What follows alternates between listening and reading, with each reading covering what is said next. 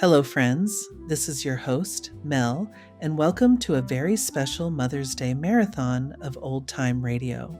Today, we're honoring mothers in all their many forms throughout the golden age of radio. In the hours ahead, you'll hear stories filled with loving mothers, worried mothers, protective mothers, and perhaps a few mothers who were a little more complicated than they first appeared. After all, old-time radio rarely painted life in only black and white. From heartwarming family moments to mysteries, comedies, dramas, and even a few darker tales, every episode in tonight's marathon shares one common thread: motherhood, family, and the unforgettable role mothers played in the stories of the radio era.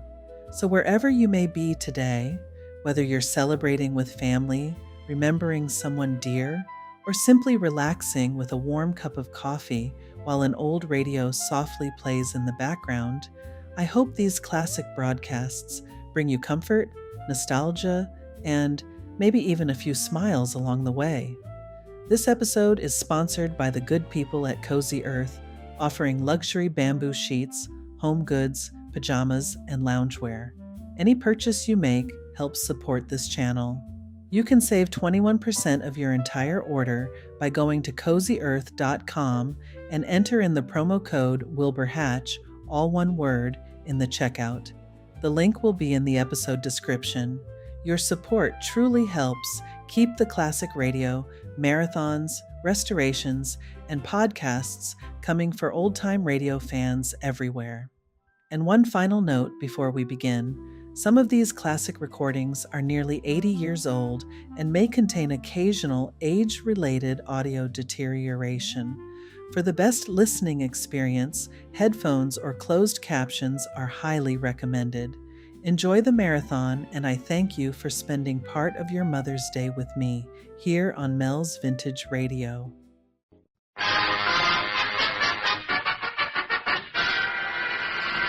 The Life of Riley, a half hour with radio's friendliest family, and starring William Bendix as Riley.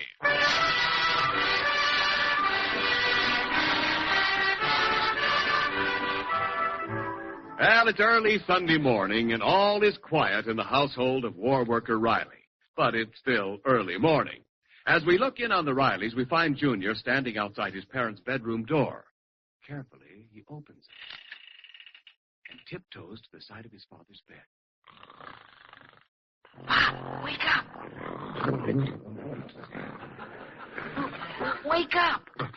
Oh, who's that? It's me, Junior. Pop, wake up, wake up. Listen, Junior, this is no time to play Paul Revere. Shh. What time is it? 8 o'clock. 8 o'clock. Look, Junior, if you're walking in your sleep, you walked into the wrong room. Now, give me back my blanket. I can't sleep with my head uncovered. Pop, listen. This is Mother's Day. Oh, fine. It's Mother's Day, so you wake up Father. Come on into the kitchen. This is important. Oh, okay. Hand me my bathrobe. But this better be important.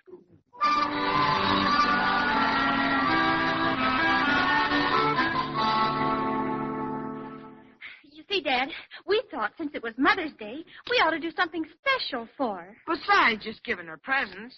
We decided because Mother works so hard every day, it'd be wonderful if she didn't have to do a single bit of work today. Babs and I'll do everything. Look, we already made breakfast. Babs, Junior, you make me proud of me. But I should have two such swell kids. Okay, your mother isn't going to do a thing all day, and I'll help her do it.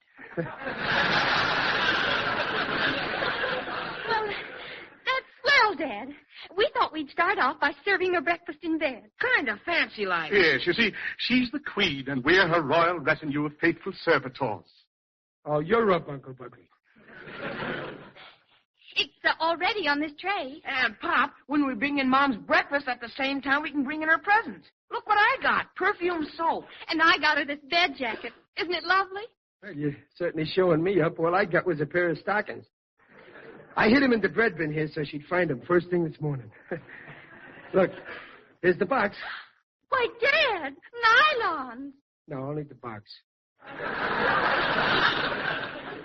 The stockings are real imitation silk, made by American-born Japanese beetles. What'd you get, Mom, Uncle Buckley? Well, the fact is, I'm afraid this is rather an embarrassing moment for me. Oh. You see, I had $2 set aside to purchase a little memento for Margaret, but feeling she was worthy of something more elaborate, I played a hunch and put the $2 on Mother McCree in the 4th race at Bay Meadows. Mother McCree. Yes. Oh, what happened, Uncle Buckley? A disaster. At Bay Meadows, it was not Mother's Day. Oh, well, it was a good thought anyway, Uncle Buckley. I'll tell you what I'll do. I'll let you have one of these stockings to give Peg, and that way she'll get something from each of us. Why, thank you, Riley. Well, let's go before breakfast gets cold. Okay, come on. I'll be the Major Dumbo and supervise, huh? Everybody carry a different dish, like rich people. Junior, you carry the toast. Okay. Babs, you take the coffee. Yeah, all right. Uncle Buckley, you take the ham and eggs. Oh, smells delicious. On second thought, Babs better take the ham and eggs. You take the salt shaker. And I'll bring this glass ashtray. Huh? But Mother doesn't smoke. I know, but being this is Mother's Day, she's going to have a finger bowl. Come on, let's go and put on the Queen's nose bag. Okay. Now watch the fun. All right, Riley. I'll get you your breakfast in just a few minutes. I'm just putting some hairpins in. Oh, she's out of bed. I'll fix that. Come on, let's go in. Now, look here, Riley. Well, what's all this? This is your breakfast in bed, my lord. Breakfast in bed? For me? Yes. You see, a little idea of Babs and Junior. A tribute to you, Mother, on Mother's Day. Oh, well, that's sweet of you, children. If I'd only known, I'd have stayed in bed. Makes no difference. You can get back into bed. Oh, but dear, I'm practically dressed. No, don't argue. Go on, hop in bed, put on your bed jacket. What bed jacket? This one, Mother. It's a little gift I got for you. Oh, it's lovely, Babs. You're a darling. Oh, Riley, what have we ever done to deserve such children? We got married.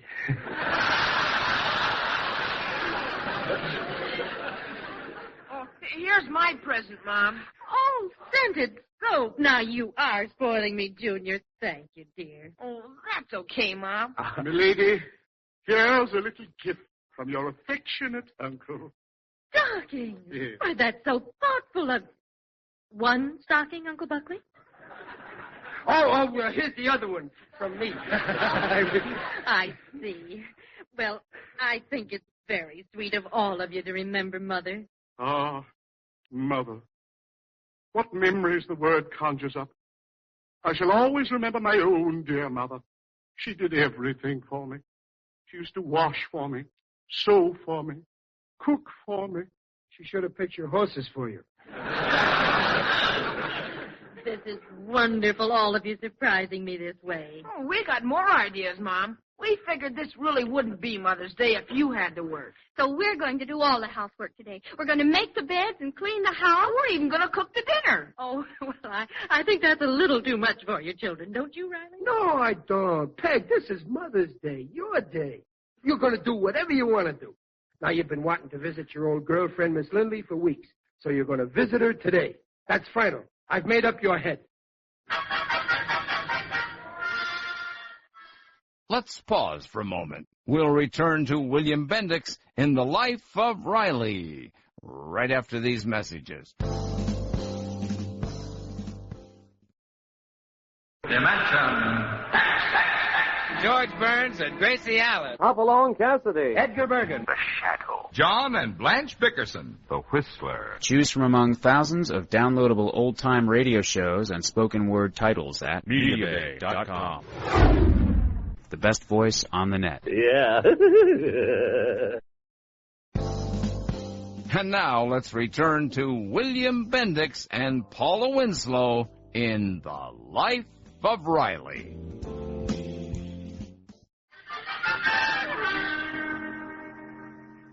Come on, Junior. You make the beds. I wash the dishes. Don't tell me what to do. You make the bed. I'd rather you made them. Do you hear? Now, you listen to me. Kids, stop arguing. You got to discuss things. Take your mother and me. If she wants me to do something I don't want to do, we discuss it. While we're discussing it, I do it.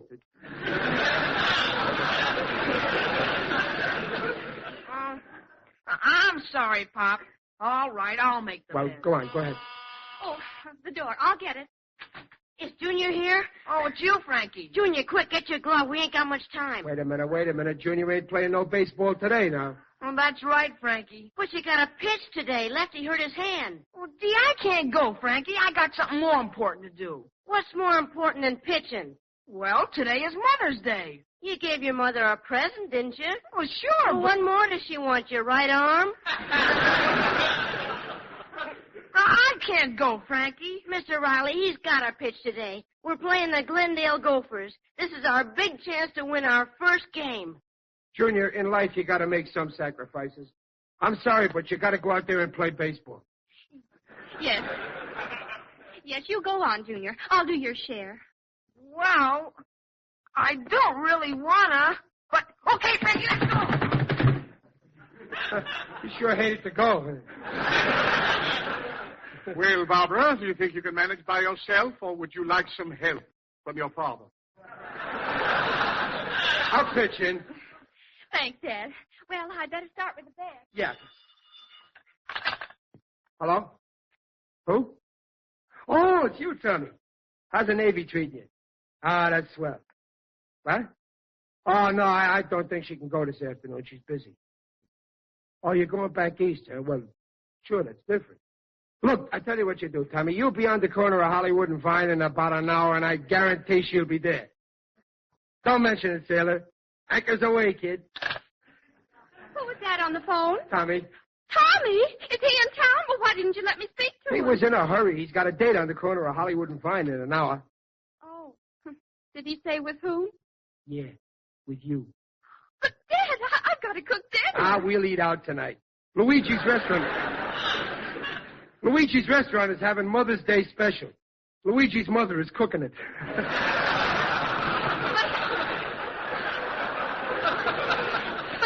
But, Dad, I promised Mother that Dad, Tommy's going back east tonight. Now, he's waiting for you on the corner of Hollywood and Vine. Remember, he's a sailor and he's alone. He ain't safe.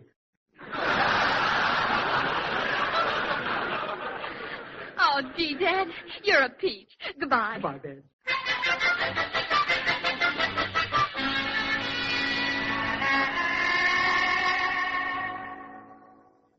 Making beds. What a gruesome job. I'm glad this is the last one. Having trouble with that blanket, Riley, my dear boy? Uncle Buckley, I can't make a bed when you're laying on it. Oh, how can these women go through this every single day? They don't even get time and a half for overtime. What this country needs is another Lincoln to free the mothers. Hello? Hello, Riley. Oh, you, Dumpling. How is everything at home? Swell. The house is all cleaned. I'm filthy. Well, that's fine. Now, listen, I haven't much time. I'm in a movie with Miss Lindley, and I'm bringing her home for dinner. I want to, show off Bab's cooking. Yeah, that's swell, Miss but... Lindley is dying just to have a home-cooked meal. She eats in restaurants every night. Then she wouldn't rather go to Luigi's, huh? Oh, no, not after Babs and Junior go to all that trouble. Yeah. Oh, the picture's going on now. Well, I'll see you later, dear. Goodbye. But look, Peg, hello. What's wrong, Riley? Peg's bringing Miss Lindley home for a home-cooked dinner. Well, who's going to prepare it? Who do you think? Come on, let's find the cookbook so I can get started. Oh, me, Mother's work is never done.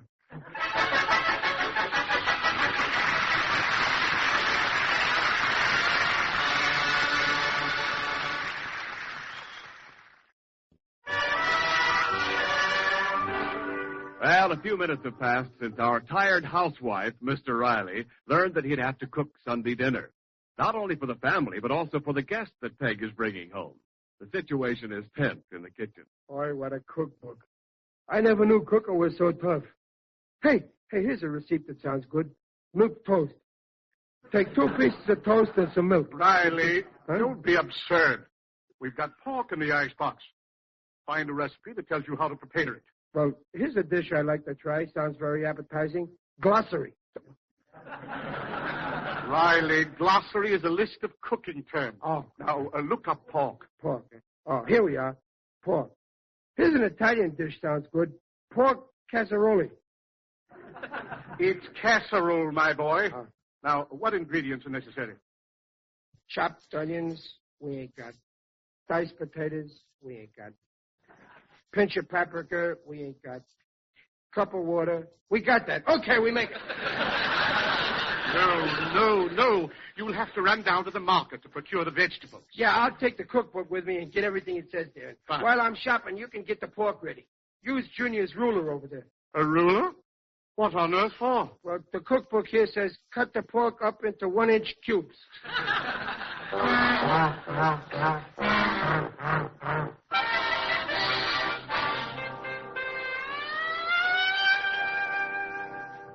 Well, there you are, madam. 1 cauliflower. That'll be 20 cents. Thank you, madam. Oh, what can I do for you, madam? Mister. I'm just ready to close up. Oh, those vegetables over there sure look good. Well, they should. They've been out in the sun a lot.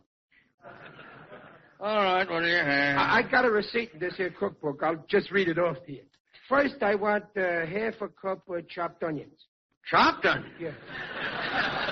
I'm sorry, our onion chopping department was drafted. You'll have to chop your own onions. All right, what else? I want potatoes. Idaho? Wait, let me see. Not Idaho, diced. Very funny. I'll give you 5 pounds of unpeeled potatoes. You can dice them, slice them, or smice them. I also need tomatoes. I suppose you want them sliced. No, I want them chopped, seeded, and skinned. Look, my friend, you'll get 2 pounds of whole tomatoes. You can mangle them yourself. All right, what else? 1 bay leaf. 1 bay leaf? Okay. Make it 2 bay leaves. I can't break a whole box just for you. Oh, what else? 1 pinch of paprika. Here's a can. Pinch it yourself. Look, do me a favor. Next time, send your wife to do the shopping. You stay home in your straitjacket. That'll be $1.23. Oh, wait a minute. There's one more thing I need for the salad. What now? Hey, this salad bowl I brought with me, would you mind rubbing a little garlic around it?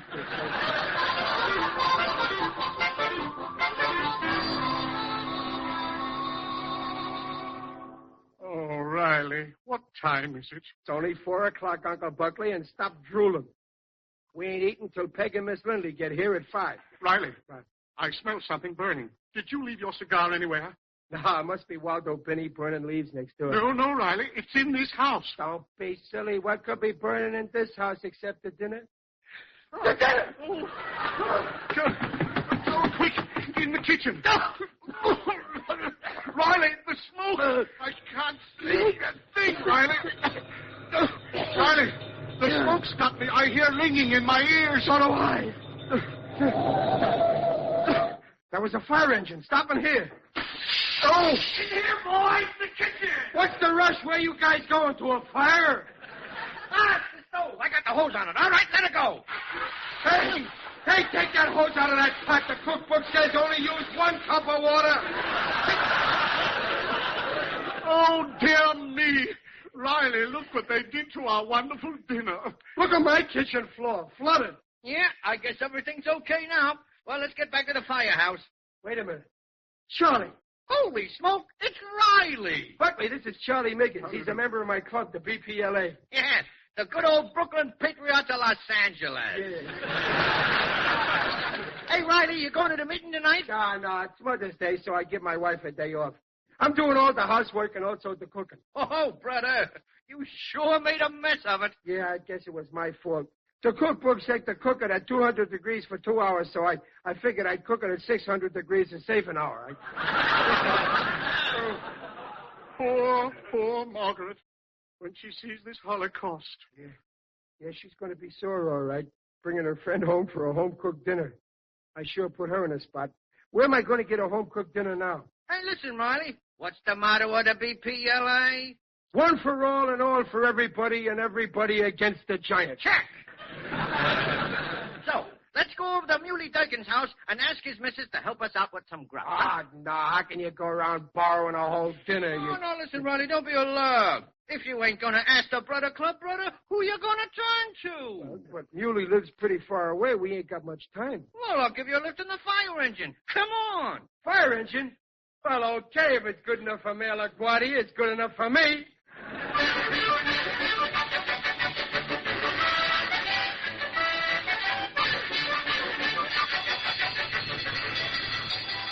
Boy, ringing his fire bell's fun. You see? That didn't take us long. Here's Muley's house.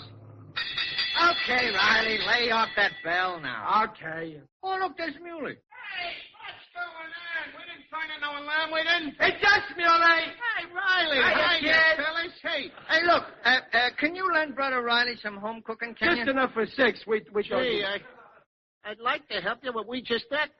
We knocked off a very tasty turkey. Well, then I guess I'll go home and take the rat. Wait a minute. Hold on. I ain't turning down no fella, brother. There's a leg left from that turkey, and I'm loaning it to you. There's a pal for you. I think nothing of it, kid. But look, Muley, one turkey leg ain't enough for 6 people.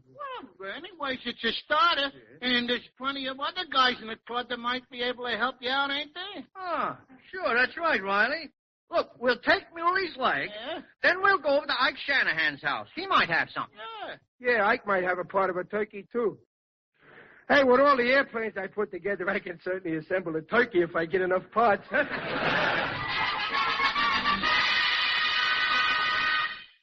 But, Uncle Buckley, you mean you burnt the dinner? Not I, children, your father. Gee, what'll Mom say? I should never have gone out. No, it's really my fault. I'm the oldest. I should have stayed. No, children, don't despair. Well, hello, everybody. Oh, Come in, Lucy. Margaret, we didn't expect you just yet. Why, it's way past dinner time. Oh, this is Miss Lindley. Lucy, this is my Uncle Buckley. How do you do? This is Barbara. Hello. And that's Junior. Oh, Hi. glad to know you, children. Oh, my. Doesn't this room look nice? Wait till you see the kitchen. Spick and span, I'll bet. Well, how's the dinner? I better take a look at it. No, you don't have to. No, remember, this is Mother's Day. You're not supposed to do anything. Oh, Margaret, you're fortunate to have such lovely children. Yes, and talented, too. Just wait till you taste the dinner they cook. Oh, I almost forgot. Where's Riley? Riley? Well, I'll bet he's been sleeping all day. Well, what's that? Why, it sounds like fire engines. It's in the back. Well, I better go and see. I'd better go with you. Uncle Buckley, what's happened to this kitchen? It looks like a hurricane struck it. Now, Margaret, Oh, please. look at that broken window and water all over the floor. Oh. Now, Margaret, don't get upset. Remember, this is Mother's Day. Oh, just look at the dinner. It's all burned. It's ruined. Thanks for the lift, Charlie. Don't mention it, pal. Come on, kid. Hello, Dumpling. Happy Mother's Day. Oh, Riley, where have you been, and what on earth are you doing with all those pots and pans? This is Miss Lindley. Hello. I am. Ladies, go on out of my kitchen. But Riley... Now, come on. Do as I say. Mother knows best.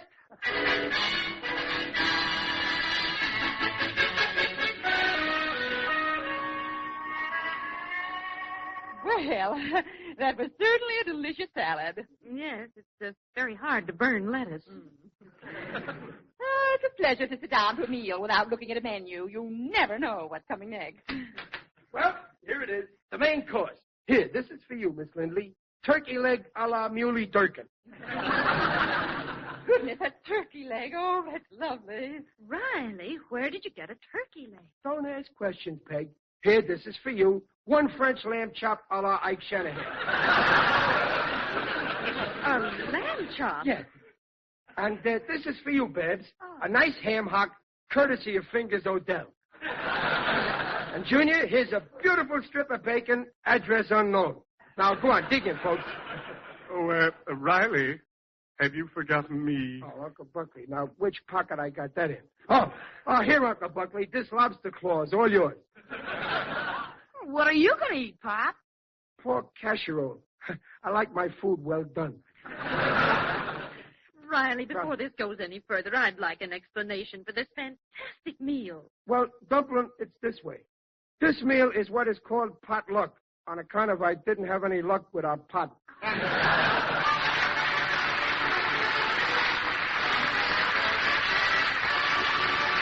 The Life of Riley will be back next week at this same time.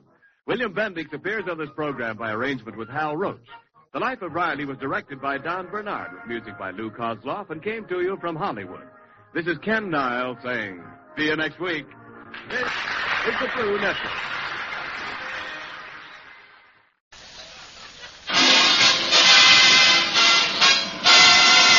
Andy, you know what that music say? Yes, sir, Amos. That music say, good health to all from 𝒆𝒆𝒔.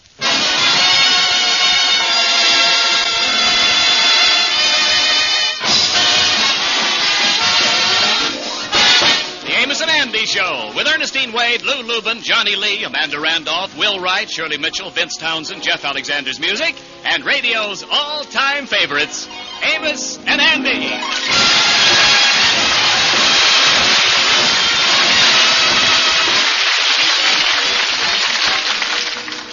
How do you do, ladies and gentlemen? This is Amos. You know, I wish I could take all of you with me on a tour of 𝒆𝒆𝒔's big laboratories. There you'd see for yourself how 𝒆𝒆𝒔 scientists check and recheck, test and retest the drug products that bear the name 𝒆𝒆𝒔. Yes, ladies and gentlemen, then you would know, as I do, you can depend on any drug product that bears the name 𝒆𝒆𝒔.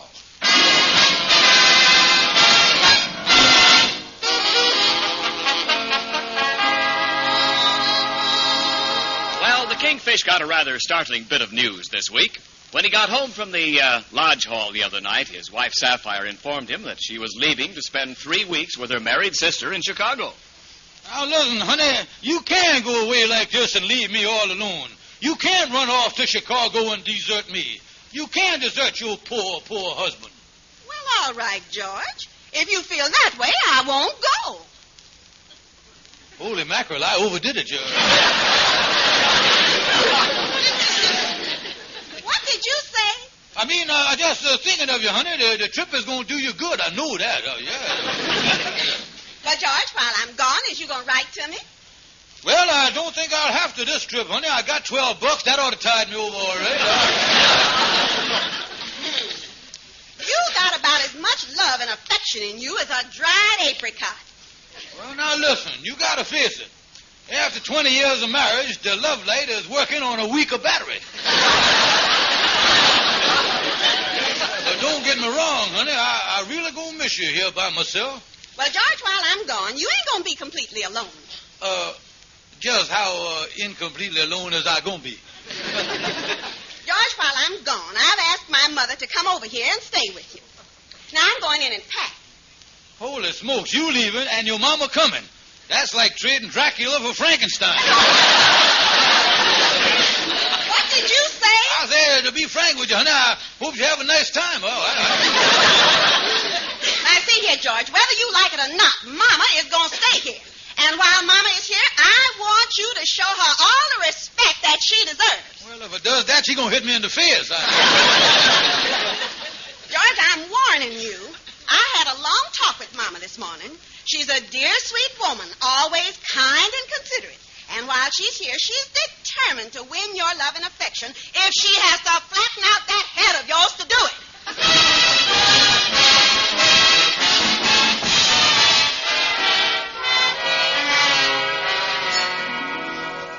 Yes, and going to be spending more time here at the lodge hall now that the invasion has done started. Yeah, well, that is something. Your mama-in-law coming to stay with you while Sapphire's in Chicago. You know, Kingfish, I never believed none of them mother-in-law jokes till I got a load of her.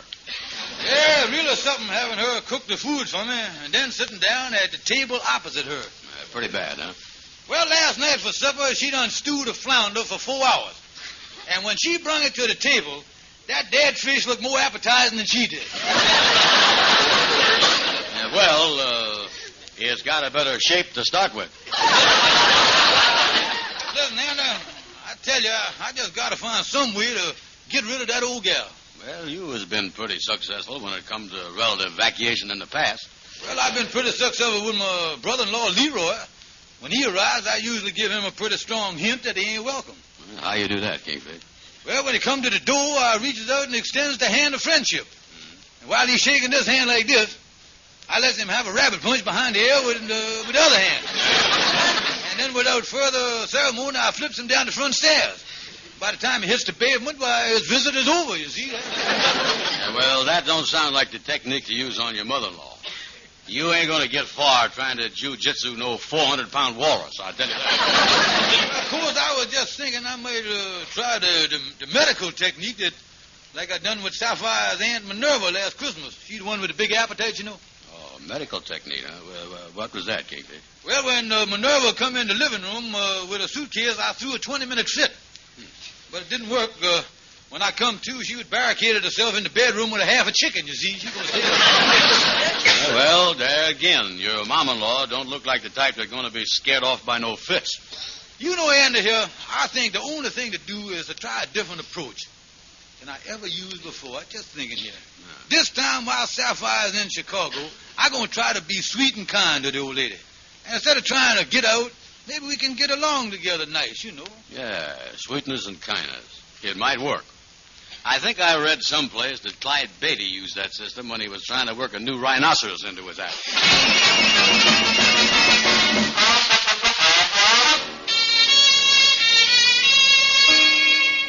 Well, get on into the apartment here and try the sweetness approach on the old gal here. Who's that? Good evening, mother-in-law, dear. May I say that you was looking perfectly sweet and charming this fine evening? George Stevens, how dare you come home in this condition, you bum! Now, wait a minute, mother-in-law, dear. I ain't no condition. You know I was a teetotalitarian. I was fond of you, mother-in-law, dear. Ha! You is up to something. Sapphire's father started talking that way once, and I woke up that night and caught him trying to drive a spike through the top of my head. Well, now, wait a minute, mother-in-law, dear. Wait a minute, nothing. Oh, what's this on your shoulder here? A long hair. But mother. And don't you try to tell me that come from that bald-head noggin of yours. Now, look, Mama, that's a horsehair from the padding of my coat. And anyway, I wouldn't start chasing after women at my age. Your age is when they get dangerous. You bosses is always trying to kick up your heels before rheumatism sets in. Now, look, Mother, we're going to be here together for 3 weeks. Couldn't we just try this once to get along together? Because I know that we both have respect for one another feeling, why, we can work this thing out. Ah, shut up! You get your own supper. And don't you forget I'm keeping my eye on you. Mother-in-law, that is. I see better mothers in the bottom of a vinegar bottle.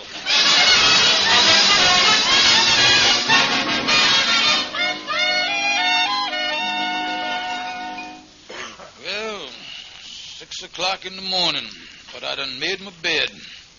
Now I'll get my breakfast before old Volcano Mouth gets up. Well, let me get the newspaper from the hall first. Now, where's that paper? In the hall here someplace. No, the door done closed. It's locked. I done left my keys on the dresser. Now I'm going to have to run around and climb up the fire escape and crawl in the bedroom window.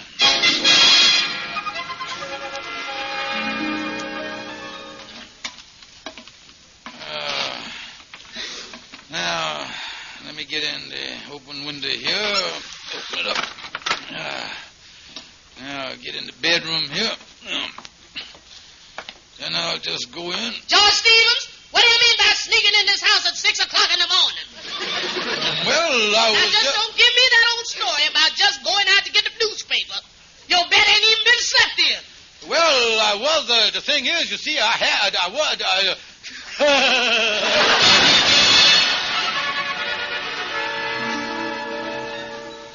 Hello, Sapphire. I just had to call you up long distance. Something important has come up. What is it, Mother? That overripe Casanova is up to his old tricks. I found a woman's hair on his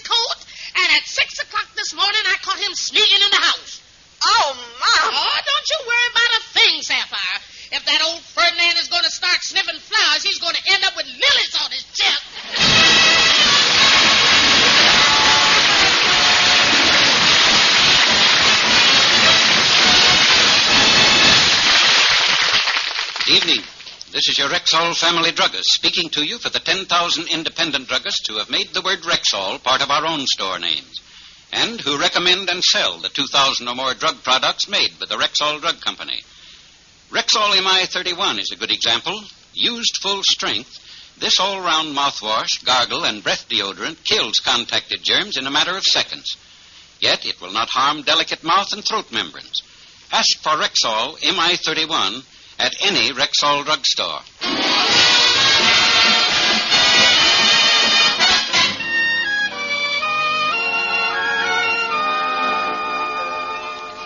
Yes, that's why I come down here to see you, Lawyer Thompson. My daughter Sapphire's in Chicago, and I want something done about that no-good son-in-law of mine. Well, I don't know what he's done, but we'll throw him in jail and start from there. Oh, that's the spirit. Can we get him on the charge we used when he first married my daughter 22 years ago? No, I'm afraid he's a little too old now for charges of juvenile delinquency. Oh. Well, maybe we could commit him to the home for the aged and feeble again. No, I'm afraid he enjoyed that too much the last time. I don't know about these suspicions of yours about him running after women. I'm afraid if we made those charges and then put Stevens on the stand, they'd laugh us out of court. Well, I'm going to keep my eyes on him, and I'll get the goods on him yet. And in the meantime, if you think of anything nasty we can do to him, let me know.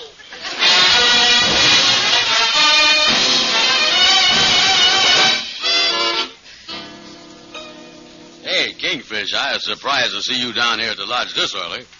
By the way, how you coming along with the sweetness and light approach on your mom-in-law? Well, I tell you, and using sweetness and light on that old gal is like pouring Chanel No. 5 on a goat. No matter how much you pour on, the animal is always one step ahead of you. Yeah, well, where is the charming creature at the present time? Well, I don't know, Andy. She got up and went out early this morning. Left the dishes in the sink, the bed's unmade. Didn't speak to me all day yesterday. Oh, she done gone to Brooklyn, all right. That's what she done going. She done going back home. Well, that's a good break, getting rid of the old Spitfire. But tell me this, who's going to do the housekeeping for you? Yeah, well, that's what's been bothering me, Andy. I ain't a domestic type, you know. 2 more meals and I'll run out of clean dishes. Hey, I was just thinking here, Kingfish. You know, maybe my gal could kind of go up there and straighten out the mess. You mean that she'd do it for nothing? Well, I'd have to give her a little extra smooching. But I guess I can bear up under that.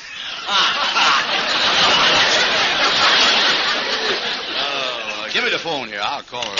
Yeah, go ahead. Yeah, she'll be glad to do it for me. We is practical engaged. Oh, you engaged to her, huh? That's good news.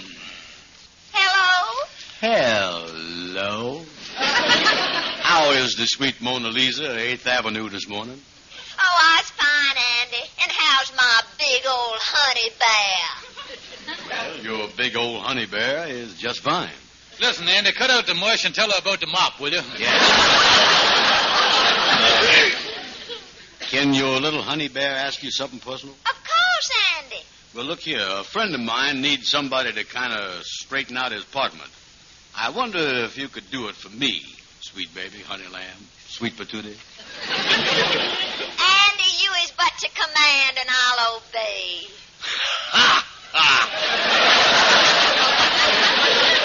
Oh, boy. Well, he lives in that big apartment house up on 138th Street, apartment 3A. He left the door open. Oh, well, I'll be glad to do it, Andy. I'll get up there right away. Oh, I knowed you'd do this for me, honey. After all, we has meant to each other. Heart of my heart. Farewell. Well, she gonna fix up my apartment now. That's nice of her, Andy. By the way, what's your gal's name? I don't know. I only met her last night.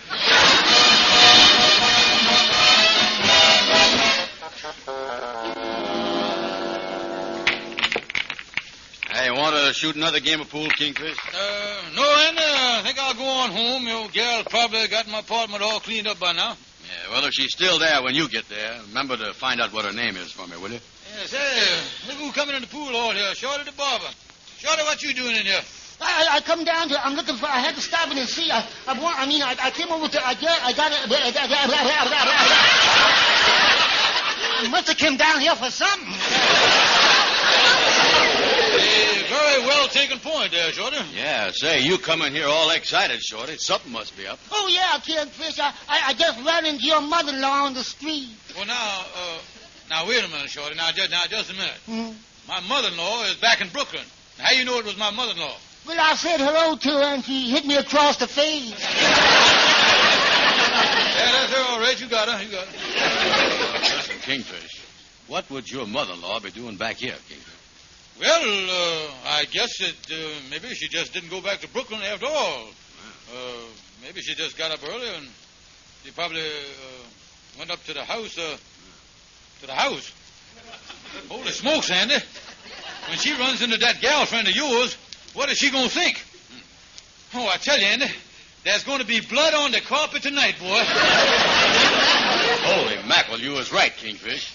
When that old war horse find that gal up there, she going to give a coming-out party for your brains. I don't know what it's all about, fellas, but Kingfish, if you hurry, maybe you can beat your mother-in-law back to the apartment. Yeah, that's right, Kingfish. Then you can get the gal out of there, see? Yeah, that's what I'll do. Shorty, I noticed the car out in front. That's your car. I'll take it and I'll drive as fast as I can. Well, fine, Kingfish, but there's only one thing. You see, the thing, what you got to do is... Now, listen, Shorty, I can't wait. I'll go on. Say, Shorty, what is that you was trying to tell the Kingfish? Well, I just wanted to say that I thought he ought to. He should know that you can. When I get no gas.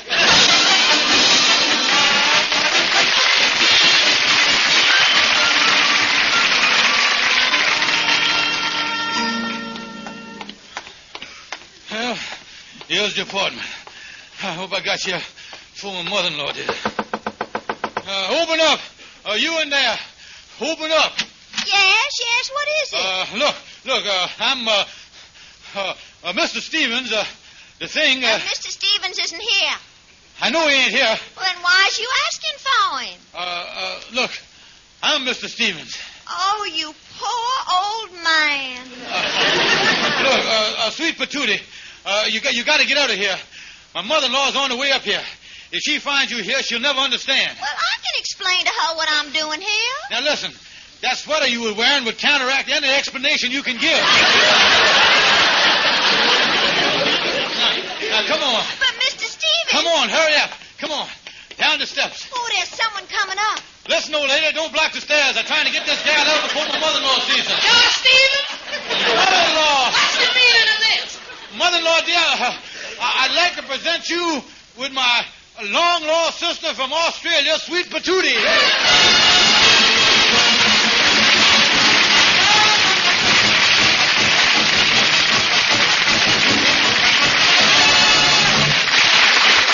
Now, here's your Rexall family druggist. It's still amazing and welcome news all over the country. Yes, friends, I'm talking about the quicker, better, more complete relief from cold symptoms that you get from Rexall's marvelous new product called Anapac. And here's why. Anapac combines a well-known antihistamine with a time-tested APC formula of aspirin, phenacetin, and caffeine. In this way, Anapac gives you not only the antihistamine effect of prompt relief from cold symptoms, but also relief from the muscular soreness, headaches, and fever that usually accompany a cold. And here's more good news. The drowsiness sometimes resulting from the use of antihistamine should seldom be encountered in this formula. Follow the recommended dosage and instructions on the label carefully, unless directed otherwise by your physician. Remember, for better all-round relief from cold symptoms, ask for Anapac. That's A-N-A-P-A-C, Anapac. The exciting new Rexall drug product available now at Rexall drugstores everywhere.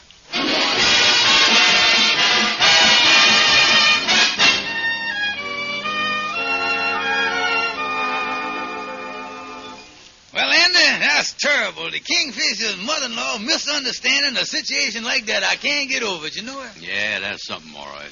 Yeah, I guess this ain't gonna sound good when Sapphire gets word of it out in Chicago, neither. Well, I tell you something, Amos. This time, the old Kingfisher's a man of action.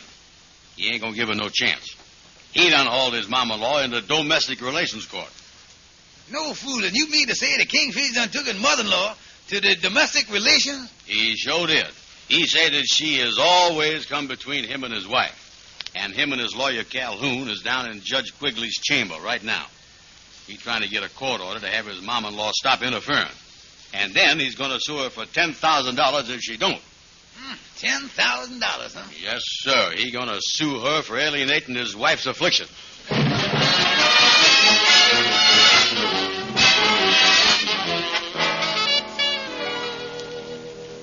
Let me at him. I'll scratch his eyes out. You let go of me. Help. I'll fix you. I'll fix you. Your Honor, would you order this woman to stop hitting my client in the face? Your Honor, this man belongs behind bars. Let me at him. Order, please. Let us have a little order.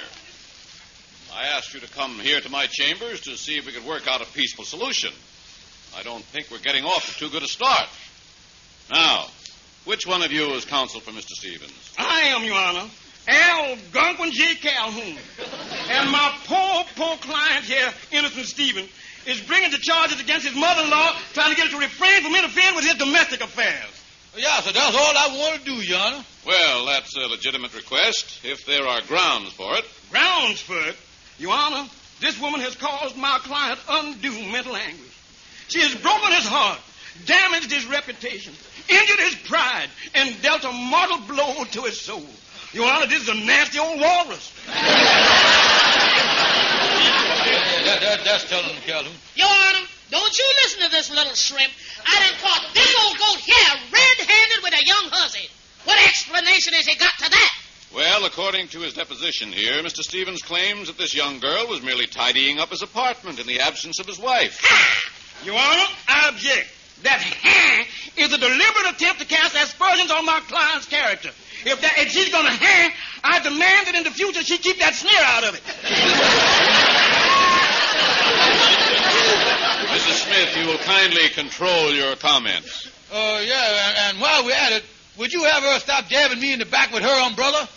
I feel that it's against the best interest of my spine.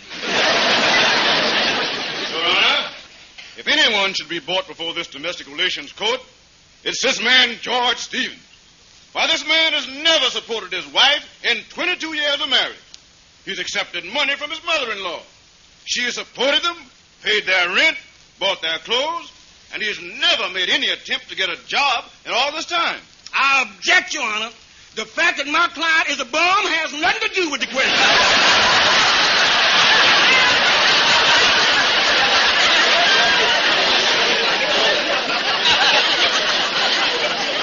That's telling him, Calhoun. It appears to me that the question here has nothing to do with Mr. Stevens' unemployment or his past record as a husband. That should be brought up at another time. The question is Mrs. Smith deliberately and maliciously attempting to come between husband and wife? Your Honor, I never done a malicious thing in my life.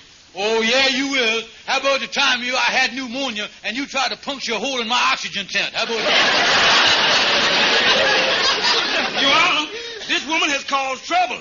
Your Honor, this is a mean old lady. Don't you talk that way about me, you little weasel. Here. We'll have no more of this. Mr. Stevens, you claim this young woman was merely cleaning your apartment. Now, I think the whole crux of this thing is the truth of that statement. Your Honor, we have depositions here from two witnesses, Andrew H. Brown and Montmorency R. Lewis, better known as Shorty the Barber, stating that she was there for that purpose and that purpose only. Yes, I see the depositions here.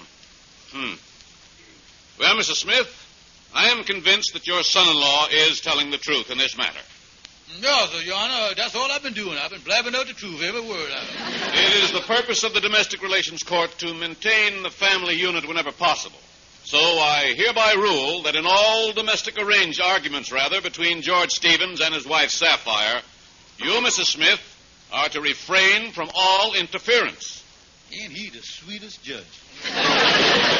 It is also the ruling of this court that should any questions arise between husband and wife, you, Mrs. Smith, are ordered to remain silent at all times. Silent at all times. That is all. Thank you, Your Honor. Come along, Mrs. Smith. Well, Kingfish, we finally got your mother-in-law's mouth closed. That's the biggest job since they filled in the Gowanus Canal.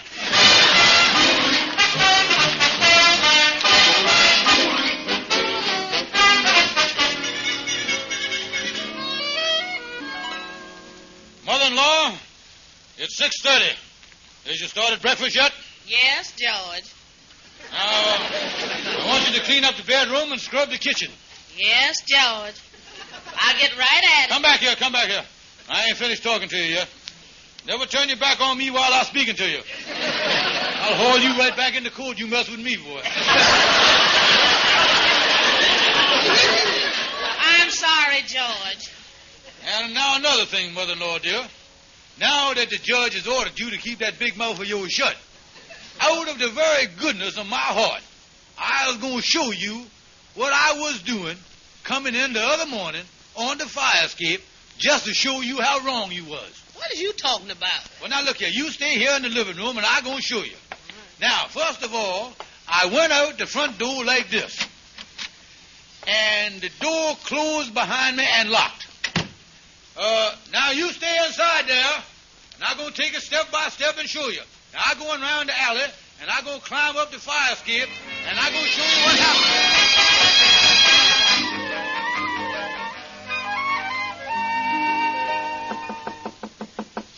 I wonder who that can be. Oh, now, where did George go?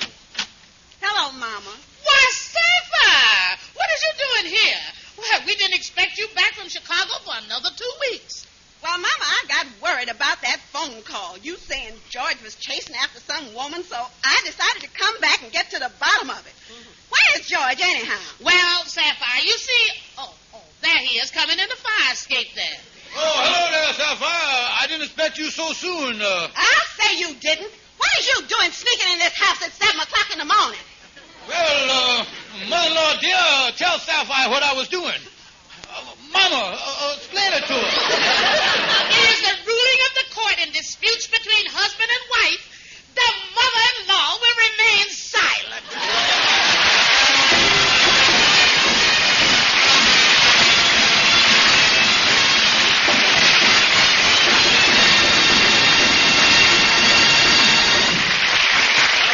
Here's your Rexall family druggist. There is an easy, safe, and convenient way to get more complete protection against vitamin deficiency.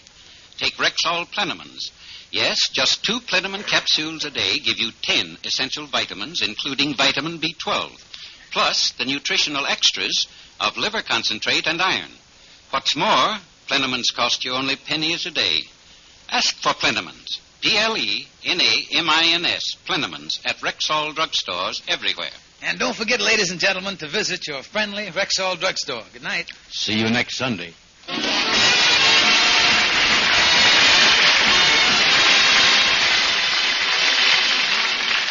beautiful. Get lost, Bristlepuss. You need a shave. But I have shaved. What else can I do? Silly boy, you can go Stag. Go Stag? Why? Because Stag is Rexall's exclusive line of men's good grooming aids, like Stag Brushless Shave Cream. No fuss, no massage, just smooth it on, and presto, you get a clean, close, face-happy shave. Join the Stag line at Rexall drugstores everywhere. Yes, to make girls care. Go Stag. Be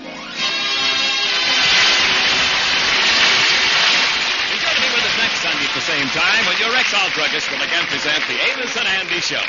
The Amos and Andy Show is written by Joe Connolly, Bob Mosier, and Bob Ross. Stay tuned for the Edgar Berg and Charlie McCarthy program, which follows immediately over most of these stations. Ken Niles speaking. This is CBS, the Columbia Broadcasting System.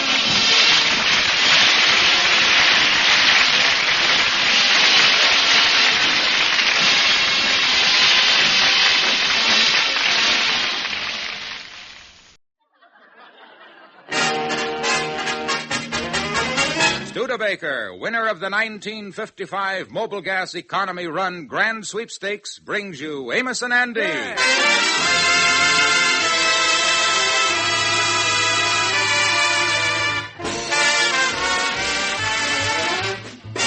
The Amos and Andy Show, written by Joe Connolly and Bob Mosier, transcribed, and featuring Ernestine Wade, Johnny Lee, Amanda Randolph, Roy Glenn Sr., Lud Gluskin's music, yours truly, Harlow Wilcox, and starring radio's all-time favorites, Freeman Gosden and Charles Correll.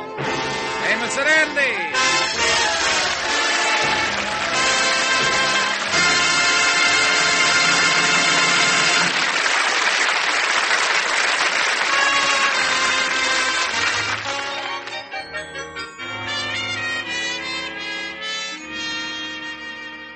Contrary to public opinion, it's not all squabbling and fighting at the home of George Kingfish Stevens, his wife Sapphire, and her mother.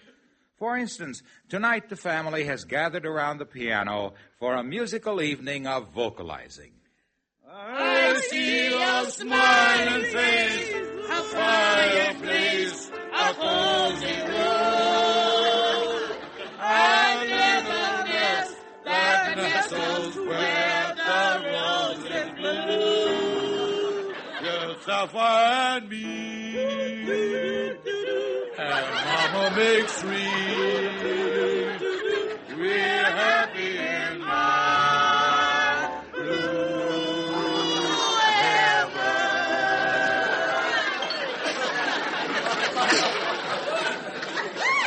That was very nice, wasn't it? Yeah, it wasn't bad harmony considering the fact that we had to carry old Gravel Throat with us there.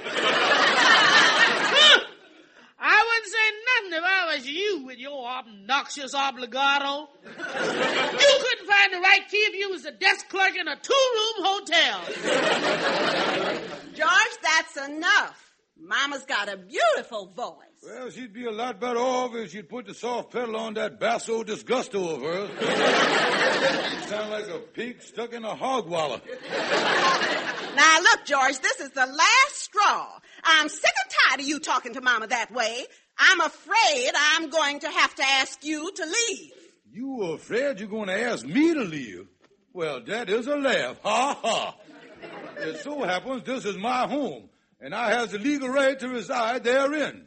And when I is herein, ain't nobody going to throw me there out whosoever. Is that so, Baldy? Yes, sir. Nobody put me out, Big Mouth, because this is my home. And a man is king in his own domain. Daughter, will you mind opening the door while I abdicate the Duke of Windsor here? Now, wait a minute, y'all. Hold it, Mama, hold it. There's the door, Mama. Now for you, son-in-law. Mama, let go of my coat. Let go of my trousers. Help. Out on the land. Now, watch it, Mama. There's 6 flights of stairs there. Timber! Help, help, help.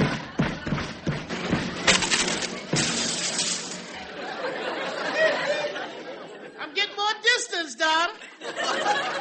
This time he went right through the vestibule door.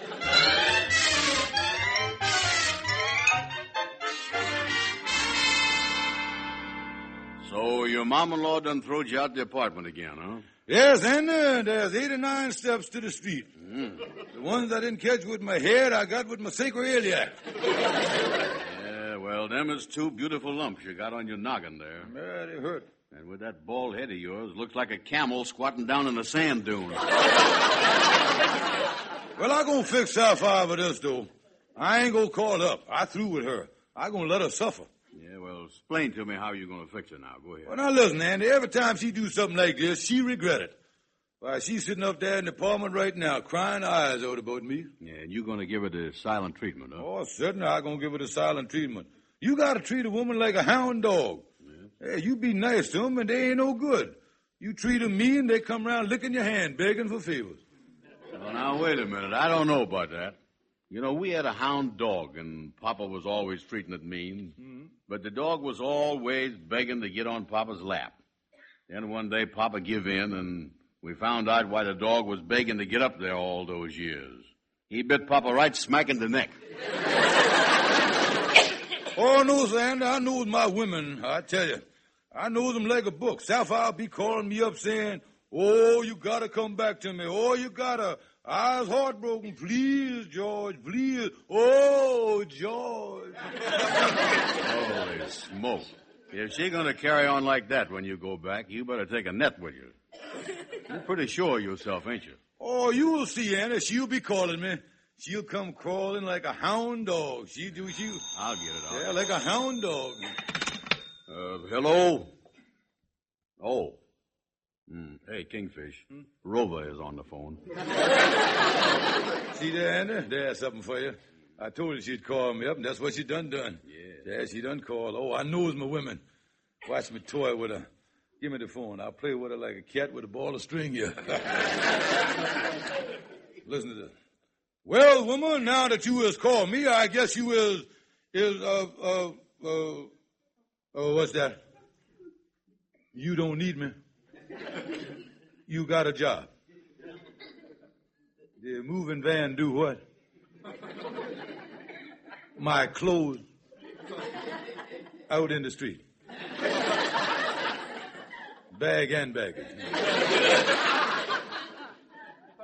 Seeing the judge. Yeah, I'll get him then. Yes, Rover. Yes, ma'am. Yes, ma'am.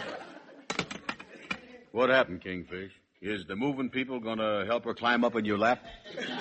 Oh, Anna, she says she's going to throw my things out in the street and sue me for separation. You know, Kingfish, I've been thinking here. Her throwing you out all of a sudden like this. Do you think by any chance maybe she's interested in another man? What, Anna? My way of interested in another man when she got me? Look at me, Anna. Look, turn around and look at me. Yeah, I'll look at her. Women has always been crazy about me. Yeah. I got charm. I got personality. I got good looks. You know the old saying, if you builds a better mousetrap, the world will be the path to your door. Oh, Sapphire trying to bluff me down. Oh, I'll show her. I'll go up there, pack my clothes, and get out of there. I'll show her. Come on, you can give me a hand up at the place. Come on, go up there with me. Yeah, well, Kingfish, I've been thinking here, you know. I know it's true about the better mousetrap and everything, but at your age, Sapphire might just be looking for a fresher piece of cheddar. Oh, yeah.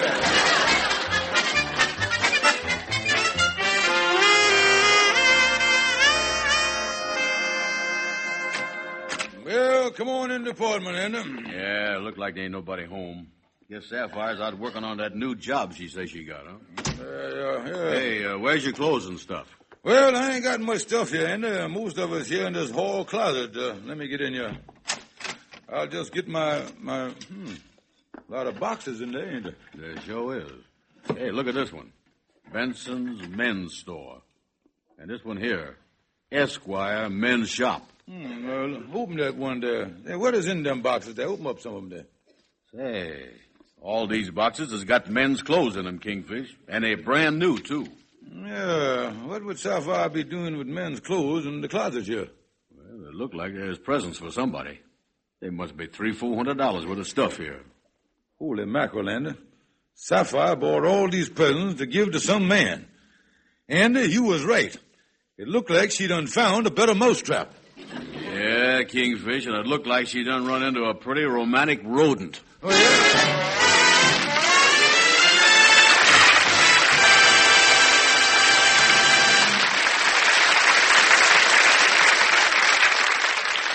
Mike Wallace reporting. Again, Studebaker wins the Mobile Gas Economy Run Grand Sweepstakes. Yes, for the second straight year, the contest board of the American Automobile Association has officially named Studebaker the Grand Sweepstakes winner in the famed Mobile Gas Economy Run. Here's proof of Studebaker's economy where it really counts, on the open road. This year's Mobile Gas Economy Run took 3 days and covered 1,323 miles. It covered every kind of road between Los Angeles and Colorado Springs. Deserts, mountains, open highway, traffic-filled cities. 22 great American cars were entered, representing every price class. All were equipped with automatic drive. And Studebaker once again won over them all, with a record of 58.6 ton miles per gallon. An astounding 27.4 actual miles per gallon. Remember, the Mobile Gas Run is the proving ground for the whole automobile industry's engineering skill. It's the cold-blooded, impartial test of gasoline mileage. And again, Studebaker's gas-saving engineering scored a sweeping victory. Again, Studebaker proved itself America's #1 economy car. See the Mobile Gas Sweepstakes winner. See Studebaker, the car that leads them all in proved gasoline economy. Get all the facts at your Studebaker dealer. And get this, Studebaker is now priced right down with the lowest. Yes, low in cost, low in upkeep. The smart car to buy is Studebaker. Again, the Mobile Gas Grand Sweepstakes winner.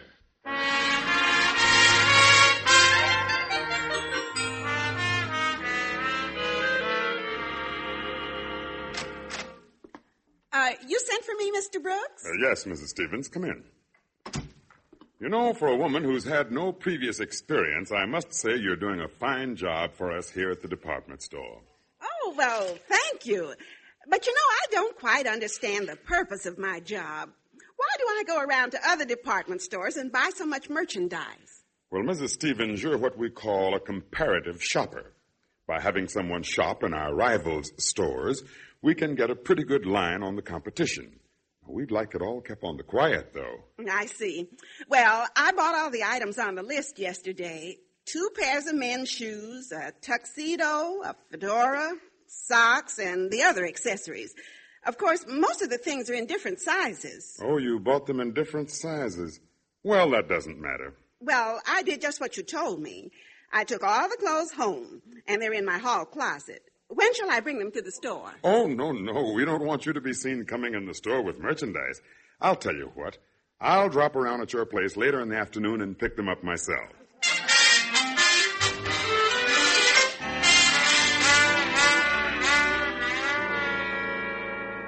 Kingfish, explain to me again why you got all these men's clothes from the closet spread out on the sofa here. Well, Andy, I want to find out what this boyfriend of Sapphire's look like. And I'm going to be able to tell from the size of his clothes and shoes what kind of a physique he got. Yeah, it might be somebody I know, you know. Yeah, that's right. You can get a pretty good picture of him from the clothes, all right. Well, Andy, we'll start here with the shoe. Let me see these tan shoes here. He wears a size 6.5. Yeah, but, hey, look at these evening slippers here. They're a size 10. This boy's feet must really swell up at night. He must be on his feet a lot. Yeah, well, at least we know he don't work for the government.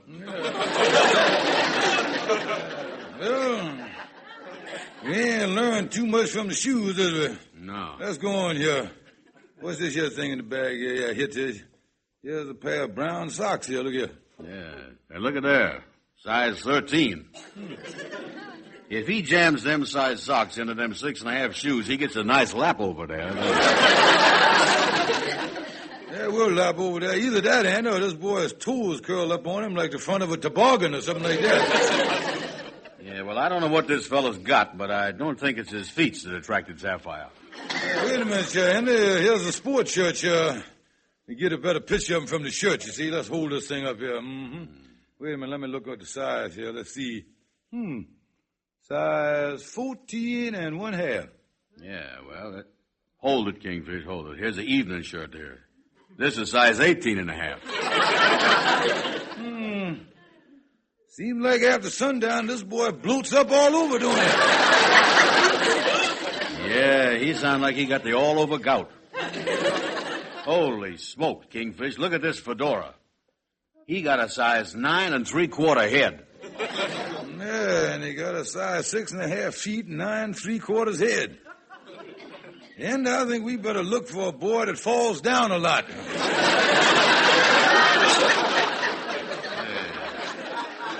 You know, Kingfish, with that 40-pound head of his and that waddle on Sapphire, they must make a pretty unbalanced couple, don't they? If ever I get my hands on this man, I'm going to rip him. Yeah, wait a minute. The door is ready to bed. Get the door. Too early for Sapphire coming home from the job. Probably as a mama. I'm going to tell that old lady what I think of her daughter. Come on, Andy. Listen to this. Now, listen here, you old toad. Can I help you, mister? This is the Stevens residence, isn't it? Yes, sir, that's right. What can I do for you, sir? Well, I've come for the clothes. The clothes? That's right. The clothes Mrs. Stevens bought for me yesterday. The clothes Mrs. Stevens bought for you, excuse me a minute. Come over here in the corner, Andy. Come on over here. Yeah. Tell me this. You think it's him, Andy? I think so, Kingfish. Look at him. It's only 2 o'clock in the afternoon, and he's pretty well bloated up already.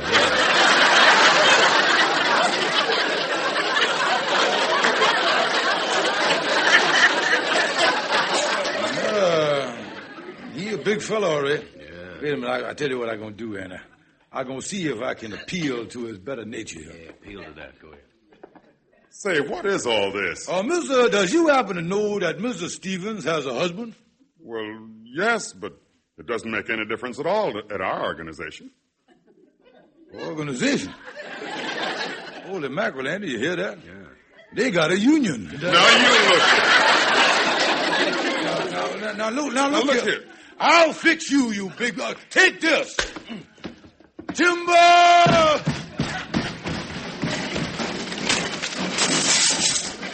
Kingfish, you done throwed the fella down the stairs. I ain't through with it yet, Andy.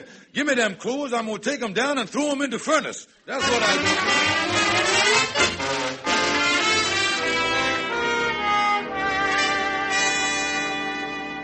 do. Well, I finished burning up the clothes in the furnace. Now I'll wait here till Sapphire get home. I'll tell her. Mom, I'm home. Are you? George Stevens, what are you doing here? Woman, I have been waiting to talk to you. I want to tell you something. Now, look, George, you and I are finished. I don't want to talk to you. Now, you look at here. I've been here all afternoon. You was here all afternoon? Well, did the man come from the department store for the clothes? Yeah, the department store? Yes. Clothes? Yes, that's my new job. I buy clothes for the department store. They were in the hall closet, and my boss, Mr. Brooks, was going to pick them up. There was over $300 worth in there. Well, goodbye, Sapphire. George, where are you going now? Down to join a tuxedo in the furnace. What? Yes, and if it gets a little stuff in here in the next few minutes, don't worry about it. It's only me. That's all.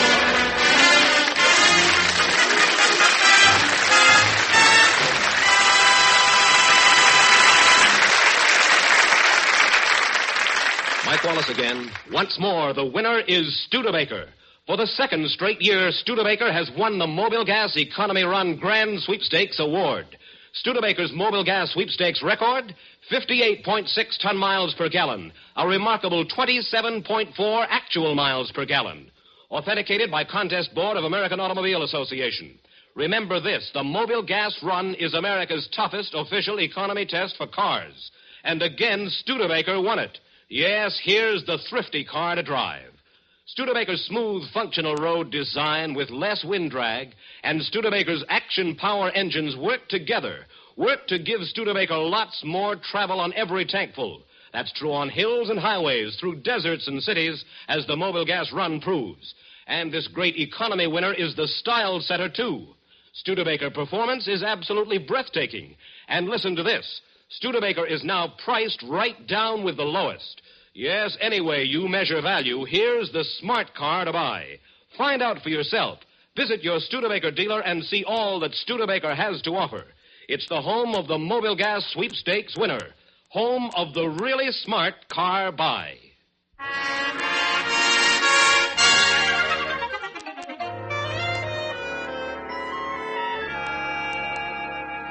Oh, me, Calhoun, you gotta help me. This is the worst mess I done ever been in. First time that I ever hit anybody in my life.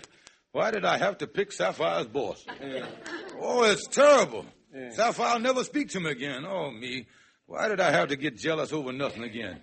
Calhoun, when the man asks for his clothes back, what is I gonna do? Well, that's simple. Give them to him. Yeah, but I done burn them up. That makes it a little harder.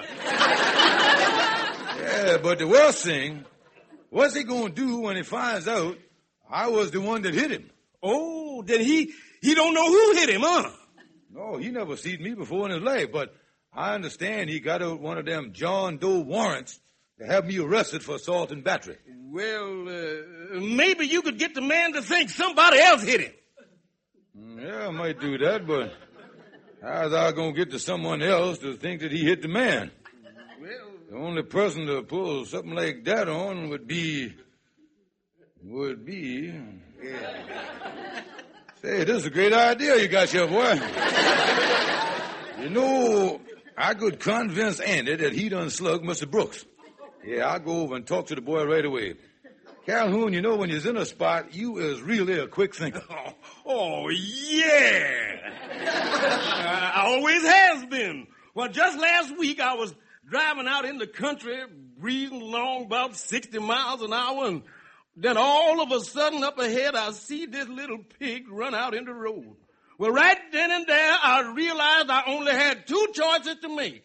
I could hit that poor little pig, or I could run off the road and smash my expensive automobile. Well, I looked at that poor little piggy, and I didn't hesitate for a minute. And Kingfish, I made the only choice I could make. Well, that was really something, Calhoun. By the way, Kingfish, could you use about 30 pounds of pork sausage?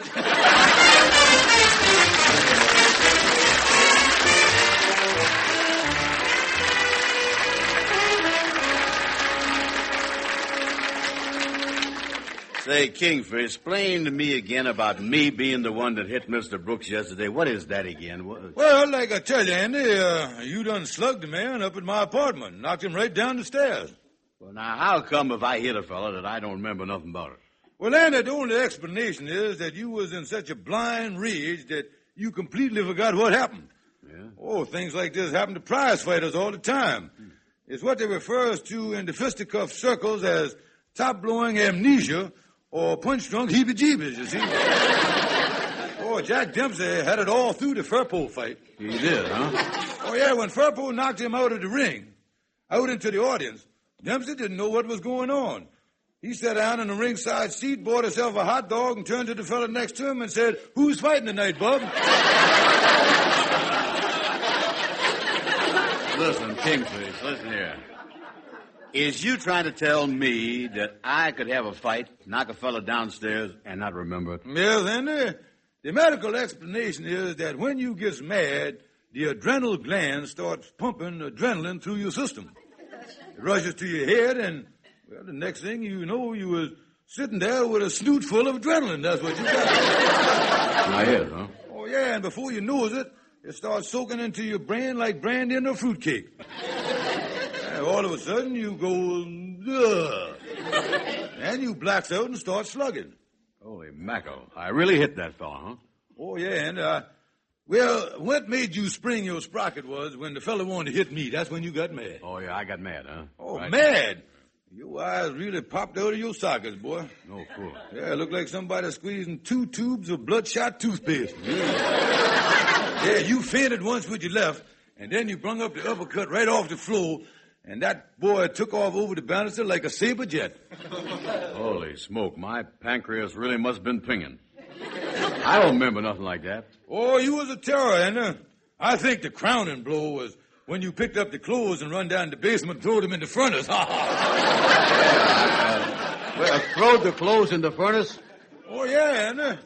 Oh, I understand the Notre Dame football team do that sometime after a tough victory. Huh? Oh, after one big game, their opponents left the stadium in the BVDs. Yeah. Cats, that must have been some fight if I done that. Oh, great fight, Andy, great fight. And like to say in the fight game, to the victor go the spoils. Oh, yeah. Oh, sure, yeah. So just drop down to the police station, pick up the warrant I got for you for assault and battery, and I'll see you later, Andy. Yeah, well, I'll get right down there. Now, assault and battery.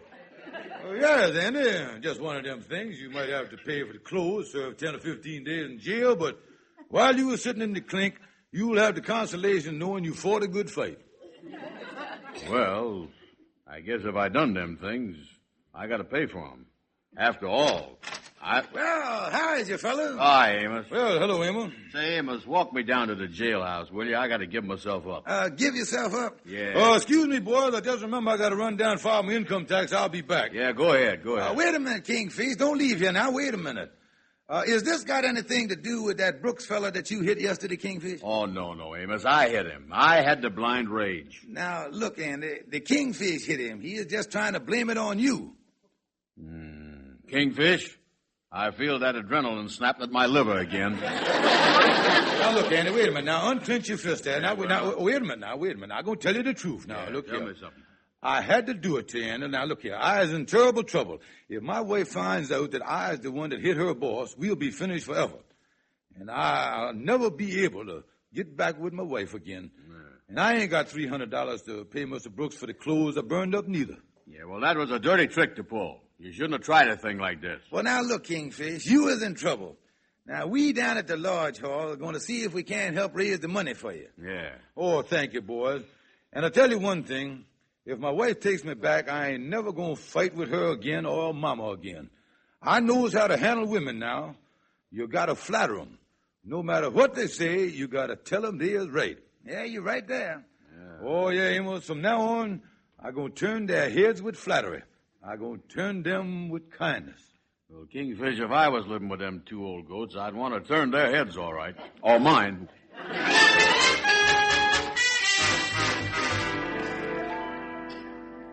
Just Sapphire and me. Da-da-da-dum, and Mama makes a 3. We're happy in our blue heaven. That was beautiful, Mama, just beautiful. Mama never sung more beautiful, did you, Sapphire, darling? Well, Mama, I thought you was just a little bit off key. What nonsense. I never sing off key. Must have been you, dear. Now, Mama, I never sung off key in my whole life. Now, girls, little darlings, let's not have any of this. Will you keep your big mouth shut when I'm talking to my daughter? Yes, George, must you always butt in? Well, I was just trying to avoid a fight here. How dare you accuse us of fighting? Yes, Baldy. What are you, a troublemaker? Well, now, wait a minute. Don't you shout it, Mother. I'll fix him. Let go, Mama, let go of me. No, not the stairs again. Oh.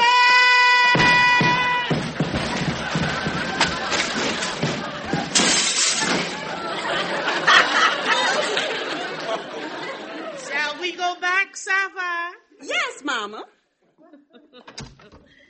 Daughter. Yes, Mama.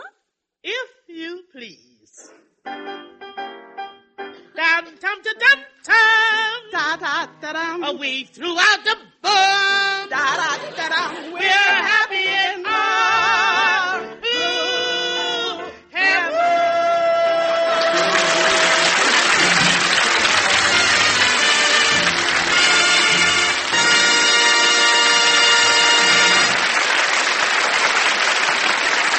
This is Harlow Wilcox reminding you that Studebaker, winner of the 1955 Mobile Gas Economy Run Grand Sweepstakes, has brought you Amos and Andy. And Studebaker suggests that you tune in this CBS radio station each evening, Monday through Friday, for the Amos and Andy Music Hall.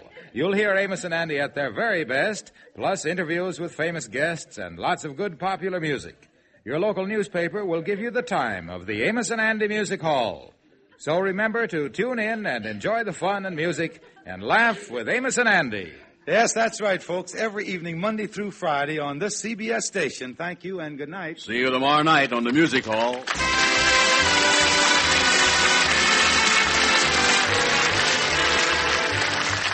Be sure to be with us at the same time next Sunday for the Amos and Andy Show, transcribed and directed by Cliff Howell.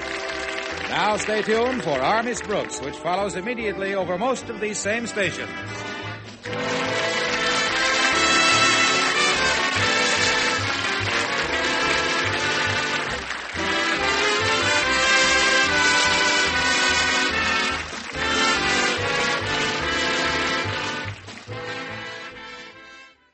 CBS Radio Mystery Theater presents...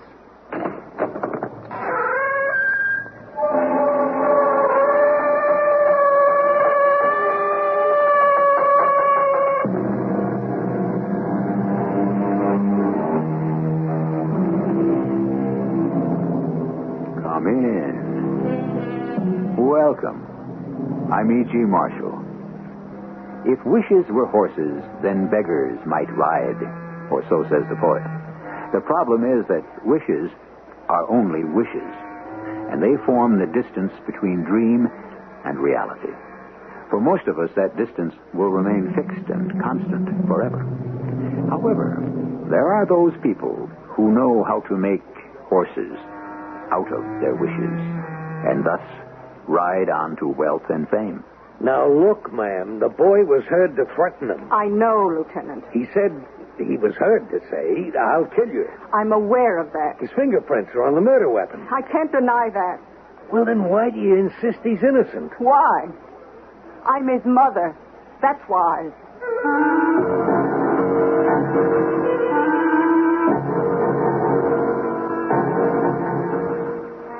Our mystery drama, Mother Knows Best, was written especially for the Mystery Theater by Sam Dan and stars Bryna Rayburn and Russell Horton.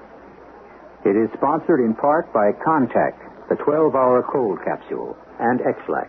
I'll be back shortly with Act One.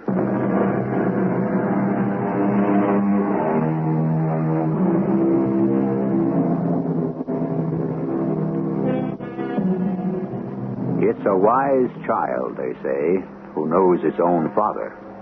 To which we might add, it's a wise father who knows his own child.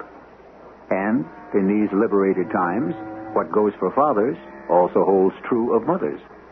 You children of all ages who are listening, what do you know about your parents? And you parents, what do you know about the kids? If everything were completely on the level, would there be any shocks? Good morning, Joey. What do you say, Mom? I say, are you going to look for a job this morning? Well, I'll go through the motions. Now, don't let it get you down. The only thing around is the warehouse. Yeah? $2.50 an hour. Well, maybe if you'd stayed on at college. Yeah, you should go down to the unemployment one day, Mom. You'd see all the guys with their college degrees lining up for their checks. College is like everything else. No, college is a waste of time if you don't go to class. Hey, I wasn't supposed to go to class. I was there to play football. I'd be there yet if I hadn't busted up my knee. Yeah. I'm sorry, Joey.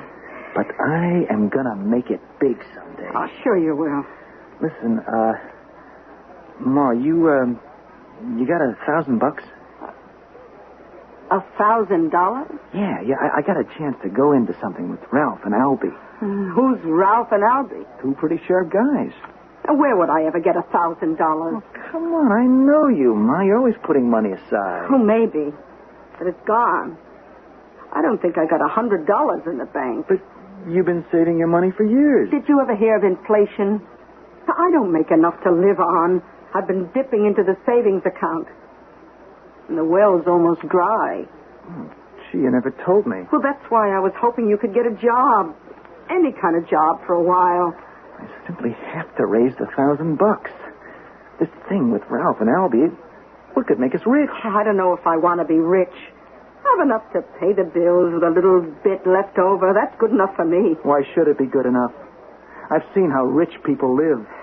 I can imagine. No, you can't imagine. Mom, I was big man on campus. I was all America. All those rich dames.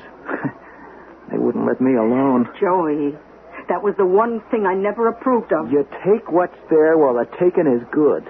If those are the moral values they teach at college, perhaps it's just as well you no longer... Mom, now, the homes, the cars, the servants, what they eat and drink. Oh, honey, be content with what you have. But I've got nothing. Well, I'm sure you'll find a job. And a nice girl. Yeah, like my old man did. Worked myself to death for peanuts. So your father was a good and decent man. Sure he was. Joey, dear, don't be discontent. I don't want to see you have to work so hard, Oh, Mom. I don't mind. But you deserve more. And you are going to get it. You know, this thing with Ralph and Albie, it's real hot. Yeah. Are they college men, too? Oh, yeah, they went to college. Great guys. Mom, where can I get this $1,000? If only I had it, Joey. I never wanted anything so badly in all my life. You know how badly I need it, Ma? Enough to go see my Uncle Frank. Oh, no. Yeah, that's how badly. Well, he'll throw you out of the house. Mom, he's a businessman. He'll listen to a proposition. Not from you. He'll laugh in your face. Oh, I don't care. Oh, Joey.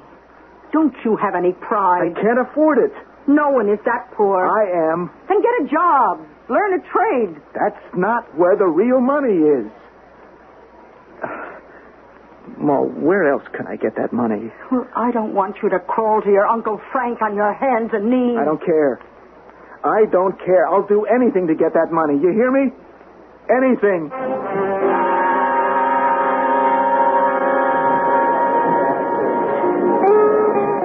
Hi, Joey. Oh, hello, Ralph. Albie's out of town. Oh? Trying to raise money, here and there. Oh, yeah, I know. The old lady turned you down, huh? Yeah. Yeah, that's too bad. I guess you can't come in with us. I still may be able to come up with it. Hey, baby, that's terrific. Who can you touch? Well, see, I've got an Uncle Frank. Will he come across? Nothing ventured, nothing gained. That's smart. Did you learn that at college? Yeah, that's just about all I learned. Hey, can you give me a ride over to my uncle's in your car? You got a deal. And wait for me downstairs. You're on. Let's go. Well, come on, what are we waiting for? I better have another drink first. If you don't have the juice to go up against the old man, you won't find it in the bottle. I said I was going to do it, didn't I? I just want to make it go easier, that's all. $1,000. Would the old geezer have that much lying around the house? Oh, he's got 10, 20, 50 times that much just lying around. Okay. So what's $1,000 to a guy like him, huh? Yeah. Guess it's like his blood. It's precious. You know what I mean? My Uncle Frank, he's one of those misers right out of the books. He loves to sit around at night and count it. I don't believe it. Run his fingers through it. Come on. No, I saw it once. I was a little kid. That's what turns him on.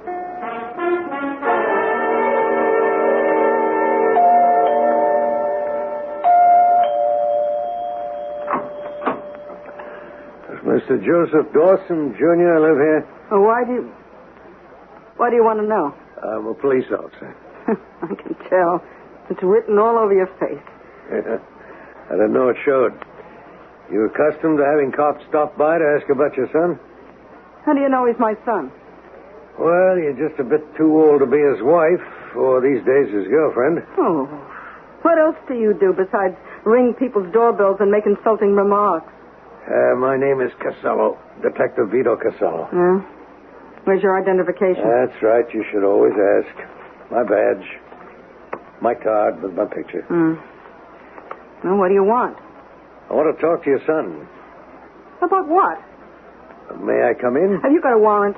A warrant? Yeah, I work in a lawyer's office. I know my rights. You don't need a warrant to talk. I'll make sure that's all you do. Talk. Yes, ma'am. Was your son home last night? I don't know. I work nights. I came home at about 4 o'clock this morning. And he was in bed, asleep. You said you work in a lawyer's office at night? That's right.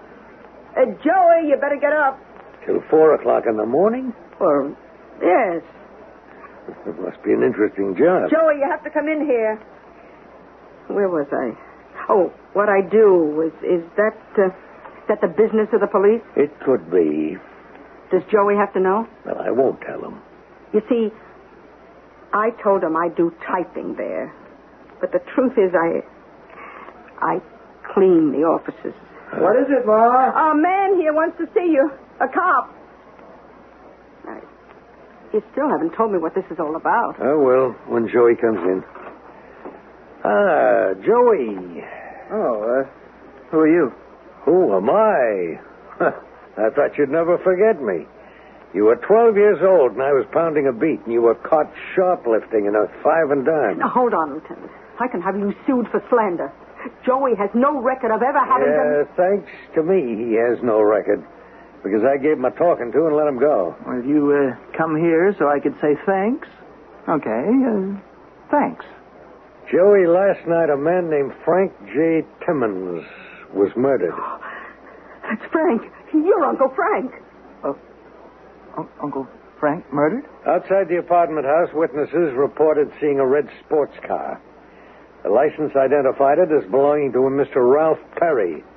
You know him? Joey, is he the Ralph you were talking about?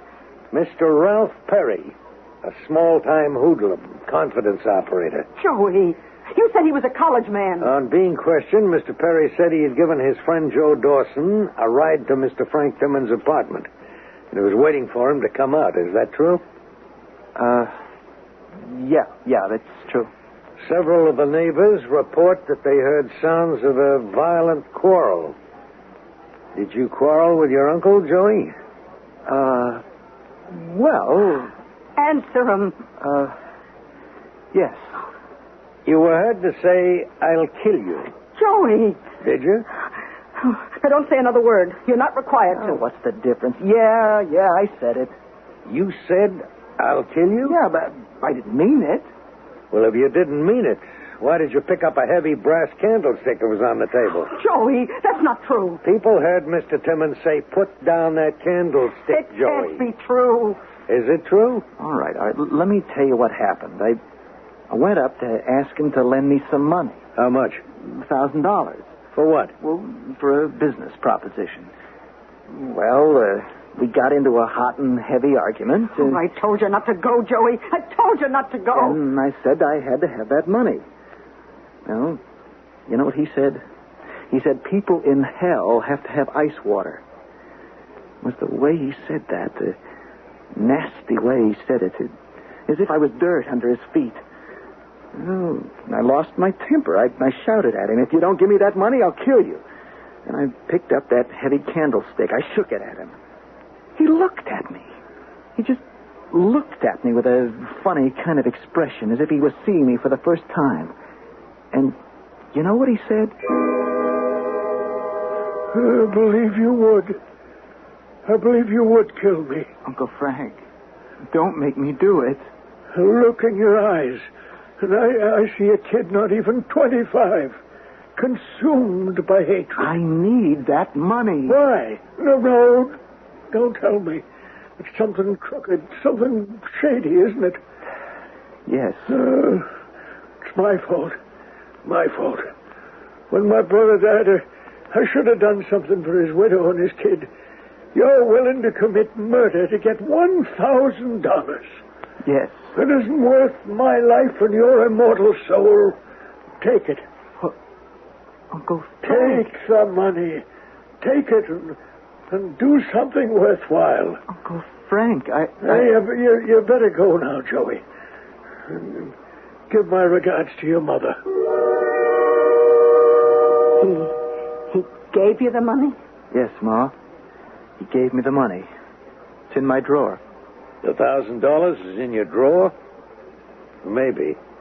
Where's the other 50? Well, what other 50? The 50,000 he was known to keep about the house. Well, I don't know anything about that. You don't? No. I don't. Well, why are you asking me these questions? You were there. You argued with him, threatened him. There's a blood-stained candlestick with your fingerprints on it. I don't care what you say. I don't care how it looks. All I know is I didn't do it. Come on, Joey. Ma, you gotta believe me. I didn't do it. Say you believe me, Ma. Say you believe me. Ma.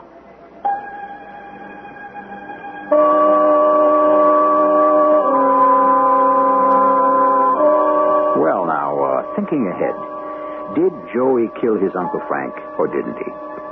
We've given him the world's strongest motive, which is money. We've placed him at the scene of the crime. We've arranged to have him somewhat intoxicated, which would serve to suppress any moral inhibitions. However, if you need more facts before coming to your decision, stand by. Act 2 is chock full of them.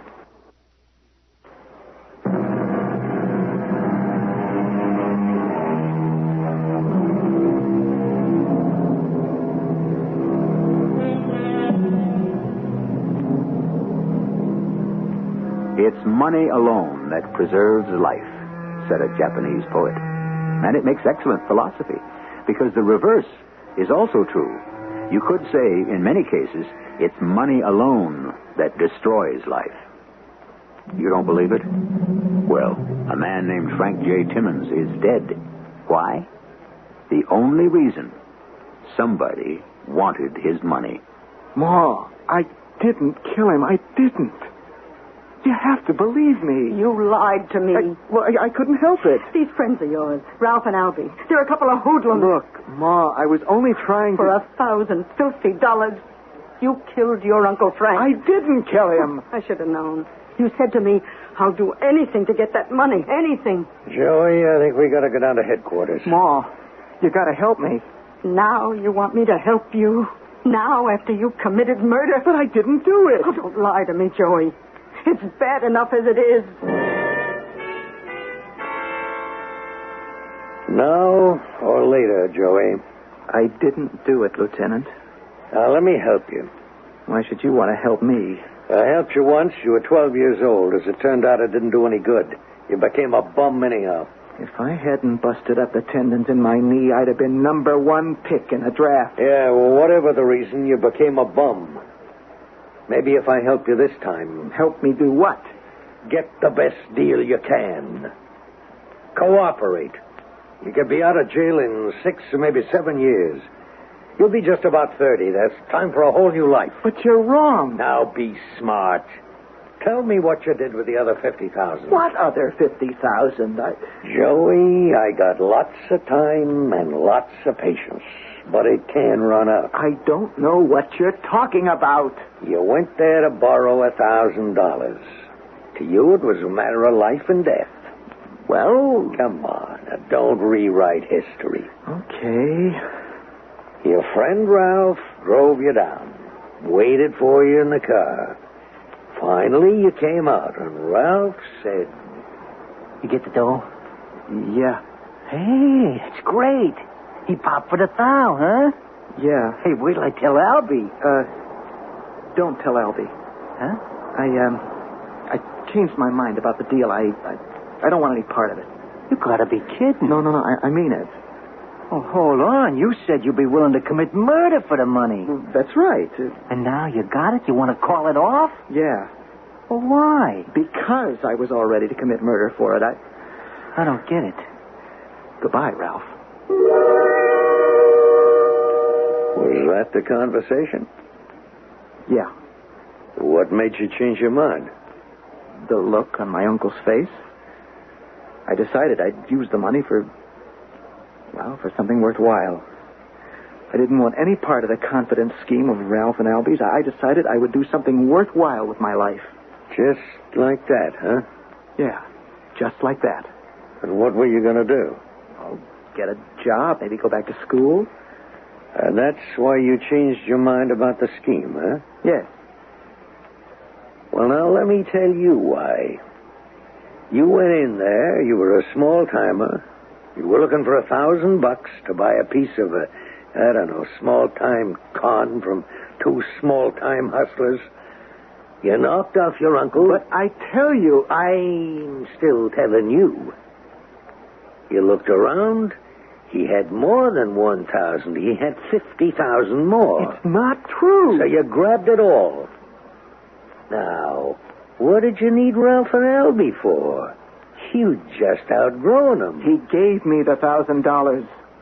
I left the house. He was still alive. You want sympathy, you'll get sympathy. You want understanding, you'll get understanding. But you got to do two things. First, confess to the murder. And second, give back the 50,000. Why? Why won't you believe me? All right, Joey. Let me know when you're willing to talk. Ma, you have to help me. Help you? How? Don't talk to me as if I was a stranger. I'm sorry. I don't know you. Ma, please. Somebody who could commit a murder in cold blood. He's not my son. I don't know him.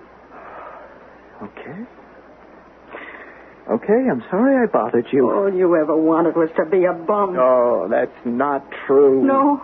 Well, if you wanted to make something out of yourself, you could have stayed in college. That's what you think. That's what I know. They'd have had to let you stay in college, even if you were injured and your athletic career was finished. Stay and do what? Stay and go to class. I did stay. Oh, sure. Yeah, and they flunked me out anyhow. Because you didn't study. I couldn't study. And I know why. Do you? Yeah, you were too busy bumming around. Mom, I wanted to study. I just couldn't. What stopped you? I don't know how to study. What do you think? You're kidding? Listen, Mom. No, you listen. Wasn't that why you were going to college? To learn how to study? No, you don't go to college to learn how to study. By the time you go to college, you're supposed to know how to study. Well, maybe if you'd paid attention in high school. How could I pay attention? I was the big sports hero. And nobody told me not to be either. But after the knee injury, what stopped you from studying? It was too late. Oh, it's never too late to learn. I opened plenty of books. The trouble is, I couldn't read them. They weren't printed in English? Oh, you don't even know what I'm talking about. You never asked me how I was doing with my schoolwork, did you? Did you ever ask yourself, what's he learning in school? When does he study? Oh, Joey. Joey, how could I work in a warehouse after you've been the big man on campus? How can you become nobody? Oh, Joey, I'm sorry. But the fact is, I did become nobody. I was so stupid I let those two punks, Ralph and Albie, sell me a bill of goods. Please, Joey.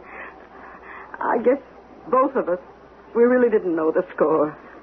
Sure, I kept believing I could fool everybody into thinking I did secretarial work. I wanted you to be a football hero.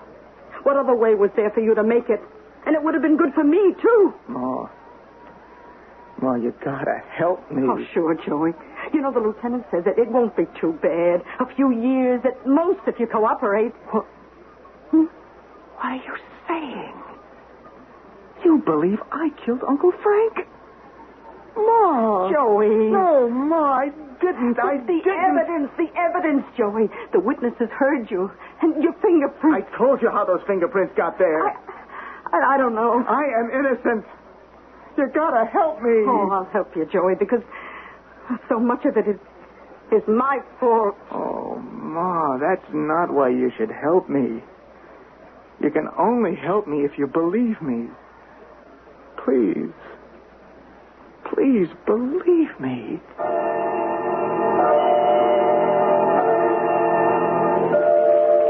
Come in, Mrs. Dawson. Please sit down. Thank you, Lieutenant. You spoke to Joey? Yes. Did you convince him it's in his best interest to confess? No. You didn't? It's not in his best interest. You know why?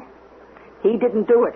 What are you saying? I'm saying he's telling the truth. Oh, now, Mrs. Dawson. I believe him. You're his mother. Which means I know him better than anybody else. Why couldn't it have happened the way he said it did? Oh, now, just a minute. He needed the money. He goes to his uncle. Well, he was desperate. Don't deny that. Oh, he was up against it, sure. He threatened the man. Well, he admits it. He has no choice. He was overheard. He even picked up the candlestick. You're getting him in deeper and deeper. I'll even say this. He would have killed Frank Timmons. You'd say that? A cold, cruel, heartless man. He could infuriate anybody. Mrs. Dawson, you better not say any more. But at the last split second, Joey stopped himself. Something in the old man's look or the old man's voice, or both, stopped him. I don't think so. I believe my son. I sympathize with you, Mrs. Dawson. I don't need your sympathy. I need your help. Look, I can't even afford a decent lawyer. Oh, sure, I know. The court's going to assign me an attorney. Some kid fresh out of law school or some old hack doing it for the fee. Now, look, you're entitled to competent counsel. Oh, don't tell me what I'm entitled to, because I'm telling you what we're going to get. We're going to get what they give you when you don't have any money. Joey Dawson is going to get written off. He'll get a fair trial. Oh, sure, it'll be fair. But it'll be wrong, because he shouldn't be on trial at all. He didn't kill Frank Timmons. Frank Timmons is dead. Somebody had to kill him. If not Joey, who? That's what the city pays you to find out.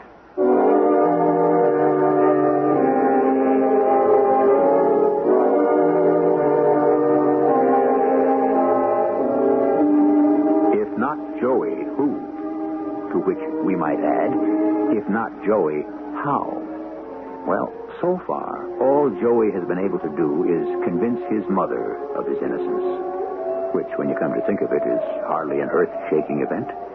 He'll have to do much better than that in Act 3, because if he doesn't, we'll have to hand him over to the jury.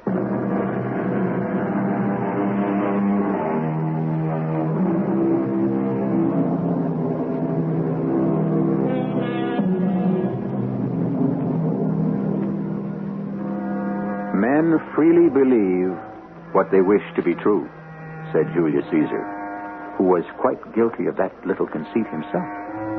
But then again, aren't we all? With a straight face, we demand evidence, facts, figures, dates. But with a secret smile, we yield to hunches, premonitions, assumptions, which are based on what? Who knows? Mrs. Dawson, your son is the prime suspect in the Timmons murder. That word prime, Lieutenant, does it mean only? Mrs. Dawson, the evidence is there. Only if you look at it a certain way. What other way is there? Now, suppose you say, for the sake of argument, Joey didn't do it. Then what? Then what? Say, for the sake of argument, nobody heard anything. Nobody heard Joey threaten his Uncle Frank. Nobody noticed Ralph's car parked outside. There were no leads to anybody. Then what? Then you'd have to go find him, wouldn't you? But we already found him. Now, you asked me, if Joey didn't kill Frank Timmons, who did? Okay, I'll ask you. Who? Mrs. Dawson, what do you want me to do? What would you do if you didn't have Joey in custody? We'd cover the place to look for witnesses, for people who might have seen or heard something. Then do it. We've already done it. Well, do it again. We'd only come up with the same answers. Joey was supposed to have killed his Uncle Frank. At what time?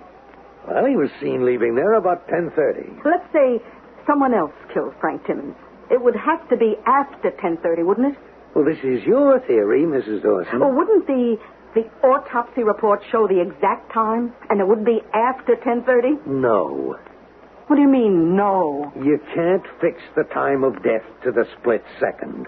The examination can only place it within 10, 15, or sometimes 20 minutes to a half hour. Yes, but I... Or furthermore, you got this to contend with. Frank Timmons was struck on the head. He could have still been alive when the murderer left him for dead. Maybe he didn't die till an hour later. The time of his death is 11:15. Well, what does that prove?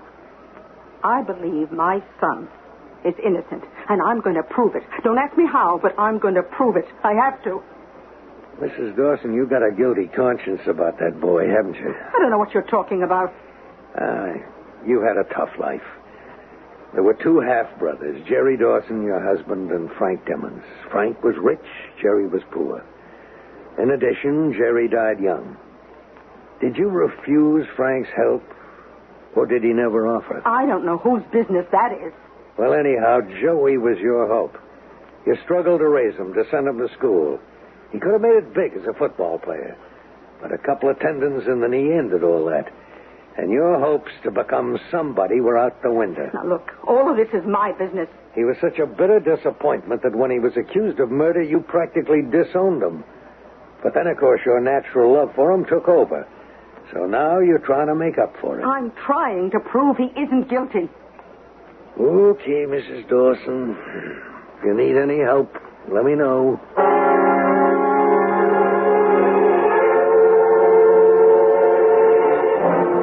Oh, Ma, what's the use? They don't believe me. Now, you left your uncle. It was 10:30. Yeah? Where did you go? Home. I went right home, got to bed. And before you went home, you spoke to Ralph. Oh, yeah, okay, I did. And you told him what? Well, you know, I told him the deal was off. But he knew you'd gotten the money, didn't he? Yeah, he knew that. Ma, where is this going to get us? Okay. You said you didn't want the deal. And what did Ralph say? Well, nothing. What could he say? And then what happened? I walked away. And where did he go? I don't know where he went. I do. He went back there, killed your Uncle Frank, and took the rest of the money. Ma, what are you saying? I'm saying the only thing that makes sense. But it can't be proved. You mean it would be too hard to prove. So why bother? This way you got a ready-made patsy and a case that's open and shut. That's not fair, Mrs. Dawson. My boy's whole future is at stake. If I thought there was even the slightest chance your son was innocent, I'd be out there working on it. This Ralph, he has a record. He's been up for assault, hasn't he? Yes. So he's capable of it. That doesn't mean he's guilty. Look, would you come with me? Where? To that apartment house where Frank Timmons lived. Why? Look, the government has all the aces. The government wants to prove my boy is guilty. It has all the money, all the manpower. The government can send you and 100 cops to talk to people, to find people. What have I got? If I want to prove my boy is innocent, nothing. You can ring a doorbell and people have to talk to you. I ring a bell. I get the door slammed in my face. Is that fair? Well, Now, how am I going to find people unless I ring doorbells? I just want you to come so I don't get thrown out. I can't do a thing like that. Why not? Well, I can't do it. Officially. I believe I told you the story already, Lieutenant. Well, perhaps something new might have occurred to you, Mr. Parker. No, I heard sounds of what was definitely an altercation next door. I could tell it was an argument about money. Did you hear any threats? Oh, yes. And I heard this voice say, I'll kill you. And Mr. Timmons' voice say, put down that candlestick. Oh, it was frightening. Now, did it enter your mind that you might go and help Mr. Timmons? Oh, I was going to do something, but then I heard the door slam shut in the hall. I ran to the window, saw a man come out of the front door. He walked over to a red sports car parked at the curb. I jotted down the license number. The man who walked out of the house, did he get into the car? Well, he had words with the driver. Then he walked away, and the driver drove off. Could you hear what they were saying? No. Well, thank you, Mr. Parker. I'm sorry I couldn't add anything. This apartment here. It's on the other side of Frank's. Mrs. Dawson, this is where I got to get off the train. I brought you here to listen to all the witnesses. They all tell the same story now that they told it first. I still say Ralph came back here and killed Frank Timmons. There are no witnesses. Surely the person who lives in this apartment here would have heard somebody. I already spoke to him. In the first place, he says he didn't hear a thing. Not even a fight. How could he not hear? Second, I wouldn't believe a word he said. Why? Because he's a nut. That's why. Well, I'm going to talk to him anyhow. Mrs. Dawson, there's nothing more I can do here. I got to get back to headquarters. I'm sorry. You're on your own. Goodbye. Okay, Lieutenant. Goodbye.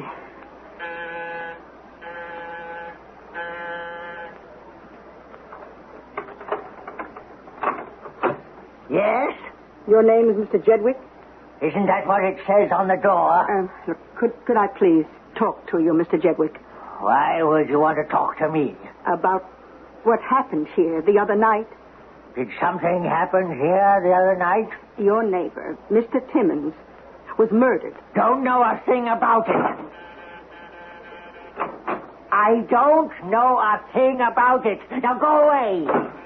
Mr. Jedwick, I'll stand here and ring your bell until you talk to me. I'll stand here forever. Now, you've got to talk to me, Mr. Jedwick. I said I don't know a thing about it. Mr. Jedwick, I know I can't make you talk to me. You bet your life you can't, even if you are a cop. But I'm not a cop. You're not? I'm a mother, and my son is accused of that murder. Then he's a cop. Which cop? The cop that killed Frank Timmons. But my son isn't a cop. He isn't? No. Well, then he didn't kill Mr. Timmons. Are you saying you know who killed Mr. Timmons? Come on inside. Now, who killed Frank Timmons? For your own good. You'd better not tell anyone. There was an argument next door. You heard it. Of course I heard it. I wasn't going to tell it to the police. The man who had the argument with Mr. Timmons, he wasn't the one who committed the murder, was he? No. I looked out the window and saw him leave. 20 minutes later, this policeman came back. Did you see him? Oh, no. But this person who came back, how did you know he was a policeman? Well, I heard the bell ring next door. Oh, I said to myself, what is it now? I ran to my own door and I listened. Oh, I could hear it very distinctly. Every word. Yes? I'm a police detective. Oh, somebody probably called you because they may have heard sounds of a fight, but it's no problem. You have a nephew, Joseph Dawson? Yes, but he didn't do anything. We've been watching Joe Dawson on suspicion. Oh, sorry to hear that. Well, we stopped him for questioning just before, and routine search revealed he had $1,000 on him. He claims he got it from you. Did you give it to him? Yes, I did. Well, that takes care of that. You mind if I use your phone so I can tell him to release Joe without delay? By all means, come in. I heard the door slam, and I ran over to this wall. I put my ear to it, and I heard sounds of... Oh, It could have been a struggle. I looked out the window and I saw a man running down the street. And you didn't call the police? Call the police? What for? To report a murder? Why, the police had done it themselves. But that man wasn't a police officer. Yes, he was. He had to be. I heard him say so. Mr. 𝒍'𒔔, would you mind telling this story to a friend of mine? Oh, no. Oh, no. I shouldn't even have told it to you. For crying out loud, is this what you brought me here to listen to? Who else could have come back but Ralph? Who else knew Joey had $1,000 but Ralph? Who else could use that knowledge as a gimmick to get into the apartment? This Mr. 𝒍'𒔔 here, do you realize what a smart defense attorney could do to him on the stand? That is, if he was even willing to open his mouth, which he isn't. Well, I say Joey didn't do it. And that means it had to be Ralph. Oh, where's the phone book? What do you want a phone book for? What does anybody want a phone book for? To look up a number. Oh, there it is. Who are you going to call? Just give me a second. Yeah, here it is. Look, Mrs. Dawson, I got to be going. Just wait a minute, Lieutenant. Just wait. Hello? Oh, are you Ralph Perry? Yeah, who are you? Well, I live next door to Mr. Frank Timmons. That is, while he was alive. Yeah? I saw you come back there that night and murder him. Hey. You got away with $50,000. You're crazy. Oh, I don't care about that, but what I know should be worth a little money, say $5,000. I don't know what you're talking about. It's only 10%. Be over here in 15 minutes with the money or I'm going to the cops. You know what you did. That was entrapment. I'm not allowed to have any part of that. I better get out of here. How can you get out of here? Suppose that man comes with a gun and tries to kill me. Well, you should have thought of that. Suppose you get this Ralph Perry all wrong. What if he didn't do it? He did it. Well, how long do you think I can afford to hang around and wait? As long as it takes, Lieutenant.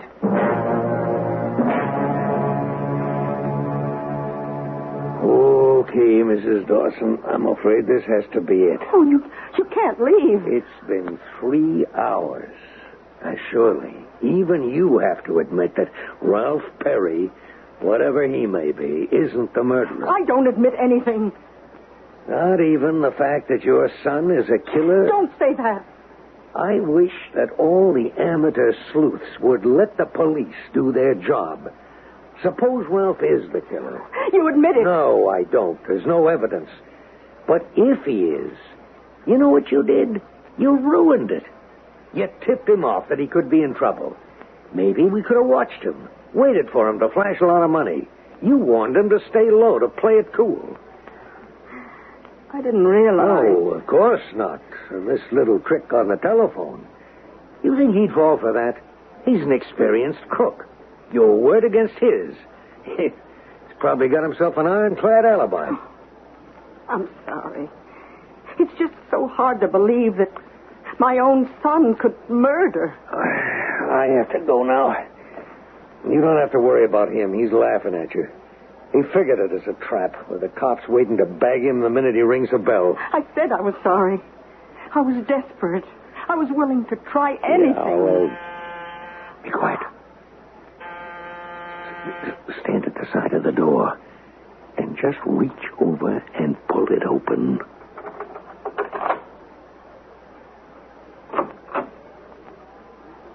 Hello, Ralph.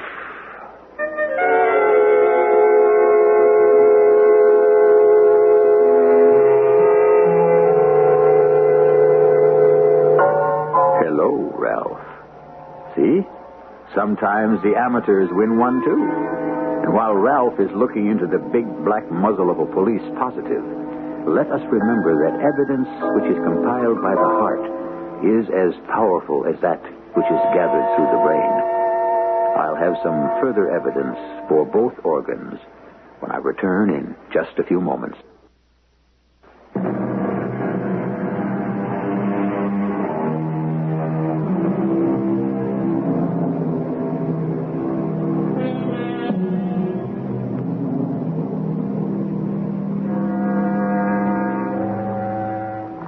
Earlier on, I happened to remark that the greatest motive for murder is money. I'm sure some romantic souls among you will insist that the greatest motive is passion, especially romantic passion. Perhaps we're both right. I'm sure that to many, love of money is the most romantic of all the emotions. And there are those who love money with such a deep and abiding infatuation that they will never let go of even the smallest part of it. Our cast included Bryna Rayburn, Russell Horton, Court Benson, and Bob Caliban. The entire production was under the direction of Hyman Brown. Radio Mystery Theater was sponsored in part by Buick Motor Division. This is E.G. Marshall inviting you to return to our Mystery Theater for another adventure in the macabre. Until next time, pleasant dreams.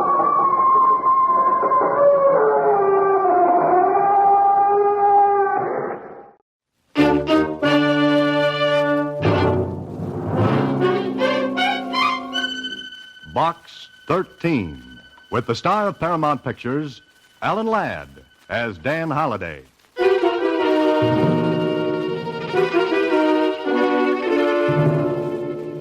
Box 13. Box 13. Box 13.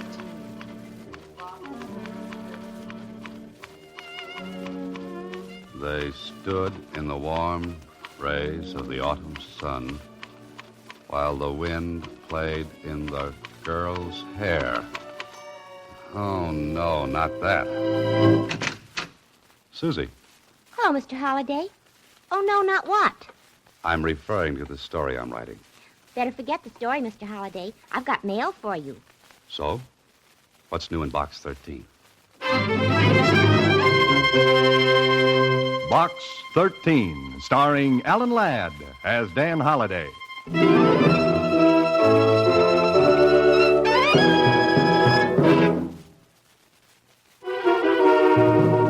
Now for Box 13, starring Alan Ladd as Dan Holliday. Let's see. Where was I? Oh. But Betty forgot her dignity as she fell and bumped her head against the tree which stood nearby. Oh, brother. Mr. Holliday. What's that, Susie? I said that maybe the mail from Box 13 might give you an idea. Today there were 2 letters. 2? Yes, One of them is a big, fat envelope. Now, who in the world would send me a big, fat envelope? The police department. It's a block of tickets for their annual ball. What's the other one? This one smells all romantic-like. It has the odor of Christmas night. Or, maybe it's Easter morn. Or maybe it's Tuesday afternoon. Here, let's have it.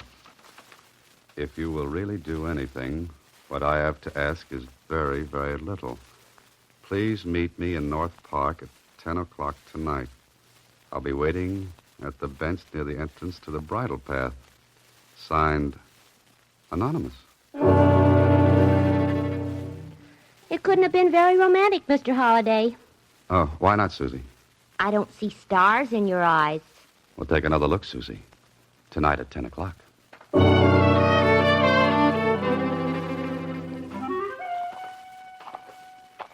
An anonymous note. A rendezvous in the park at night. Well, I must admit it's better than the yarn I was writing. At least it's got a good start. The question is, what's the ending? Well, this is the park, and the clock says 10. And there's the bench at the end of the bridle path. And that's all there is. Hey, wait a minute. Is that? No, it couldn't be. A little girl, sound asleep, nobody else around. What's she doing out here alone this time of night? Little girl. Wake up, little girl. Wake up. Oh, I'm sorry. The Sandman came when I was supposed to stay awake. Now, what are you doing here? Waiting? But aren't you cold? No, I'm not cold. I have a nice new coat. See?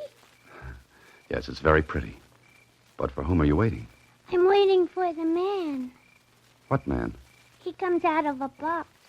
It has a number. Oh, no. You don't mean box 13? Yes, that's it. How did you know? Because I'm the man. Oh, I'm so glad. You're nice. Oh, I like you lots. Well, thanks. Who told you about the man from box 13? One of my mothers. Mothers? You've got more than one? Of course, I got two. You're a very remarkable little girl. How do you happen to have two mothers? I don't know. Just happened, I guess. What's your name? Janie, I mean, what's your other name? I promised I wouldn't tell. Now, whom did you promise? My mother? Oh, your mother. The first one or the second one? The first one, naturally. Forgive me, I'm so stupid tonight. Where do you live, Janie? I got two homes, and I couldn't find either one. That's great. Look, Janie, what are you going to do? I'm going with you because I like you, and I promised I would.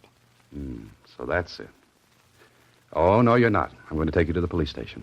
My mother said you wouldn't. Why wouldn't I? My mother said you were a nice man who was smarter than any policeman ever was. Janie, flattery will get you nowhere. What flattery? That's something you've probably already learned from your mother. Now, do you know where you live? Sure, I live in the house. And do you know where the house is? Well, first you have to walk down this block to Jack Black's drugstore. Well, come on. And then we get to the drugstore. We turn left and walk a block.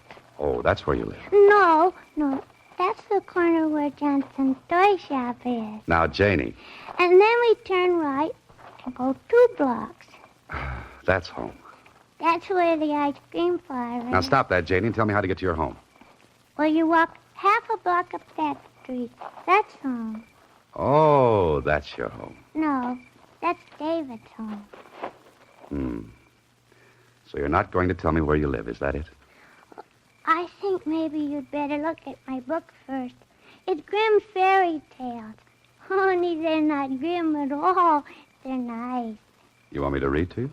At 10 o'clock at night? You know, young lady, it's way past your bedtime. No, I want you to read the letter that's in my book. Mommy said to tell you about it. Letter? Here, let me see that. Well, how do you like this? Please take care of my little Janie for me. I shall communicate with you in a little while. Let no one, even the police, take her away. Believe me when I say you're doing nothing illegal. Just helping out. Her mother. You're nice. I like your voice. What's your name? Dan. A sucker, if there ever was one.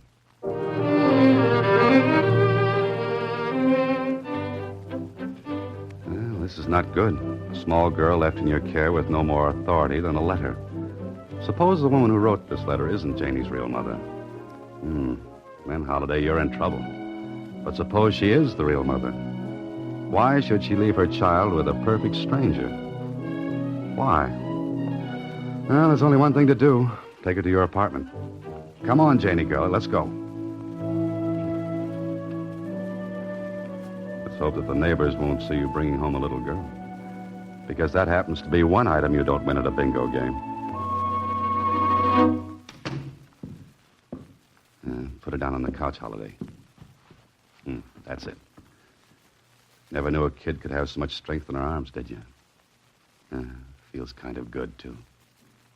Better get a blanket to put over. Better yet, stupid, put her in your bed. Well, Holiday, it looks like you're sleeping on the couch tonight. I wonder who she is and what this is all about.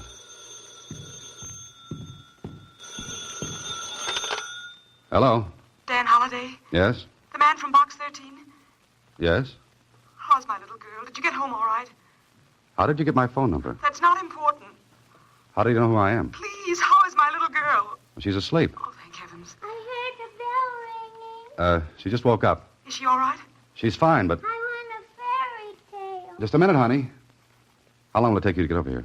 I can't come over there now. I'm afraid to. Lady, which mother are you? I don't understand you.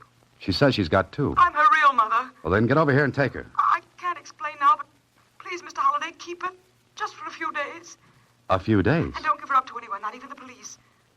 Now, how do I know this is on the level? You don't. You'll just have to trust me. I promise you you'll never regret it.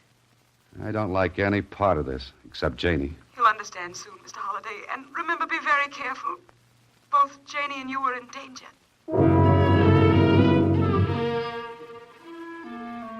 You're right, our Holiday. How do you like this plot? A mother gives a little girl to a strange man, warning him not to give their child up to anyone, not even the police. And then she admits there's danger. Janie. I broke the lamp. I broke the lamp. Oh, that's all right, baby. Are you hurt? I didn't mean to. I wanted my fairy tale book. No, don't cry, honey. That was a nasty old lamp anyway. All it did was throw off a lot of light. You're nightmare. Are you my daddy? No, Janie. My daddy went away when I was a baby. Why can't you be my daddy? It's getting late, honey. Aren't you sleepy? Not anymore. Read me a fairy tale, Daddy. In the morning, Janie. Now, you'd better get to bed. Have you got a doll? No, I'm sorry. No doll. Teddy bear? No teddy bear. You must be awful lonesome. Maybe you've got something there, little lady. Daddy, tell me a fairy story. All right, honey. Let's see now. Once upon a time, there were 3 bears. The papa bear, the mama bear, and the baby bear. I know that story. Okay, now let's see. Once upon a time, there was a little girl named Red Riding Hood, and the wolf ate up her grandmother. I know that one, too. Janie, maybe you should tell me the stories. Oh, let's see. Once upon a time, there was a boy named Jack who planted a bean seed, and it grew up into a mighty tall vine, and he climbed into the sky and killed a bad giant. I know that one, too. Saved by the bell. Hello, Holiday. Oh, Lieutenant Kling. Holiday, you're in a jam. Lieutenant Kling of the police department doesn't drop in on people unless there's trouble. Watch your step, boy. Well, aren't you going to ask me in? Oh, sure. Come in, Lieutenant. That's better. Anything wrong? Well, that's what I dropped in to find out. When you stay out of the department's hair for more than 2 weeks, I begin to worry. Haven't been doing a thing, Lieutenant. Not a thing. Besides, I want to know if you got those tickets to the ball. Hello. Well, what's this? A little girl. Oh, thanks, Holiday. What's your name, young lady? Vicky. Vicky Preston. Oh, no, it isn't. It isn't? Holiday. Great little kid. Her dandy sense of humor likes to pretend she's somebody else. All children do. Who is he, Daddy? Daddy? Holiday, my boy. See what I mean? Who is he, Daddy? He's a cop. A policeman, honey. Lieutenant Kling. Oh, I like policemen. And I like little girls. Got 2 of them myself. Is the writing business slow these days, Holiday? How do you mean? Thought you might be picking up a few bucks babysitting. Oh, yes, just helping out a friend. I could use you sometime. My wife and I like to get out every now and then. What's your price to sit with my kids? That depends. Are your children anything like you? Now, Holiday. Oh, I'm just asking. Glad to accommodate any time. Well, see you around, Holiday. Yeah, I'll see you. Your hand is shaking. Never mind, Janie. It's time you went to sleep.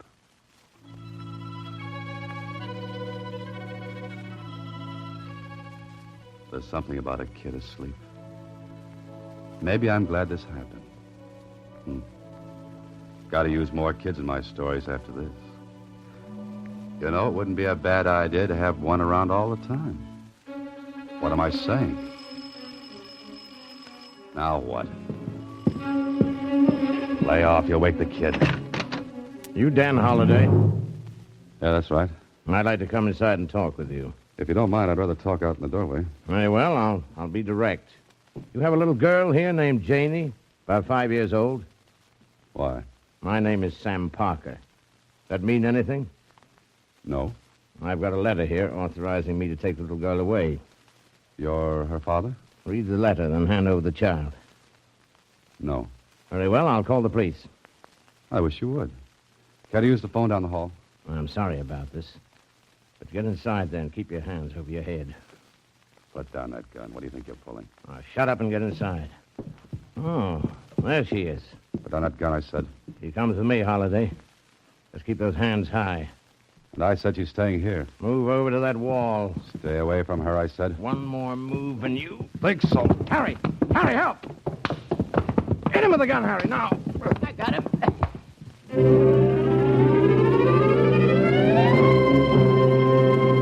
You are listening to Box 13, starring Alan Ladd as Dan Holliday.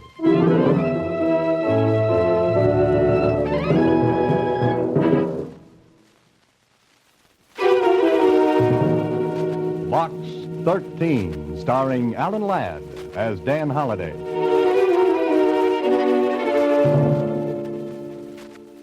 Nice going, Holiday. Very nice. You advertise in the newspaper for adventure and you get a little girl. Then you lose her to a man with a gun. You don't even know the mother's name or where she is. Now what? Mr. Holliday, I'm Wanda Parker, Janie's mother. Is she all right? You're the woman who called me on the phone? Yes.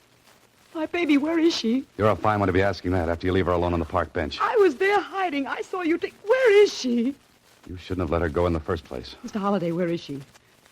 She's not here. Not here. What have you done with my daughter? You're her real mother? Of course I am. Where is she? What's happened? A man came in. And you let him take the child? I'm sorry, there was nothing I could do. He had a friend and a gun. They knocked me out. When I came to, Janie was gone. This man, did he have black hair and very thick eyebrows? Yes, he said his name was Parker. Oh, no, it couldn't be. Mr. Holliday, we've got to get her back right away. Before I do anything, you're going to tell me a few things. Then we'll decide. Who's that? I don't know. Right now, I wouldn't even care to guess. Is there a back door? Can I get out without being seen? Yeah, through the kitchen. There's a door leads out into the hall. What are you afraid of? Holiday, open the door. Do you know who that is? Yes, a police officer, Lieutenant Kling. He mustn't see me. I'll call you later. All right, I'm coming. What took you so long to open the door? Can't a man get some sleep? With your shoes on? My feet are cold. Get inside. All right, Miss Hatton. Are you sure this is the man, Lieutenant? Do you think he could have taken Janie away? I'm not sure of anything, but what you told me, he's just the type that could dream up a little nightmare like this. Lieutenant, mind telling me what this is all about? I'm Mrs. Hatton, and I'm Janie's mother. I want her right this minute. Janie's mother? You're Janie's mother? Lieutenant Kling, if this man has my little Janie, make him give her up right this minute. Come on, Holiday, where is she? Or who? You know what I want, that little girl you had here half an hour ago. Janie Parker. Me? I had a little girl? Up here? Holiday. Yes, Lieutenant. I came up here to see you. I was worried about you. I didn't know how right I was. And I appreciated your interest. Shut up. When I came up here, there was a little girl around. Now, where is she? Kling, you have my word. I don't know. Maybe you could remember down at headquarters. I can't remember something I didn't know in the first place. He doesn't look like the type who would have taken Janie. Oh, thank you. Now, Mrs. Hatton, if you'd tell me what this is all about, maybe I could help you. My little girl disappeared tonight. I was frantic. I called the police. I got the report right after I dropped here to see you, Holiday. From the description, I'd say you had Janie Parker right here. But you're not sure. Maybe you'd like to prove to me where you got the little girl I saw up here, eh? Come on, tell me. Lieutenant, you'd never believe me. And where is that little girl now? Can you tell me that? No, I can't. But suppose I produced the girl and you found out it wasn't the same one. Holiday, what are you driving at? I just want a chance to produce the girl. How about it, Kling? I think you're pulling another one of your fast shenanigans. I ought to lock you up. But I'm inclined to give you a chance. What kind of a chance? I'm giving you 3 hours to find that little girl. 3 hours?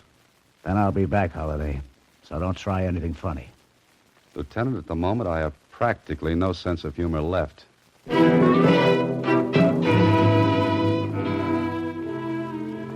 least you're not in jail, Holiday. The good lieutenant walked out with Mrs. Hatton. You're as free as a bird on the wing for 3 hours. If you were as smart as that bird, you'd wing out of town until this blows over. Mr. Holliday. You. They've gone? You been listening? Yes, at the kitchen door. Now, look, if you're Janie's mother and Mrs. Hatton is Janie's Mr. mother... Holliday, there's no time to explain. Wait a minute. Then who is Sam Parker? He's not Sam Parker. He's Sam Clark. Oh, I see. Because Janie has two mothers, Sam Parker turns out to be Sam Clark. What are you giving me? I can clear up the whole thing, but we've got to get Janie away from Sam Clark first. Otherwise, I may never see her again. How do you go about finding a man named Sam Clark in a city this size? He doesn't live here, but I heard he drove his car down. That means he's probably staying at Brown's Motel. Uh-huh. I think I'll drop out and pay him a visit. I'll go with you. No, I don't think that's wise. I'm going alone. But, Mr. Holliday... He carries the gun. You stay here. You'll get her. You'll bring Janie back. I'll try my best. I'll be waiting. After that, I'll spend a quiet weekend with a psychiatrist.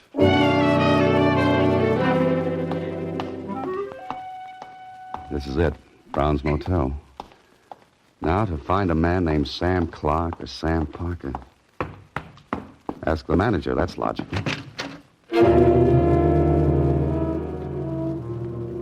So he is here. Well, what do you do now, Holiday? You knock on the door, Sam Clark will stick a gun in your ribs. There'll be a fight, and Janie might get hurt. The telephone. That's how to do it.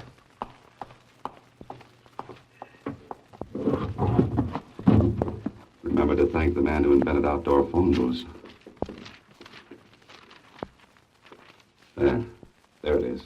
Brown's Motel.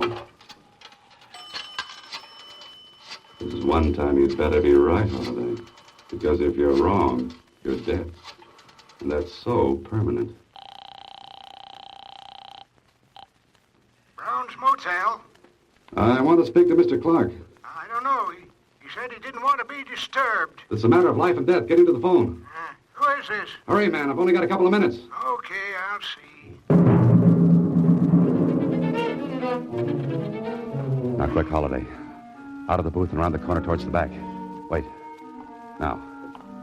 Take it easy. Here he comes. Now, Holiday, just slip around to the side of the booth where you won't be seen. Hello? Hello? Hello? What kind of gag is this? No gag at all, Mr. Clark. Oh. That'll take care of him long enough for me to straighten this all out.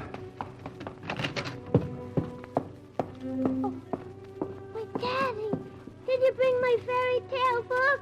Honey, I want you to tell me the truth. You know what the truth is? Of course I do, Daddy. Then tell me quickly. That man who brought you here, is he your real daddy? Oh, no.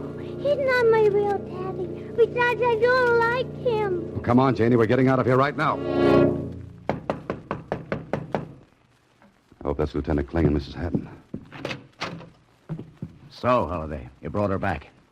Yeah, I brought her back. Oh, Janie, my baby. Mommy! I thought I'd lost you. I thought I'd never see you again. Mr. Holliday, I saw these people come in. Did you... Janie. Mommy! Janie. No, wait a minute. What is this? These are my two mummies. Holiday, would you mind explaining this little two-mother soiree you've cooked up? Lieutenant, I think you'd better listen to what Mrs. Parker has to say. I'd like to listen to anyone who can make sense out of this highly confusing little situation. Anyone but you, Holiday. Thanks. Go on, Mrs. Parker. She's Janie's mother. Well, then who are you, Mrs. Hatton? Kling, let Mrs. Parker explain, will you? Yes, please do, Mrs. Parker. My husband's been dead for some time. I've been working out of town so I could take care of Janie. I placed her in a foundling home for the year I'd be gone. And I'm a foster mother, Lieutenant. The foundling home paid me to take care of Janie. But you two have never met, eh? That's right, Kling. Is it beginning to make sense? No. If neither of these two ladies had the child, who did? A man named Sam Parker who turned out to be Sam Clark. Holiday, will you cut that out? Sam Clark is my husband's cousin. He's been trying to take Janie away from me legally. That bothers me, Mrs. Parker. Why would he do that? Because there's an inheritance coming to her from her grandparents. He hopes to prove me negligent and get her custody. That way he can control the estate. And that's where I came. You see, I took Janie from Mrs. Hatton's house. I wanted to hide her. I read Mr. Holliday's ad. I gave her to him. You gave her A child, a holiday? Oh, lady, you didn't know what you were doing. No, just to keep until it was safe, until I could get matters straightened out with the court. Well, now I'm beginning to see the light. You satisfied, Mrs. Hatton? Of course. I'd never try to keep Janie from her mother. Thank heaven for that. So I guess it's all wound up, eh, Holiday? Oh, no. Not yet. There's more. Holiday, if you've got one more ramification up that sleeve of yours... I could hardly get Sam Clark up my sleeve. But I've got a hunch he should be here any minute. Oh, no. Oh, yes. Answer the door, Holiday. I'd suggest a gun in your hand, Lieutenant. Gun? What for? Oh, don't ask silly questions. Come in, Mr. Clark. Get your hands up. We've got something to settle. Meet Lieutenant Kling of the police department. What? Oh! That's a nice right you've got, Holiday. Pick up his gun. Thanks, Lieutenant. It's a pleasure.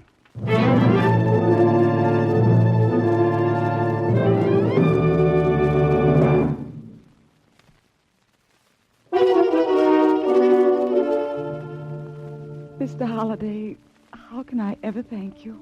Very easily. Just bring little Janie up to see me occasionally. I certainly shall. Oh, by the way, I have a suggestion for you two ladies. I think I know how you can both keep Janie. But how? What do you mean, Mr. Holiday? Suppose you, Mrs. Parker, continue with your work. Janie could stay at Mrs. Hatton's, and so could you. Oh, Mrs. Parker, if you only would. I think that's simply wonderful. Mommy. Yes? He fixed it so I can keep my two mummies, didn't he? Yes, he did, darling. And would you be my real daddy? Well, now, Janie, you see, it's like this. Let's see you get out of that, Holiday. And would you tell me a fairy story? Oh, no, you don't catch me on that one. I'll write you one. Mr. Holiday, I think you ought to know that... Oh, what a cute little girl. Who are you, little girl? I'm Janie, and this is my daddy. Why, Mr. Holiday, you never told me. Now, look, Susie, Janie means I'm her daddy. Well, just sort of imaginary. What's imaginary about being a father? Sit down, Susie. I'll tell you all about it. I'm going to tell you a story. Boy, oh boy, I'll bet this is going to be good. Next week, same time, Alan Ladd stars as Dan Holiday in Box 13.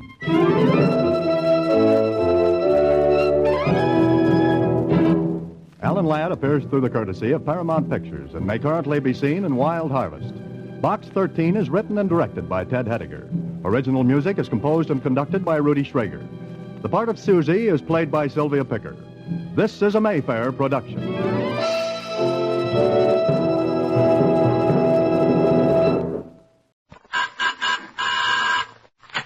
Well, hello. Come right in. Oh, George, we've got company.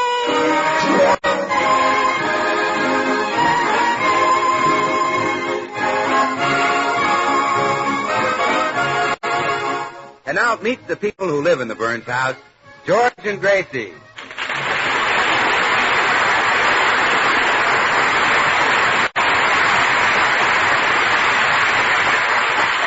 Well, last week, Gracie's mother arrived at the Burns house for an extended visit, and she's made it very clear that she doesn't approve of her son-in-law being in show business.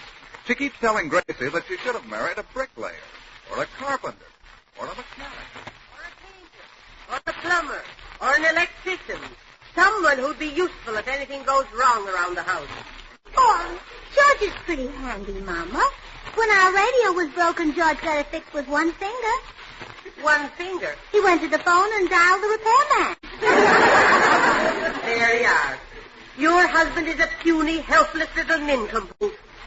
Why, I'll bet if the lights suddenly went out, he wouldn't do a blessed thing. Well, Mama, we've been married for 15 years.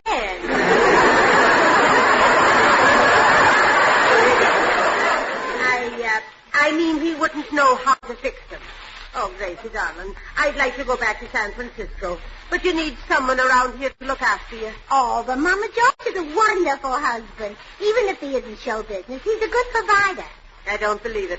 How can he earn a living on the radio? Oh, he makes people laugh.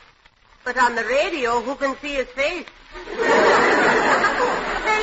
They don't have to see him, Mama. He's a fine comedian. Well, George is... Hello. Oh, hello, dear. Well, where have you been? Have you been out shooting pool and gambling? Of course you have. Where else would you be? I you lose? Everything you had, of course. I was And now you're home to borrow money from me. I thought it. Well, now, you're getting the money from me. You're not getting it from me unless you steal it. Would you stoop to that? Oh, you would you? Gracie, are you going to stand by and see your husband steal my money? I have no George, give Mama back her money.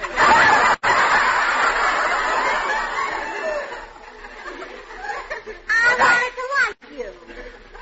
She doesn't think that you can earn a living as a comedian. Well, prove it to her that you can. Make her laugh. Tell her a joke.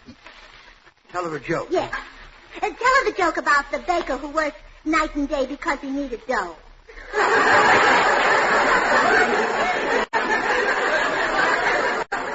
Tell it? You just... Go on, show her how you make a living. But, Gracie, You heard what she said. Tell me the joke about the baker who worked all day and night because he needed dough.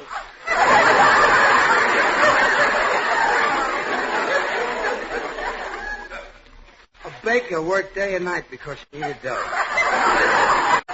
He must have a sideline.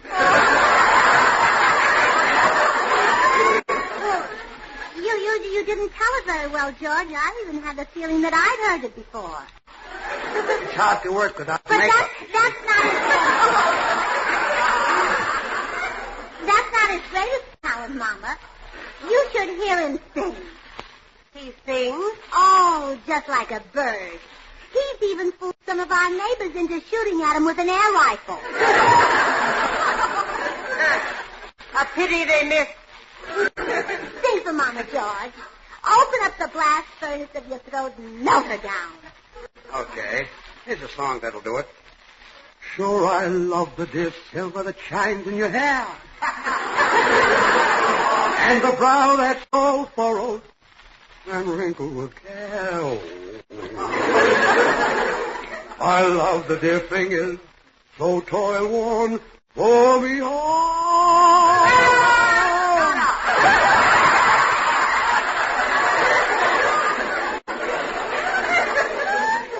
Joe Bagley who got me into this. I think I'll go pay him a little visit. He'll have to be mighty handy around the house before I learn to like that little snook.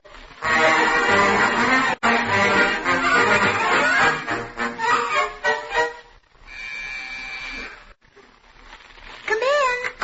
Hi, Gracie. Oh, hello, Bill. George here? No, he's gone over to see Joe Bagley. Hey, Bill, you think you could teach George to be handy around the house? Well, the little man's not so good, huh? Oh, Bill, he's dreadful. Last week he tried to repair the vacuum cleaner in the refrigerator. What happened? Well, when he put them back together, the vacuum cleaner bag filled up with ice cubes. And every time I opened the refrigerator door, it sucked me in. Well, maybe I can help, George. I'm awfully handy at tinkering with gadgets. Really? Oh, they call me the biggest tinkerer in the neighborhood.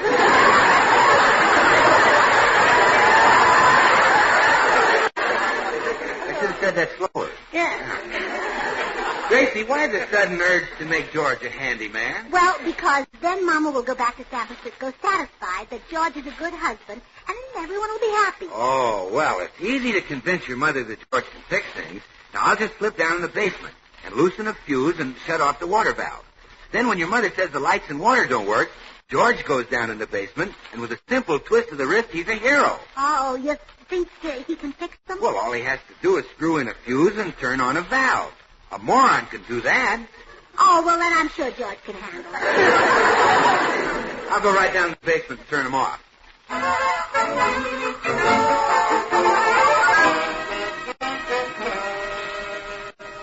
It's your fault she's here, Bagley. Oh, don't worry. Don't worry. I'll think of some way to get rid of your mother-in-law. What does she do that annoys you? Well, for one thing, she gets in the bathroom first every morning and stays there for hours. My legs are giving up. Your legs? It's 5 blocks to the filling station where I shave.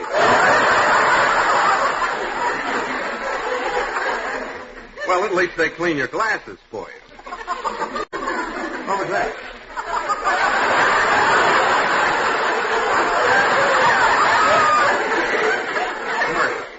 And another thing, she leaves the lights on all night while she reads.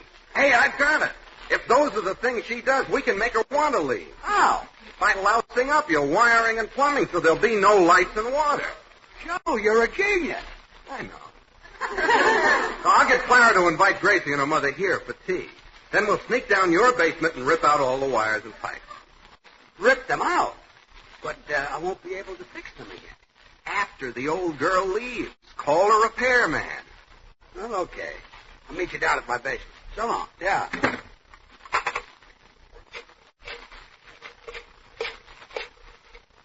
Hello, Sam. This is Joe Bagley. How's the plumbing and electrical business? Good. Say, do I still get a 10% commission on jobs I find for you? Well, I'm lining one up that ought to run about $500.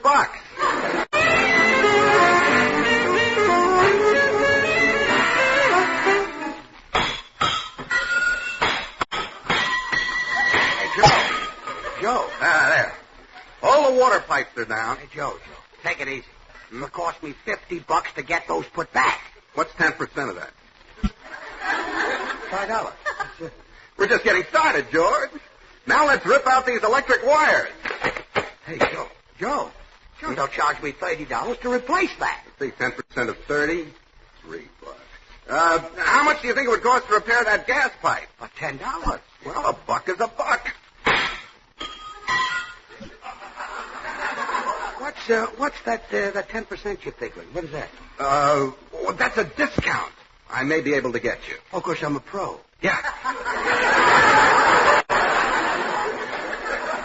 At Sam's Repair Shop. Oh, Sam's, here's the card. Hey, I better bring my card, too. Yeah, now, come on, let's rip out the rest of these pipes first.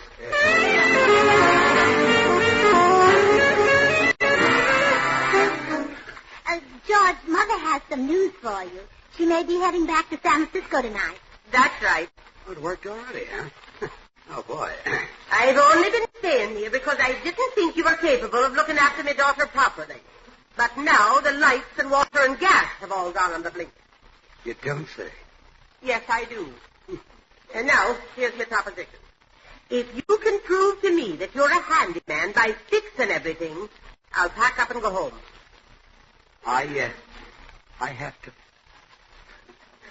Oh, no. No! Oh, see how anxious he is to get started, Mama? He can't even wait for a hammer. He's beating on the sink with his head. And it's not doing the sink any good. Oh, well, don't worry about a thing, Mama. George will go right down to the basement and fix everything. But, honey... Come along, dear. See, I can't fix this stuff. Look at this basement. Gas and water pipes all over the floor. Wires ripped out off the wall. And the hot water heater disconnected. Oh, boy. When Phil Goodwin turns off a valve, he really turns it. Huh? It looks like he chased a girl through here. Bill Goodwin? Yes, he turned off the water and lights so you could turn them on and be a hero for Mama. In the meantime, Joe Bagley and... Oh, well. There's no use crying over spilled milk. Oh, did you knock that over, too? I'll never get this plumbing fixed. Oh, but you've got to. Then Mama will like you. You'll be a plumber and she'll be your friend. Yeah. But I don't know a gas pipe from a water pipe. And the electrical wiring is down, too. Well, I'll help you, dear. Remember, it's the only way you can get Mama to go home. Well, okay. You stand there by the main electric switch, ready to throw it when I tell you. Mm-hmm. I'll fix this if it's the last thing I do. Attaboy. Well, now, let's see. I'll pick up this electric wire. Oh, I like you when you look so determined. Sparks shooting from your eyes, and your ears, and your nose. Gracie, throw the switch. Throw the switch. Yes, dear. Well, hurry up. Turn it off. Well, I can't. I don't know where I threw it.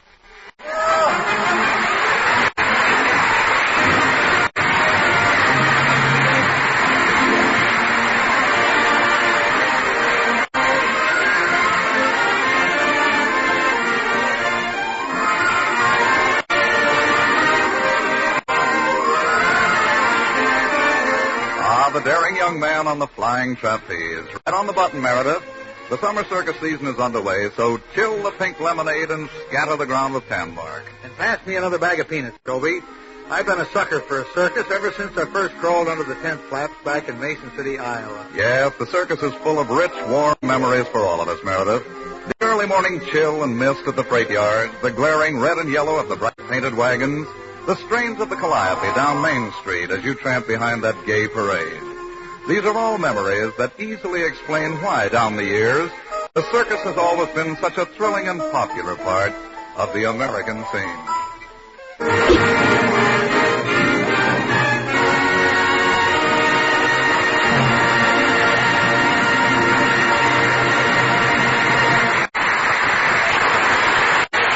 Mama, you'll be so proud of George.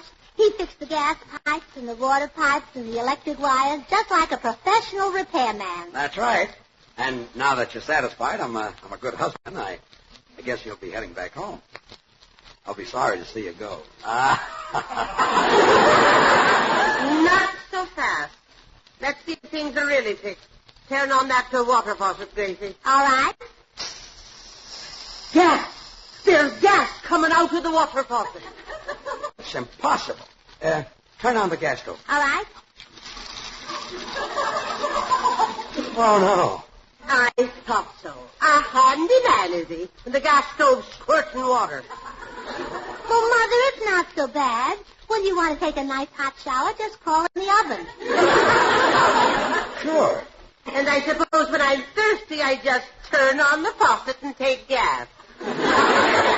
That's an idea. What was that? Nothing, just a slip of the tongue. Well, it'll be a novelty when you turn on the faucet to wash vegetables. It'll be the first time people ever gave rabbits a scare. Wait right here. I'll go down to the basement and make a few changes.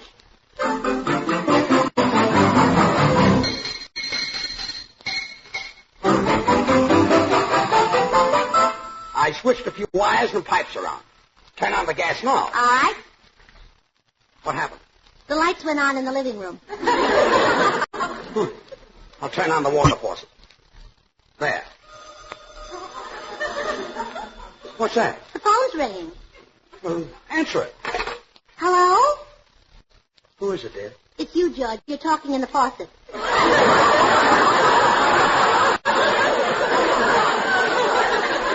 Well, I give up. It's about time. And go see who that is standing at your front door. I didn't hear the door buzzer. Well, neither did I. I'll go with you, dear. Excuse us, Mother. Howdy, little lady. Oh, hello, Mr. Judson. Howdy, little man. Hi, Tex. Say, I'm afraid I'm a mite damp. I pushed your door buzzer and the lawn sprinklers went on. Oh, fine. George has been trying to fix the plumbing and the wiring to show my mother he's a handy man. Yeah, but I can't do it. I'll have to give up and call the repairman Joe Bagley recommended. Why, shucks, I'll fix it for you. Can you fix plumbing? Well, I wish I had $1 million for every oil well I pipe. Come to think of it, I have. See, George, I've got a wonderful idea.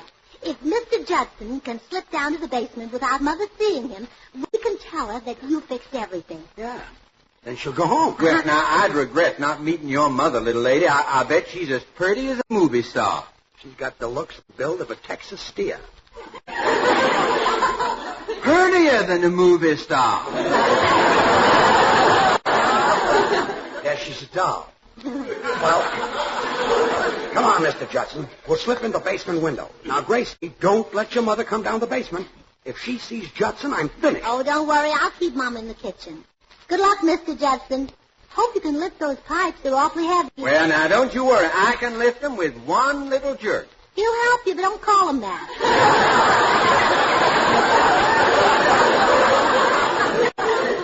He'll help me, but don't...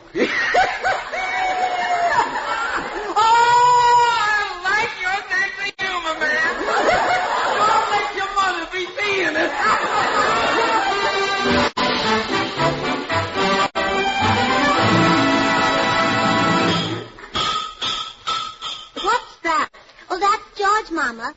He's back down in the basement fixing fixing everything. Well, I suppose this time you'll have the water squirting out of the light socket. Better go down to the basement and see that he doesn't kill us all entirely. Oh, no, don't go down to the basement. Why not? Why not? Yes. Well, George doesn't like to have an audience when he works. You know, that's why he was so happy in vaudeville. Well, I see. Oh, there's someone at the back door. Come in. Hello. Came to the back door because your front lawn sprinklers are on. Oh, well, that's all right, Meredith. Have you met my mother? No, I haven't. But any mother of yours is a friend of mine. Well, I want you two to meet. This is my mother, Meredith Wilson. Oh, what a coincidence. We have the same name.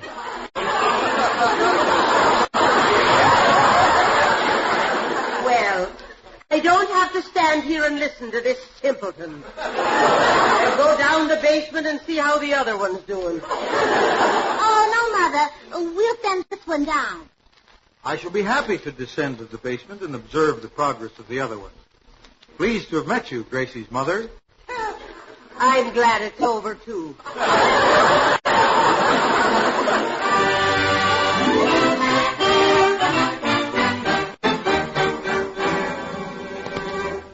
Gracie, I think I'd better look down the basement and see how your husband's doing. Oh, wait, Mama. Bill Goodwin just drove up the driveway. I'm very anxious for you to talk to him. Why? Why? Well, he's Irish like you are. He's the son of old Aaron? Yeah, that's his father, old Aaron Goodwin. Excuse me, Mama. I'll let him in the back door. Hi, Gracie. I was driving Professor Korkendorfer downtown, and I thought I'd stop and see how the... Bill, don't ask me any questions, but you're Irish, and you're keeping Mama out of the basement. No questions, huh? Well, I'm game. I'll be right out, Professor Korkendorfer. Mother, I want you to meet that handsome Irishman, Mr. Bill Goodwin. Oh, Goodwin? Uh-huh. But, Doctor, a moment ago it was just Goodwin. Well, my girlfriend's changed it for me. You see, whenever they're on a date with me, they keep saying, "Oh, Goodwin. Oh, Goodwin."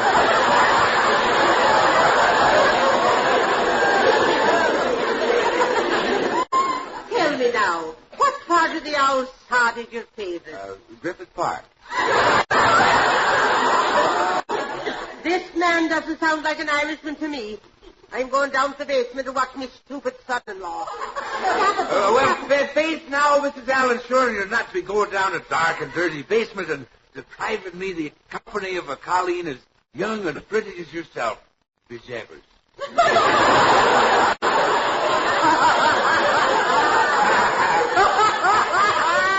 Go along with you. Gracie, did Mr. O'Goodwin kiss the Blarney Stone? No, Mama. He doesn't waste his time on things that can't fit back. Oh, George. Yeah? I'm taking Mama over to Dr. Miller, the psychiatrist.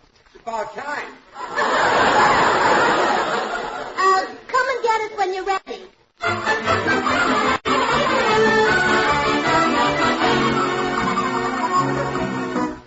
Well, job's all done, little man. Your plumbing and wiring is all TX. TX? You mean okay? In Texas, we say TX. Okay reminds us of Oklahoma.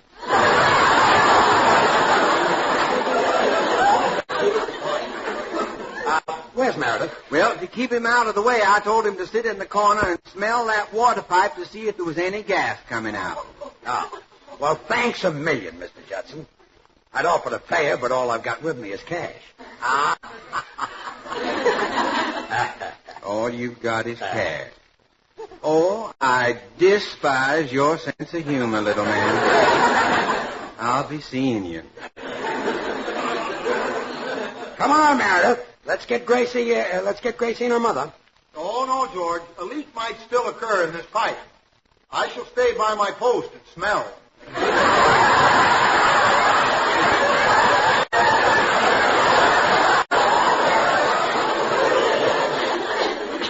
Suit yourself, Stinky.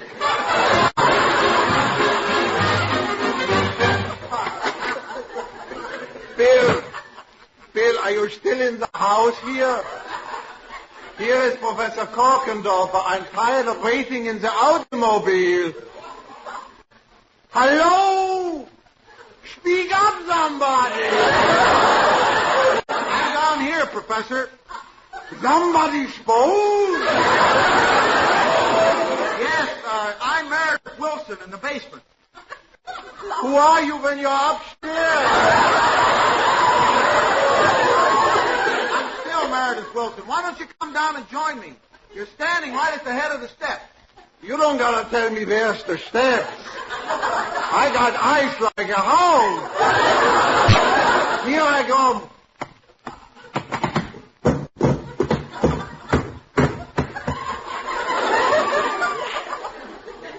Gee, Professor, I'm afraid you missed the steps. That's ridiculous. I hit every one of them. What are you doing here? I'm smelling this water pipe to see if gas comes out. Gas out of a water pipe? Something is wrong with the plumbing here. While I'm waiting for my friend Bill Goodwin, I'm going to fix it. But, Professor, I think everything is fixed. I got to have a look-see once. I got ice like a hound. Aha! Here is the trouble with the plumbing. They got soft pipes. Professor, you're holding my leg. So? How could you have such skinny legs and such a big stomach? No. That's the hot water heater. Anyhow, I'm going to fix the whole works. Now, first I clear away these spider webs. Professor, those spider webs were electric wires. Smart spiders. Now they kill the flies by electrocution. Well, I got no time for bugs. I get busy now and fix the plumbing.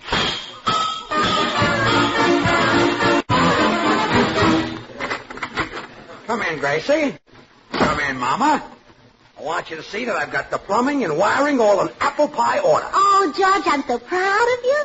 Mama's been calling you that little schnook who can't fix things. Now she'll have to change her tune. Yeah. Now she'll have to call you that little schnook who can fix things. Yeah, again. Well, if it's true that he fixed things, I'll pack up and go home tonight. Otherwise, I'll be staying until Christmas. Turn on that water, Mama, and see for yourself. Yes. That's impossible. Turn on the gas.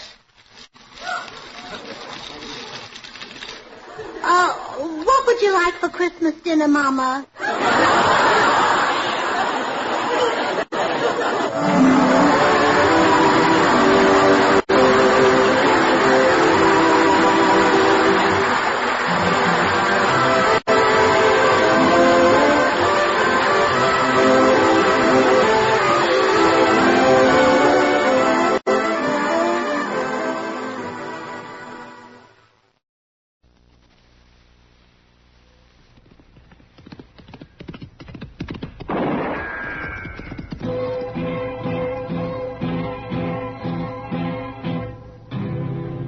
Gunsmoke. Brought to you by L&M, the modern cigarette that lets you get full, exciting flavor through the modern miracle of the pure white miracle tip.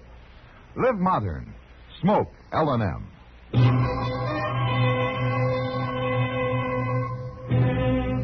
Around Dodge City and in the territory on West, there's just one way to handle the killers and the spoilers, and that's with a U.S. Marshal and the smell of Gunsmoke.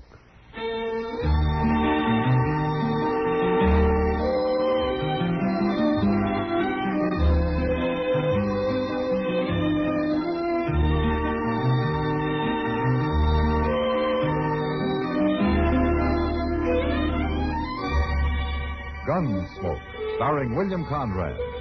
The story of the violence that moved west with young America. And the story of a man who moved with it. I'm that man. Matt Dillon, United States Marshal. The first man they look for and the last they want to meet. It's a chancy job, and it makes a man watchful. And a little lonely.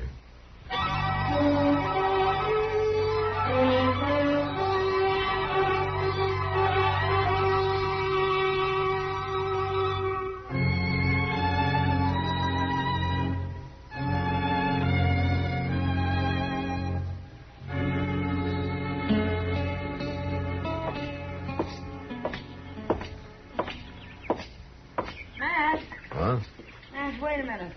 Oh, hello, Kitty. Is the Long Branch on fire or something? Oh, of course not. What do you mean? I can't figure anything else that gets you up this early in the morning. Twice a year, Matt. Today's one of the days. You going to breakfast? Yeah, you want to join me? Thank you, sir. Where do we go? Delmonico's? That's the only place open before 10 o'clock. Are the mornings always like this, Matt? What? Oh, so crisp and clear. Oh, yeah, most always. It's the best part of the day, as a matter of fact. It's peaceful. I guess that's the feeling. That's the only time of day Dodge is peaceful. That little shaver's in a big hurry about something. That's Hank Marvel's kid, Beanie, they call him. Well, he stopped at the jail, man. Yeah, wait a minute, Kitty. Yeah. Hey, Beanie. What's the matter, Beanie? You gotta come out to the ranch, Marshal. Right away. It's my pop. He's been shot. Been shot? Well, how bad is he? He's dead.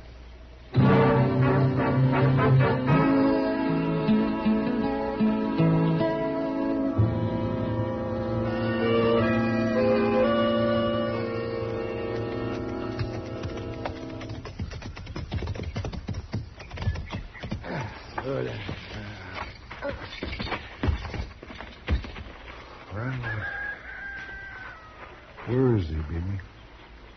In the barn, Doc. I'll show you. You coming, Matt? No, Doc. Chester, you go on with Doc, huh? I want to talk to Miss Marvel first. All right, you.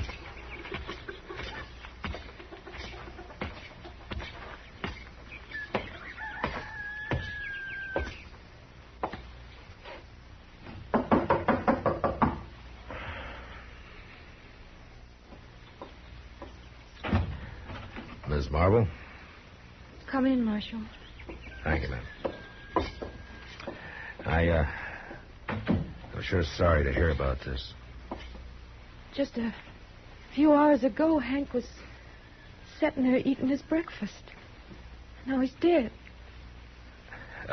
Where did it happen, Miss Marvel? Down by the creek. He was laying there on the ground, shot to death. And Beanie and me got him into the buckboard and brung him back. Do you have any idea how he was shot? No, Marshal, no idea at all. Hank didn't have no enemies. He got along with everybody. Uh-huh. When did it happen? Right after he left home? Half hour, maybe. Him and Beanie left together. I was going to make soup today, and I just got the kettle set up out there in the yard when Beanie come riding back half out of his wits. Was Beanie with him at the time? No. Hank left him at the pumpkin patch and went on alone. We raised some pumpkins along the slope below the edge of the bluff. That's Hank's favorite kind of pie, pumpkin. He always says... Well, he liked it better than any other kind. Yes. Did Beanie hear the shot?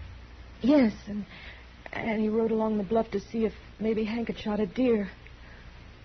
And then he seen his father laying down there by the creek. Did he see anything else? Anybody around? No, it's awful brushy down there in the bottoms. Uh-huh. You're kind of short on neighbors around here, aren't you? Well, there ain't any at all, Marshal. There's just the Badlands on to the west, and the Circle D spread comes up against us on the other side. Yeah. Circle D's got a line cabin around here, haven't they? Oh, it's about 1.5 miles north. They got the same rider staying there, Jack Teague? Yes. You folks see much of him? Well, he's stopped by a few times. Miss Marvel, there's been a little talk around Dodge about Teague and... And about me, too, I know. And it's a lie, Marshal. Well, I didn't mean anything, ma'am. It's just that they say that he's a chaser. Hank heard the same stories and the same lies. That's why he ordered Jack Teague off the place. No? Well, when was that? Last night.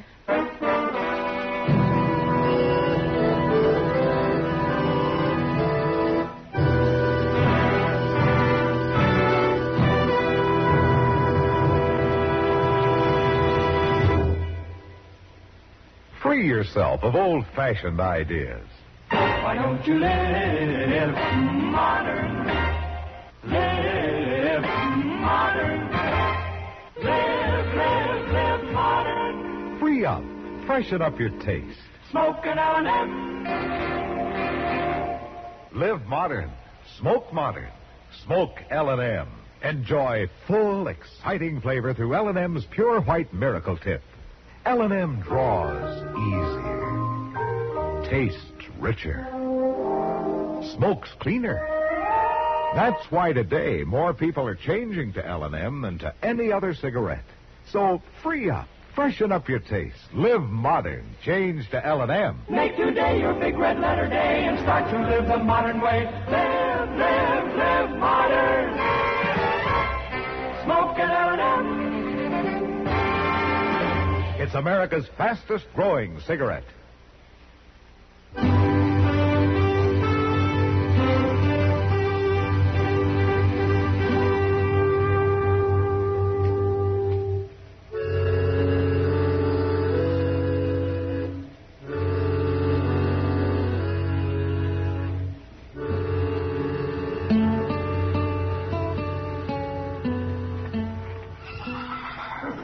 Well, Matt, I guess that's that. The bullet caught him in the back, right on the shoulder blade. He never knew what hit him. Did you get the bullet, Doc? Yeah, here you are. Rifle of some kind, looks like. Yeah, small caliber, though. Nothing like a Sharp's 50. No, more like one of those light Winchesters. That won't help you much. Plenty of both kinds around. Yeah, I know. Well, you and Chester riding back into Dodge now? Now I want to take a look at the place where it happened. The kid's going along in Shaw's. Where'd you get to, Mr. Dillon? Oh, in the house with his mother, I guess. She's pretty upset. But at least she's lucky to have the boy left. Be mighty hard for a woman to keep this place up by herself. Yeah, it sure would. It's an awful nice little ranch. I wished I had it. You wish... Are you thinking about the ranch, Chester, or the widow? Oh, now, Doc. That's all right. I can't see as I blame you. She's a mighty pretty woman. Well, sure she is, but... And so doggone young looking. It's hard to think of her as having a kid like that, 8 or 9 years old. She sure is a pretty little thing. Don't you think so, Mary? Yeah, she's pretty all right, Doc. Maybe she's too pretty.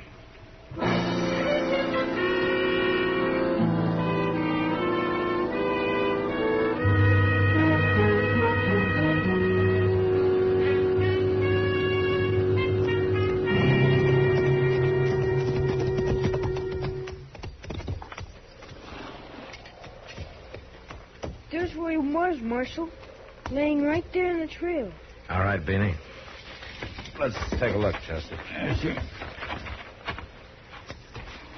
I come riding along the bluff up there after I heard that old shot, and I got right there at the point where I see him laying here. Uh-huh. Your mother was right. There's plenty of brush in here. There's cover enough for a tribe of Comanches. You think maybe it was Comanches? No, oh, well, no, Beanie. I was just saying that. There sure ain't much to go on, Mr. Dillon. No, nothing. With all this brush for a man to hide in without being seen. To hide in, yeah, but getting away after it'd be a different story. Oh? Anybody up there on the edge of that bluff ought to be able to see a man moving down here, whether he was afoot or horseback. Yeah, lots of open spaces he'd have to cross. Yeah. Beanie, you were up there on the edge of the bluff, huh? Well, yes, sir, I was. But I didn't see nobody. Nobody at all, Marshal. Uh-huh. Were you there last night when your pa ordered Jack Teague off the place? Yes, sir. There's quite a ruckus, I imagine, huh? It sure was. Pa was mad and he got Mama crying. And Mr. Teague was awful mad, too, when he left. I imagine a boy your age might be a little scared of a fellow like Teague, huh? Yes, sir. Mom was scared of him, too, Marshal. She told Pa he was a bad man to cross. Yeah. I want you to tell me something, Beanie. From up there on the bluff, who did you see riding away? I see Mr. Teague.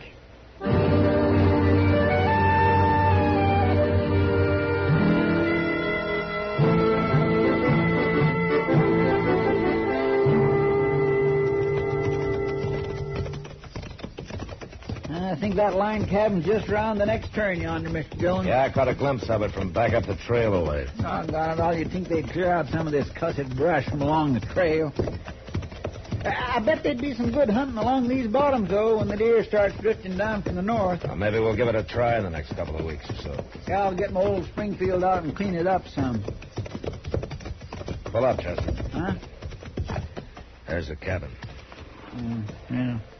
Let's go on foot from here.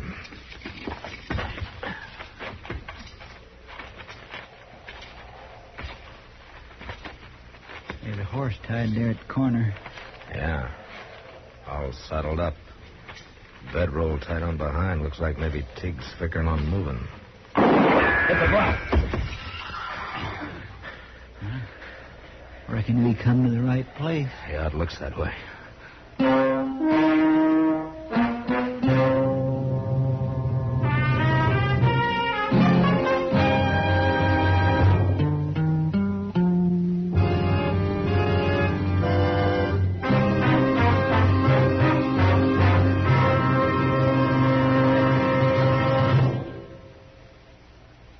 Free yourself of old-fashioned ideas. Why don't you live modern? Live modern. Live modern. Free up. Freshen up your taste. Smoke an L&M. Only the modern miracle of the pure white miracle tip can bring all of L&M's full, exciting flavor through to you. And that's the big reason why today more people are changing to L&M than to any other cigarette. Remember, L&M draws easier, tastes richer, smokes cleaner. So live modern. Change to L&M. Make today your big red letter day and start to live the modern way. Live modern. Smoke an L&M. It's America's fastest growing cigarette.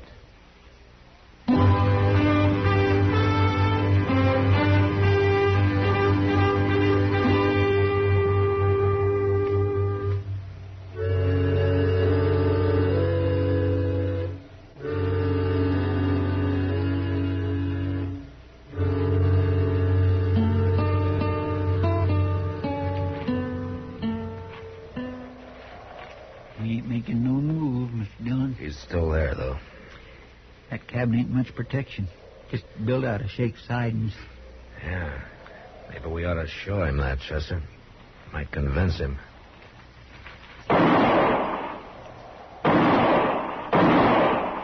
Hey, Tig! He don't act very convinced, does he? No.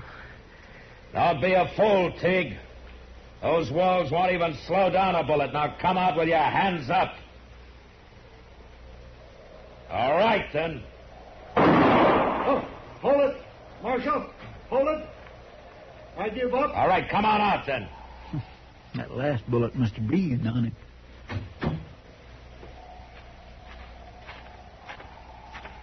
All right, hold it, Tig. That's far enough.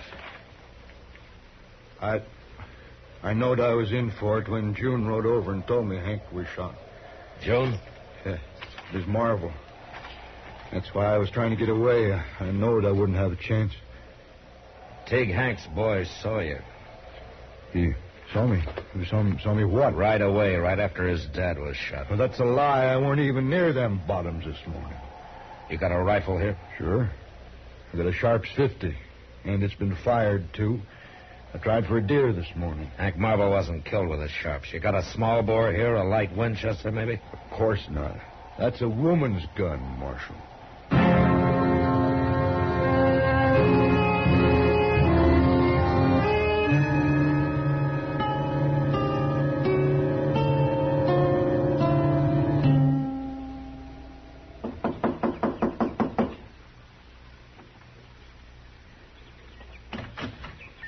Marshal.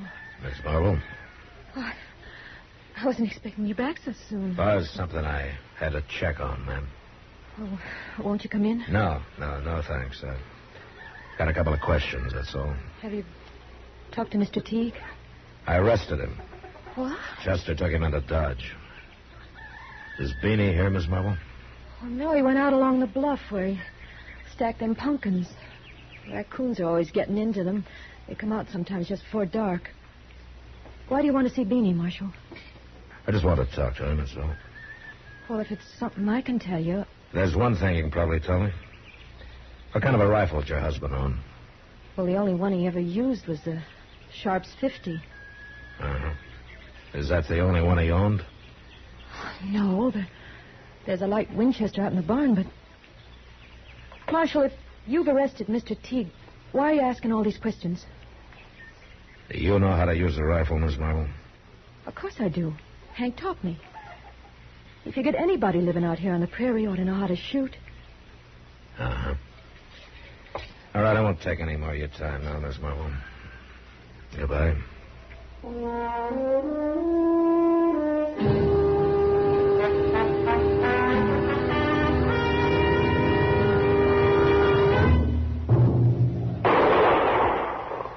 By golly, I got him. That was a good shot, Beanie. Marshal, I didn't hear you come up. Well, I kept quiet. I saw you trying to get a sight on that coon. Sit down, Beanie. I want to talk to you. Sure, Marshal. That darn old coon sure won't get no more of them pumpkins. No, I guess he won't. That, your mother's Winchester? Well, yeah, Pop got it for her. But she said it's part mine, too. That's a fine-looking gun. It sure is, Marshal. It's just a mighty fine gun, that's all. Did you find Mr. Teague? Yeah, I found him. Beanie, he said he wasn't down there in the bottoms this morning. But I seen him, Marshal. Plain as anything. I was just talking to your mother. She's a mighty fine woman, Beanie. She ain't no woman. She's a girl. Oh? She's a lot younger than Pop was. She's pretty near 11 years younger. She and your pop got along pretty well, did they? Well, he made her cry sometimes. Like last night, after Mr. Teague left. And again this morning, too. Now, what happened this morning? Same thing. He was drumming at her about Mr. Teague. She was going to make soap, and mostly I help her when she does. Them kettles is real heavy. But this morning he wouldn't let me. Is that so? He made me come here to the pumpkin patch. Said a little work would be good for her. Help get her feet back on the ground. I don't like it, Marshal. When he makes Mama cry, I get all funny inside. I see. Beanie, I guess you'd do just about anything for your mother, wouldn't you? Sure I would. Beanie, Teague wasn't down there this morning. Well, sure he was. You didn't see him. You know that, and I know it. Now, why did you say you did? Get away. I knowed I wouldn't have a chance. Teague Hank's boys saw you. You hate him. Because if it hadn't been for him, it wouldn't have happened. Pop wouldn't have made her cry if Mr. Teague hadn't have come around. If Pop gone, he'd have kept coming back, and he'd have kept bothering her. So I said it was him I seen. Ma and me don't need nobody like him coming around. You really didn't see anybody this morning, did you? No, sir. You shot your father yourself, didn't you? Yes, sir. I didn't go to do it, sir. It was just all of a sudden. Them pumpkins could have waited, Marshal. Them soap kettles are so heavy. Yeah, I guess they are, Beanie. How old are you? 8. Pretty near 9, sir. Pretty near 9, huh?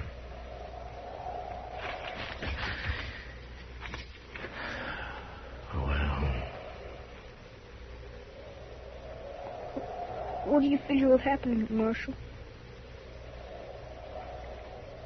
Beanie, I wish I knew.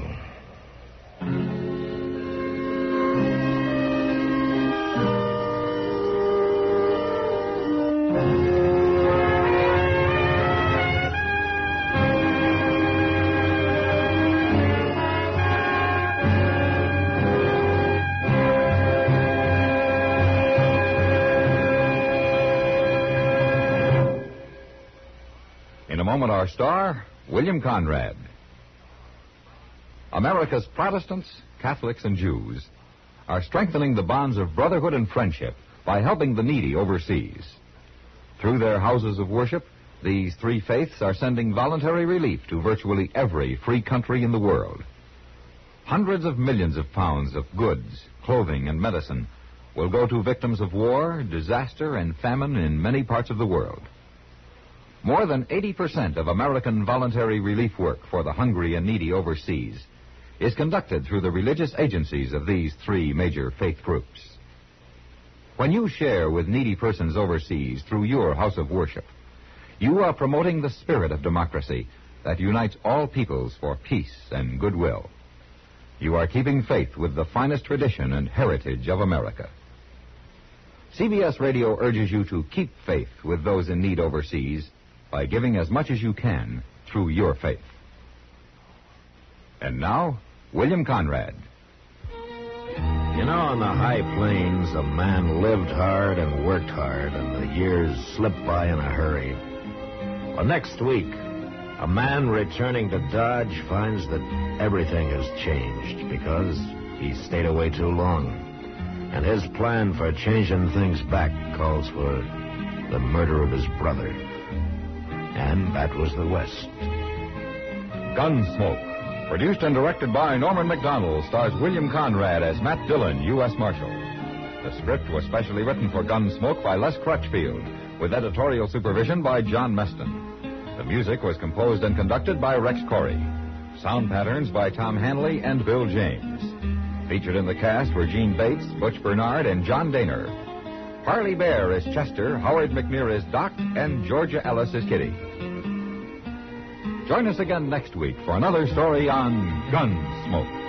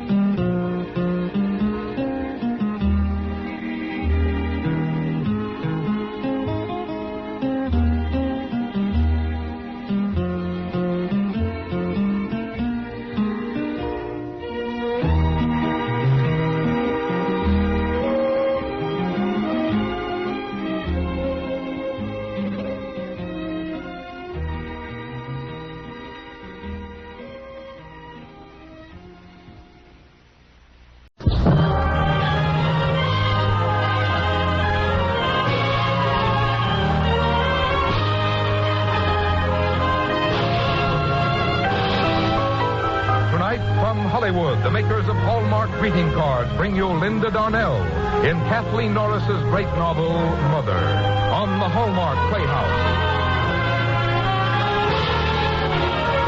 Each week, Hallmark will bring you Hollywood's greatest stars in outstanding stories chosen by one of the world's best-known authors, the distinguished novelist, Mr. James Hilton.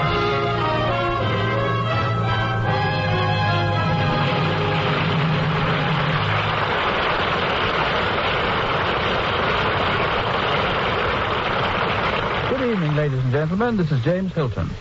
Tonight on our Hallmark Playhouse, we present a story which has not only proved extremely popular since its first publication, but is particularly appropriate to the anniversary we celebrate this coming Sunday. Kathleen Norris's novel, Mother, as its title informs us about as simply as a title can, is a warm-hearted glorification of that human relationship which is so close to us all the year round, but which, on the second Sunday in May each year, we bring, as it were, into special focus. There are few writers who do this sort of thing better than Kathleen Norris, who wrote many, many popular novels, of which the one we've chosen for tonight seems to have been the bestseller of them all. We're additionally lucky tonight to have as our star that delightful Hollywood actress, Linda Darnell.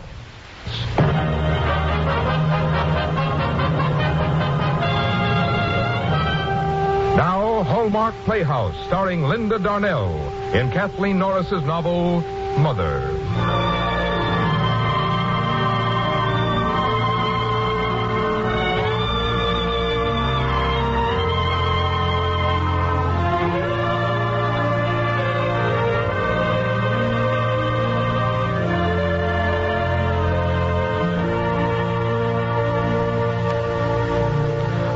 was old, and the stairs groaned and wheezed with the complaints of the old. The furniture was cheap, grown shabby with the years, and the smell of cooking clung to it. The 7 Paget children and their father and mother lived in the house. Margaret was the oldest. She hated the house, had hated it for quite a long time.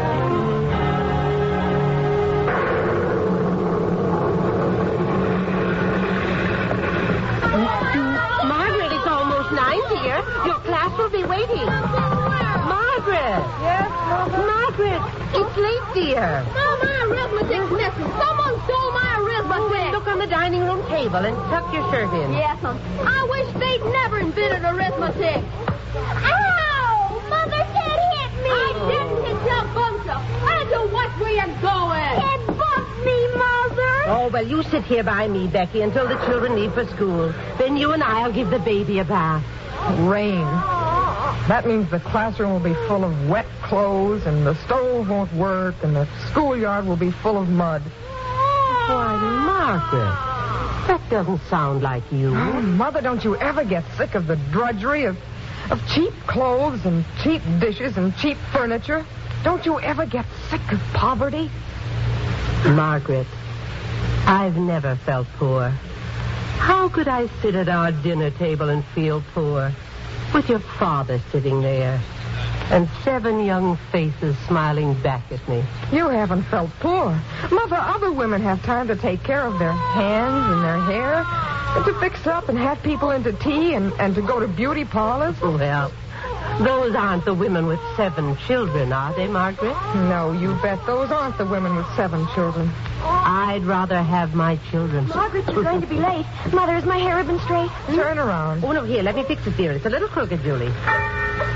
Oh, good heavens, there's the school bell. I've got to run. Bye, Mother. Wrap up good, dear.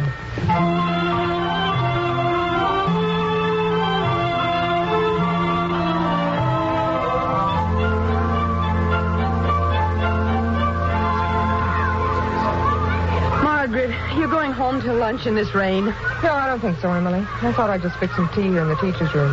I think I'll join you. My class certainly acted up today. I guess it's the weather. They're sure making a racket this noon, aren't they? What's that? One of the children's been hit. What? Come on. Oh, good gracious. Get out there as quick as you can. Let me through. Children, stand back, children. Let me through. Margaret, if little Dorothy's got, I can see her in the road. She's crying. Children, stop that screaming. Be still, every one of you. Be still. Oh, I don't think she's badly hurt. She ran right in front of the car. I wasn't going very fast. She won't let anyone near her. Shh, Dorothy, don't cry like that. Now, look, put your arms around my neck. That's a good girl. Now, let me pick you up. Now, Dorothy, don't you cry like that. Dorothy, you're not hurt. We must get a doctor. Was she run over? No, she just fell against the car. Oh, well, my mother always says that no child that can cry is badly hurt, but we'll have the doctor come over to be sure. Children, I want you all to go back to your classrooms. Dorothy's had a bad scare, but she's going to be all right. And I want you to see how quiet you can be. Emily, may my class go in with yours for a while? Of course, Margaret. Children, form lines now. Yes, ma'am. Form lines. You're all right. I'm hurt. I know, Dorothy, but you're all right now. Oh, Ted, you run down the street and ask Dr. Potts to come over, will you? Yes, Margaret. And we'll go inside and wait for the doctor. May I come with you? Of course. I'm heavy. Our name is Paget. Yes, you are, Dorothy. We'll go right in the principal's office. She isn't here today. This is the door. Would you mind opening it? No, of course not. Now, Dorothy. Now, dear, we'll just put you here in this big chair. Who's hurt? Yes, we know, Dorothy. Oh, if you'll sit down, Mrs. Carbold. Mrs. Carbold? You say that as though you know the name. Well, I imagine that everyone who reads the society section of a newspaper must know your name. I was driving through Weston to visit some friends upstate. What is your name, my dear? Margaret Paget. Well, Margaret, you managed this whole situation very capably just now. You got the children back in their rooms, and you averted what might have been a very hysterical situation. Do you like teaching, Miss Paget? No, not really. You don't? Well, why don't you come to New York and do something else? I'm afraid that's easier said than done. I don't know anyone in New York. Well, I'm sure you're far too clever and good-looking to waste your life down here. I tell you, Miss Paget, my personal secretary is leaving me to get married. If you care for the position, we might be able to come to an agreement. If I'd care for it? I have 2 small daughters. You could help them with their studies when they're home from school. Other than that, it would be secretarial work. I'd expect you to travel with me wherever I went, of course. Oh, it sounds like a dream. Oh, come in. Hello, Margaret. Oh, come in, Dr. Pop. Oh, Mrs. Carbolt, may I present our doctor, Dr. Pop. How do you do, Doctor? How do? Well, Dorothy, what happened to you? I got hurt. Well, now, let's have a look at you. Stand up. Mrs. Carbolt, if you think I do... We'll put it on a trial basis, but I'm sure you will. Oh, well, then as soon as I can make arrangements here, I'd love to have the position.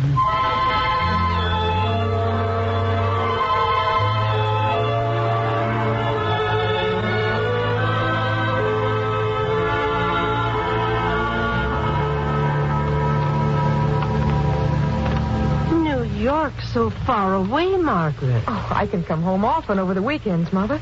And just think, I won't have any living expenses. I can send much more money home. Well, you'll have a fine house now. And all the things you've been wanting. Someday you'll have a fine house, too, Mother. Someday when we're all grown up, between us, we'll be able to give you everything you've ever wanted. I'm afraid you'll never be able to give me then what I have now. But you don't have anything now. That's the trouble. Margaret, don't be too impressed by wealth and position, dear. They're nice to have, but they aren't everything. We've got position, Mother. Why, your people and Dad's people were from the best families in this part of the country. But, Margaret, you can't get by in this world on the strength of what your grandparents were. You have to rise or fall on the strength of what you are. Oh, Margaret, You worry me sometimes, so. I'll be all right, Mother. I hope so, dear. I hope so.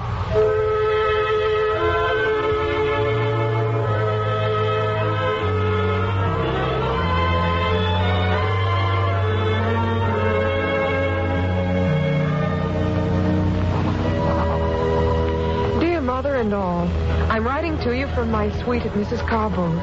I have a large bedroom, a sitting room with a fireplace, and a bath all to myself. Everyone is very nice to me, and I love it here. Oh, incidentally, was it Father's uncle who was a judge in Quincy? I was talking to Mrs. Carbolt about it last night.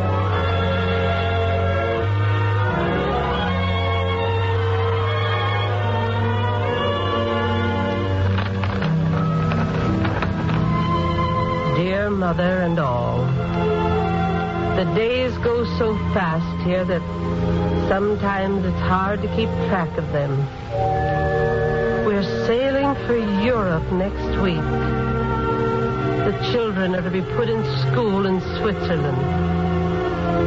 And Mrs. Carbolt and I are going to spend the summer in Italy. Can you imagine? Italy. Italy. Gee, that's a long way from us, isn't it, Mother? Yes, son. Italy's a long ways from us.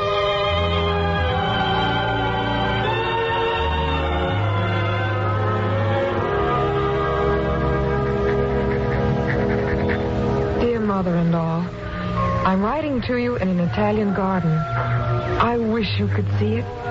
Just beyond the garden walls, the cliffs slide down to a blue Italian sea, and now and then you can hear the voices of the fishermen. We've been here a month now, and I've met someone. His name is John Tennyson. He's an American professor over here on a lecture tour. He's tall, and he has brown eyes, and a kind of a smile that makes you forget what he's saying. Margaret.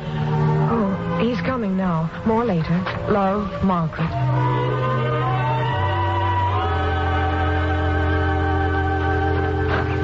Oh, you're writing letters again. Oh, just a short letter home. Am I interrupting? Oh, of course not. Sit down. Someday I'm going to meet that family of yours. Well, they live quite a ways from New York, in a little town called Weston. Weston? Do you know the town? I've been through there a million times. My Aunt Pamela lives about 30 miles away. She raised me, you know. I want her to meet you. She thinks girls like you don't exist anymore. Well, I'd love to meet her. The sun's going down. Have you got time now for a walk down to the shore? Oh, plenty of time. Well, come on. Margaret! Is something wrong, Mrs. Carbo? Victoria. The school just phoned me. She's ill. I want to get her and fly home immediately. Oh, I hope it isn't anything serious. Well, the school says it isn't, but I want to get her home to her own doctor. Will you find out about the planes, Margaret? Oh, yes, of course. I'll go with you. Perhaps I can help. I'm going down to the village to pick up some things I ordered. I won't be long. Well,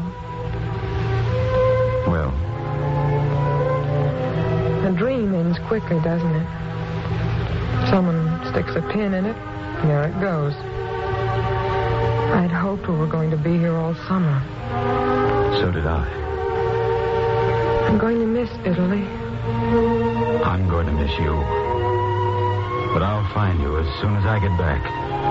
I'm coming to Weston and meet that family of yours. But I'll be at Bar Harbor with Mrs. Carbo. Then I'll pick you up and drive you to Weston. Why are you so anxious to meet my family, John? Because at last I've met you.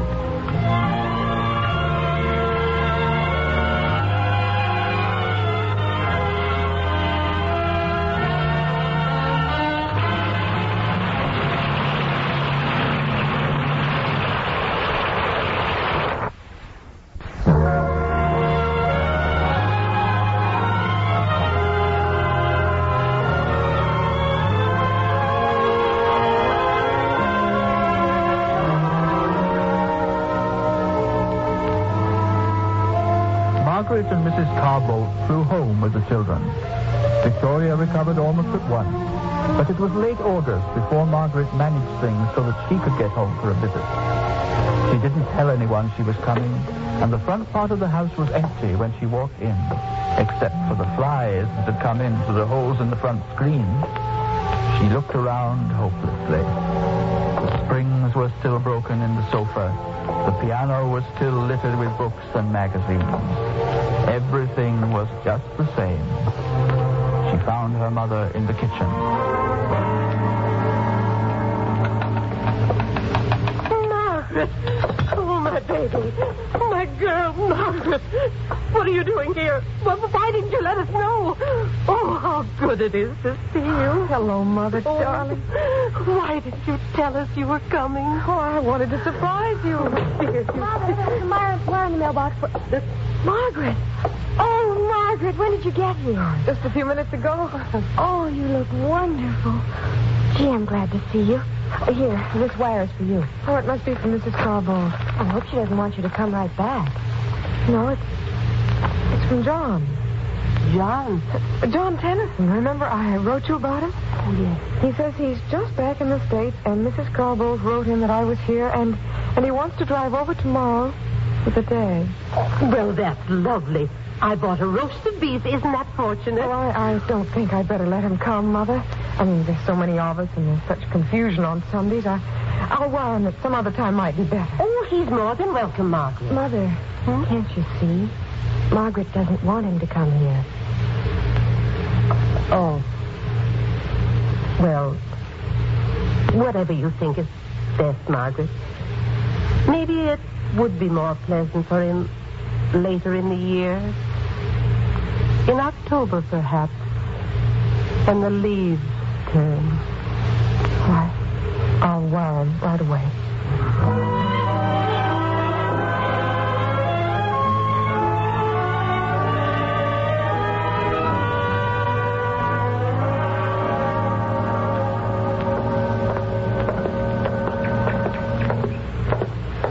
Margaret. Did you enjoy the sermon? Oh, very much, Dad.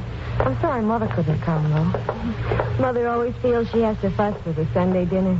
Phew, today's a hot day. Yes, it's another scorcher. Look, Ted and Becker out in the sprinkler in their bathing suits. I'd like to join them myself. Margaret, who's that man on the front porch? Oh, there is someone sitting there, isn't there? Oh, no. No, I sent him a wire. Be careful, don't catch your dress on the gate. Hello there. You saw Hi, Margaret. We're all wet. Come on in. John, how nice to see you. I didn't get any answer to my wire, so I assumed it was all right to come. Oh, Julie, may I present Mr. Tennyson? Hello, Mr. Tennyson. How do you do? Father, Mr. Tennyson. My father, John. How are you, young man? How do you do, sir? Margaret, your mother invited me to lunch.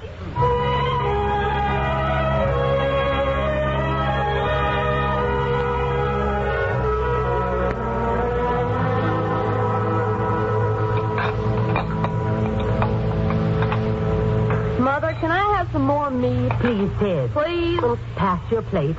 Mr. Tennyson, would you mind passing Ted's plate? Oh, of course not. No, sir, the old man isn't needed these days. Most of you young fellas are starting out at pretty near the same money I'm getting after 25 years. John isn't in a bank, Father. Well, it applies to any profession. Was that a box of candy you brought? Rebecca, I don't want to have to ask you to leave the table. I was just inquiring. Yes, as a matter of fact, it is a box of candy. Candy? Oh, boy. When are we going to open it? Ted.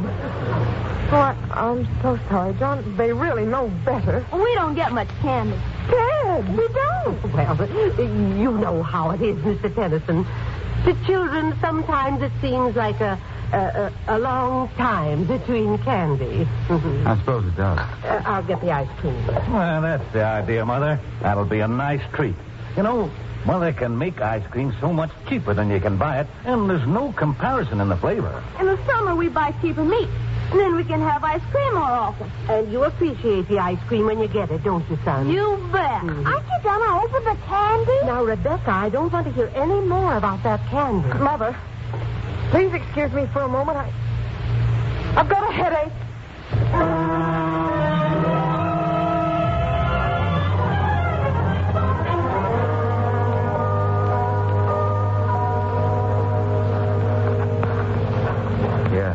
Better give me your hand. The hill's getting steep.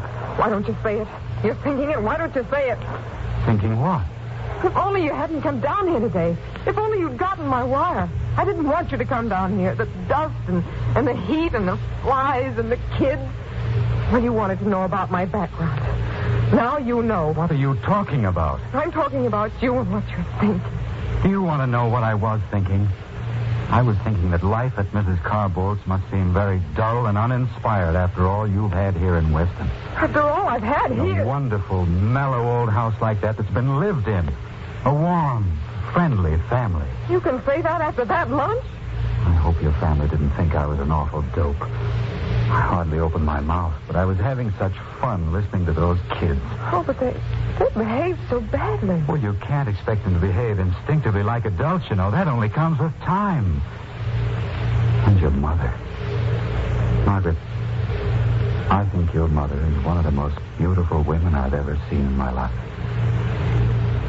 Oh, John. Look, the sun's going down.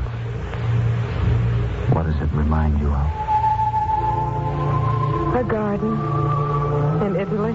Yes. You know, I thought it was because it was Italy that the garden seemed so particularly beautiful. But it's the same way today. I think it's the most beautiful day I've seen in my whole life. All afternoon I've been trying to make up a speech, but I haven't gotten very far with it.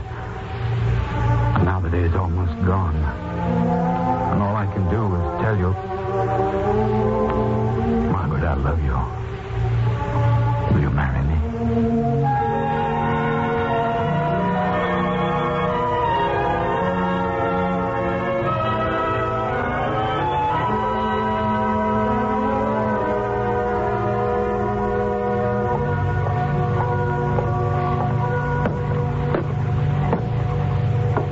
dear? Mother. I thought you'd be in bed. I saw John to the train, and since then I've just been walking and thinking. It was so nice tonight. I thought I'd sit out here for a while. Mother, do you know what John said about you? John said that you were one of the most beautiful women he's ever seen. Well, fancy that. You know, Mother, I'm afraid I never thought much about it until tonight, but he's right. You are beautiful. You don't need beauty parlors or fancy clothes. It shines right through you. My dear. My dear. And when I think of all you've given up for us. Margaret, I didn't give up anything for you. Every woman chooses some means of expression, whether it's music or painting or business. I found my expression in my children. My own sense of joy and accomplishment has come in watching all of you grow up, in doing what I could to help you find yourselves, in loving you. Oh, Mother, I hope I can be all that to my children. Isn't it funny how you can change overnight? Well, I don't want any of the things now I wanted yesterday. There weren't any roots to the things I wanted yesterday. You're going to marry John? Yes. Yes, in June or July when he completes his lecture tour. And, Mother, I'm not going back to Mrs. Carbold. I want to come back here and take my class again. I want to be close to the family, and I want to be close to you. Oh, my child. My child. I want to learn the things you know about living. I want so much for people to say of me. She is her mother's daughter. Welcome home, my daughter. Welcome home.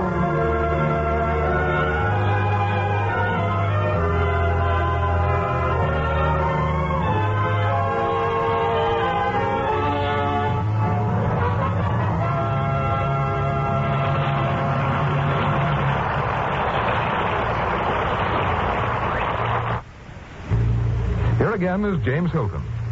Thank you, Linda Darnell. One of the rewards of giving a fine performance must be knowing that it has pleased so many people. Tonight, Miss Darnell, you have earned that reward. You've not only pleased us very much, but I know you pleased millions of others all around the country. Thank you, Mr. Hilton. And thanks to Verna Felton, who so beautifully played Mother. You know, it is rewarding to know that you've pleased an audience. And by the same reasoning, your Hallmark Playhouse must have won a lot of friends, like your Hallmark cards. We certainly hope so, because the Hallmark tradition is founded on friendship. And we think we shall hold to that tradition again next week, when we shall present James Thurber's great baseball story, You Could Look It Up, starring William Frawley. And the following week, Sir Arthur Pinero's The Enchanted Cottage, starring Richard Widmark. And following that, Kenyon Nicholson's play The Barker, starring Charles Bickford. Our Hallmark Playhouse is every Thursday. Our director-producer is Dee Engelbach. Our music is composed and conducted by Lynn Murray, and our script tonight was adapted by Jean Holloway. Remember, a Hallmark card, one you care enough to send the very best.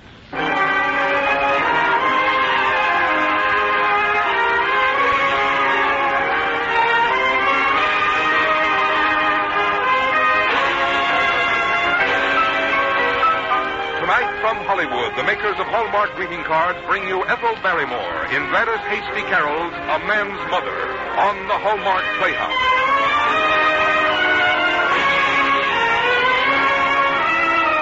Each week, Hallmark brings you Hollywood's greatest stars in outstanding stories chosen by one of the world's best-known authors, the distinguished novelist, Mr. James Hilton.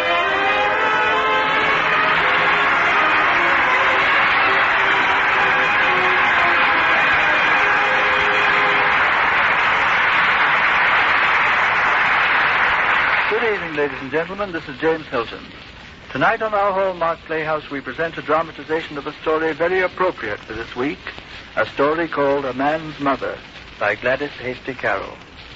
It tells of a mother whose heart was both warm and strong, a mother who wanted to go on giving to her children as well as to take from them as the years advanced. Perhaps only mothers know what strength there is in motherhood, and what wisdom also. And something of this message comes into our story, handled by Miss Carroll with much liveliness and sympathy. To play the part of the mother in our story, we are privileged indeed, for we have with us tonight none other than the First Lady of the American Theater, Ethel Barrymore, whose name is part of the history not only of the stage, but of our times. And now a word about Hallmark cards from Frank Goss, before we begin the first act of A Man's Mother. When you want to remember your friends, there's one way to be sure the card you send receives an extra welcome. Look for that identifying hallmark on the back when you select it. For words to express your feelings and designs to express your good taste, that hallmark on the back is your guide. Like the sterling on silver, it's a mark of distinction that all quickly recognize. And it tells your friends you cared enough to send the very best. And now, Hallmark Playhouse, presenting Gladys Hasty Carroll's A Man's Mother, starring Ethel Barrymore.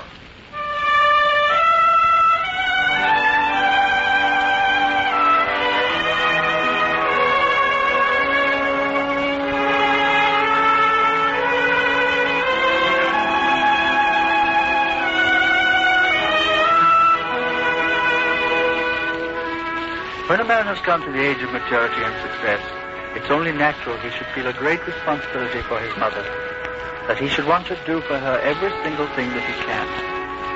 And Carl Webster, now at New York City, was like that. But some mothers are inclined to see things from a different angle. And Carl Webster's mother was like that.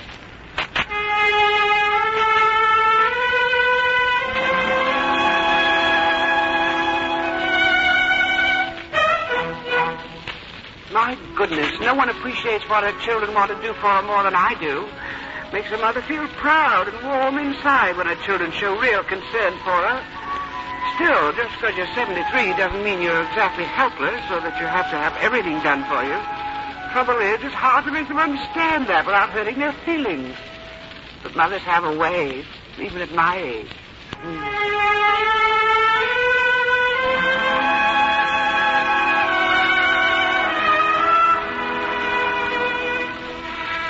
I knew something was up when my daughter Dorothy told me that Carl was coming up to Madison all the way from New York just to see me. I knew pretty well what that something was. It wasn't too hard to imagine what those two would be talking about driving down from the depot. I tell you, Carl, I'm just at my wit's end about her.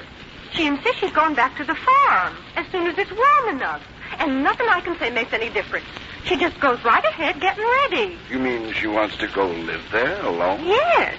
And it worries me, Carl, for fear you'll think we haven't treated her well this winter. But you ask her yourself when we get to the house. You just ask her, Carl. She'll tell you we waited on her by inches, both the young ones and I. Yes, and Ed, too. I've cooked for her every meal, just exactly what she wanted, whenever she'd say. Mary Sue has carried her crackers and tea the first minute Mother stirred every morning. But we put all the most comfortable furniture in her room. Still, of course, she had the run of the house, but we can't do one thing with her. She's been talking about going back to the farm all winter. Well, Dolly, don't you worry. I'll have a good talk with her and everything will be all right. You'll see. Well, I hope so. I've warned her how strange it'll seem to her there with Evie gone. And I keep reminding her how nice and careful you planned everything as soon as Evie died. But she just will not listen to one word from me. Ed says I'm just blowing my breath against the wind. She'll listen to me, Dolly. You just leave this all to me. Of course, I'm only too glad to, Carl. But whether she'll take it calm while you're talking to her and then simply rebel, or whether she'll go to pieces and have hysterics or something, I just don't know. Now, don't you worry, darling. Mother and I understand each other pretty well. There won't be any trouble. Don't you worry.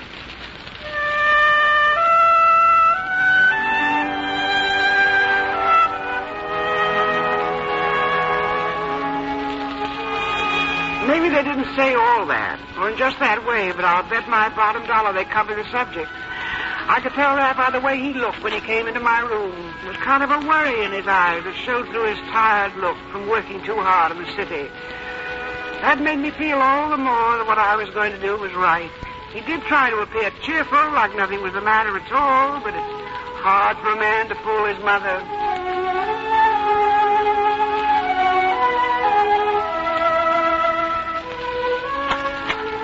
Well, hello, Mother. How's the girl? Why, I'm all right, I guess, Carl. You always were a hard one to kiss, but you can't get away from me anymore. Never was one for useless sentimentality, and you know that. Sit down, Carl. How'd you leave Nina? Why didn't she come too? Well, I'll tell you, Mother. You see, I made up my mind kind of sudden, and she had a lot of meetings scheduled. She's into Red Cross work, head over heels as usual. And besides, since I was coming by train... Something new for you, isn't it, getting about by train? Anything the matter with your car? Oh, no, Mother, but I thought I'd save time traveling by night. Pretty busy at the office right now, so I'm kind of in a rush. And this way, you see, I get here in good season in the morning, and I have my daylight hours for visiting with you. You're going again tonight, then? Oh, no, not until 11:10 tomorrow morning. So, we've got the whole of today and this evening, as long as you feel like sitting up, and the best part of tomorrow morning, too, for our visit. Pretty good, isn't it? Well, yes, of course, it's better than nothing. Still, I'd rather you'd waited until you could stop long enough to get a little change for yourself. You look to me as if you stayed shut in too much. Oh, I don't know, Mother. Yes, you do. Reminds me how your father said when you went off to college. There he's going. Going to shut himself up to learn how to live shut up.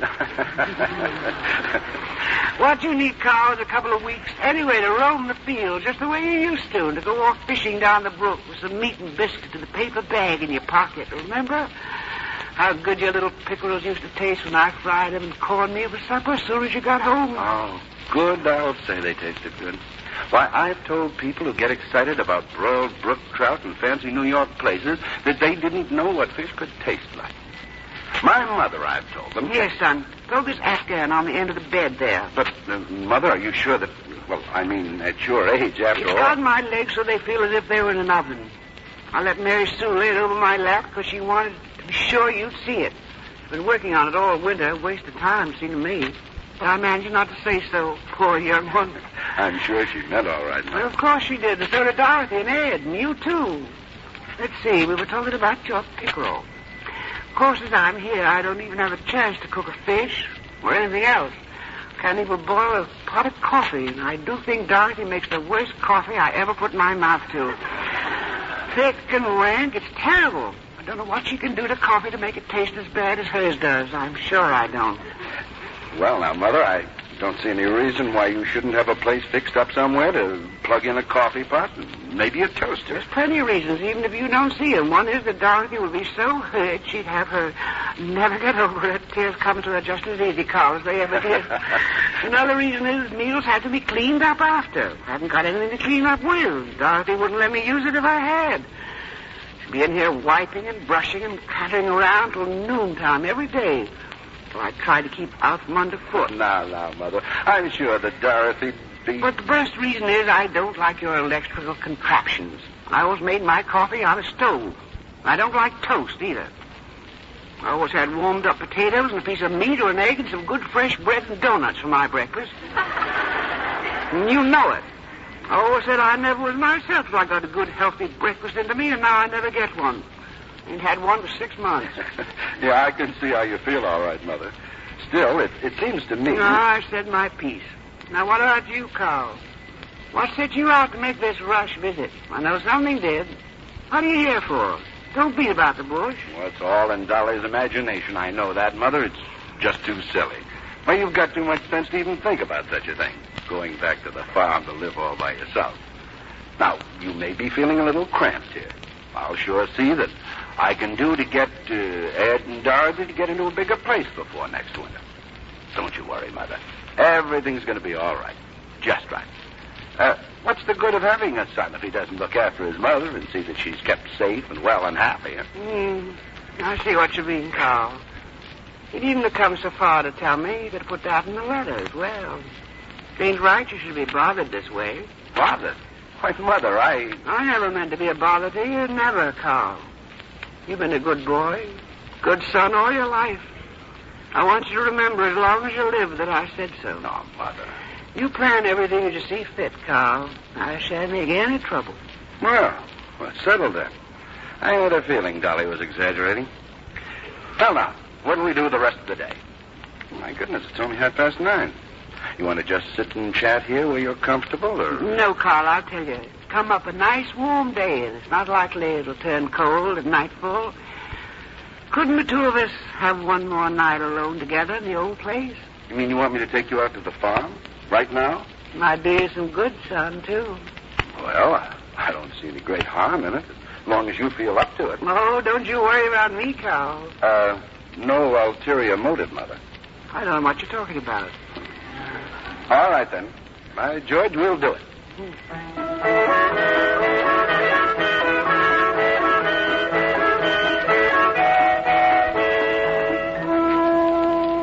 Well, we did it. I had Dorothy help me pack what we thought we'd need, and Carl put it all in Ed's car. I had him stop by the general store for a few supplies, and we were off up into the hills. That's when I was sure I was on the right track.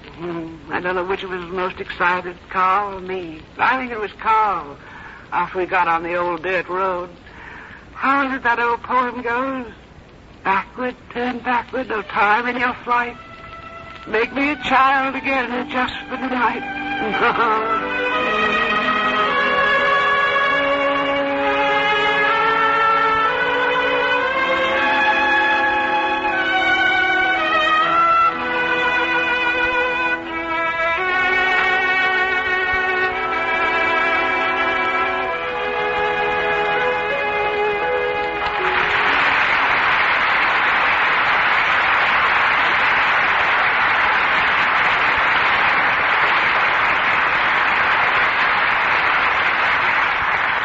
In just a moment, we'll return to the second act of A Man's Mother, starring Ethel Barrymore. Of all the gifts you could give your mother next Sunday, there's one she'd treasure above all others. Your love. It's to help you express your love that we have Hallmark Mother's Day cards. You'll find words that seem to be written just for the two of you, words that she will treasure and long remember. And on Hallmark cards, you'll find these words surrounded by beauty everywhere, in the design, in the paper, in the way the words are printed, in the feeling behind the words. Yes, you'll find a Hallmark card to say just what you want to say to your mother, and to all the mothers you want to remember on Mother's Day. It's a perfect time to say thank you, to show to them the thoughtfulness they show to others throughout the year. And when you send a card with Hallmark on the back, it shows not only that you care, but that you cared enough to send the very best. Now back to James Hilton and the second act of A Man's Mother, starring Ethel Barrymore.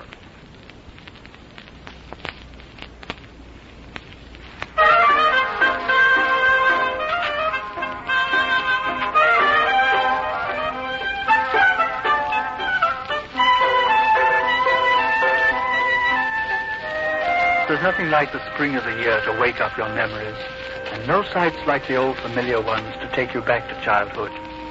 Carl Webster's mother had counted on that, and driving out to the old place that morning, she was pretty sure she'd been right.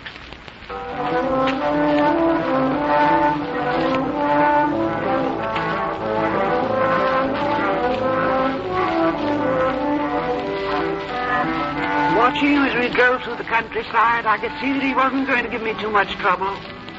Carl's eyes went from the road. It was smoother now, but with the same familiar curves, to the dark, clean brook running alongside, and to the farmhouses still peeling paint, sitting in the stony fields like barred rock hens, ruffling their dusty feathers. At one place a man was plying a single horse.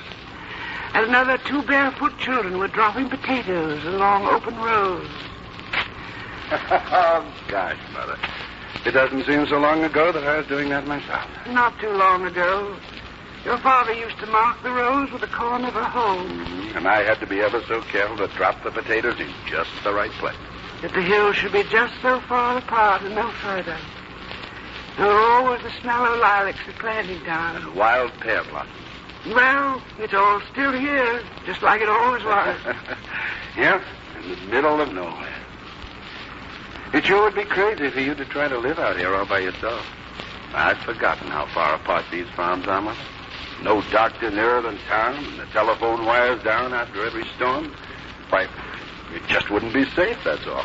Not at your age, Mother.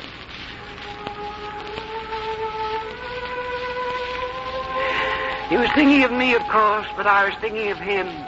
The old place, like the countryside around it, looked about the same as always. Carl made me sit on the sheltered back stoop in the sun and out of the wind while he got roaring fires going in both stoves. I didn't object too much. It was starting into the swing of things, and to me the warm sun felt good. And the hickory wood burning smelled good. Yeah, we'll have the dampness out of there in no time now. The old place look good to you, Mother? Needs tending to here and there. 2 or 3 dead trees in the apple orchard should be replaced. Corn crib needs propping up, too. Don't like to see it neglected like this somehow. Well, looks pretty good to me, considering. Your father always said it'd be a shelter and a haven for you children. If the time ever came you needed it. Well... The way things are looking now, a farm's a pretty good piece of property to have. Well, times are fleeting. It's a good thing you had mud in to clean up this spring. Sure looks spick and span. Maud Bascom was a pretty good hand to clean, but whiffle-minded and always has been. Never know her to put dishes back in cupboards in the order she took them out, and there's always at least one place she misses, like this closet under the stairs. Take the wood box out and sweep it before you fill it, Carl. I'll just scrub out the pails before you get the water. Then you go down the cellar and see what the winter's done to it while I make the beds. Oh, you can set the table if you want to.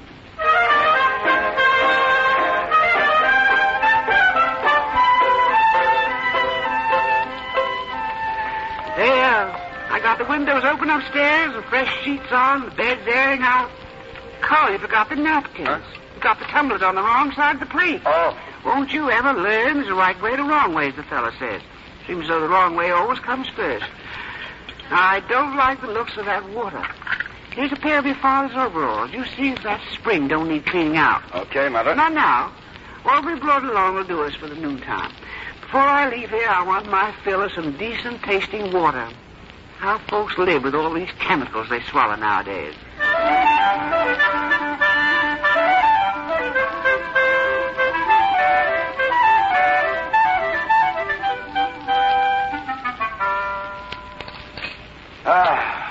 Mother, that's the greatest meal I've had in all my life. How'd you do it? Just hash. And hot biscuits, and chopped pickles, and tea, and hot apple pie, that's all. I wish we had radishes are up. And peas, Mother? And cucumbers? Yeah, I know it. I'm always impatient for green stuff to grow almost before it's planted. Yeah, won't be long now. Why, just look out there. Huh. Well, I'll be darned. Morris has planted right over here this year, hasn't he? Seems as though it won't be very handy so far from his house. I know it. I thought of that myself. Guess he don't mean to let any of his land run down the way ours has. Morris Bascom's one that tends to things pretty close. Then I'll do up a few dishes, Carl. But, Mother, I want you to see if you can catch a fish.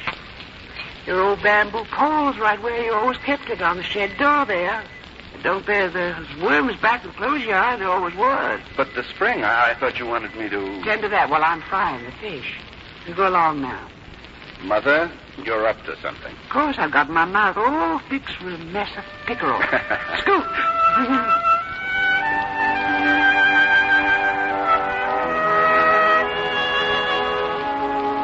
Well, we had our pickerel all right.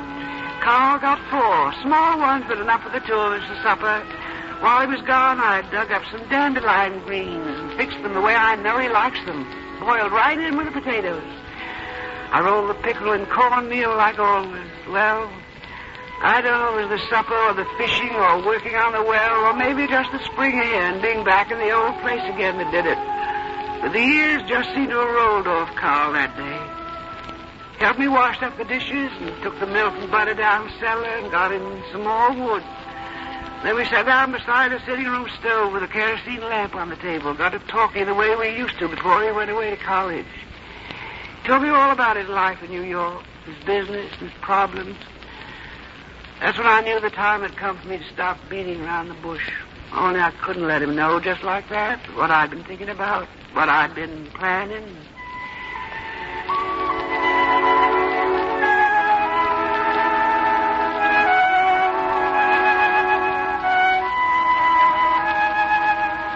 kind of late, isn't it, son? Almost midnight. Yeah. You know something? Does a man good to have a chat like this with his mother. Like when I was a kid and used to bring all my troubles to you. Seems natural here somehow.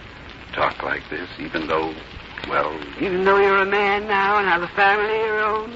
And I'm 73? Well, yeah, something like that, I guess. Son, let me tell you something. 73 is nowhere near as old as it seems to somebody who's 45.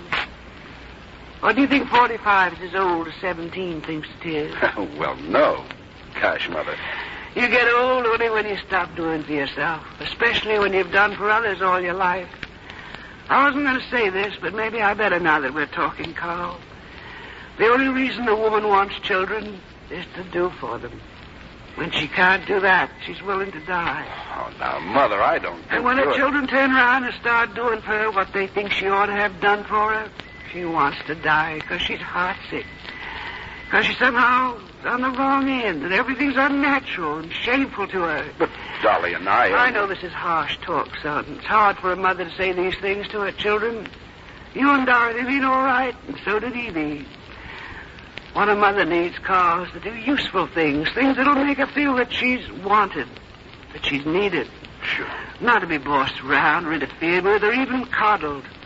Now, you think different than I do, and you may be right, but the way I think about the farm is that it's a home where all you can come and see me. You and Minna and the children on your vacations, and Ed and Dorothy, the Sunday dinners when they feel like it, because they're nearer. And I want to make my own strawberry shortcake for them, real shortcake, which is a good deal different from a few berries and a dab of whipped cream on a slice of sponge cake. What's a lot more important than all that, Carl, is that I'm bound to get this farm where it'll be worth something to leave to you young ones when I'm through with it. So that's it. I hope you won't have to sell it. Because it seems to me families that rent need to know there's a roof somewhere that'll not charge for keeping the rain off their heads. And ground where they can raise something to eat. Now we better get to bed. We'll have to get an early start if you're going to catch that train back to New York in the morning. Well, it doesn't leave until 11:10, Mother. Oh, I didn't tell you. I got Morris Baskin to drive us into town, his old Democrat wagon. His boy will take the car in. Good night, son.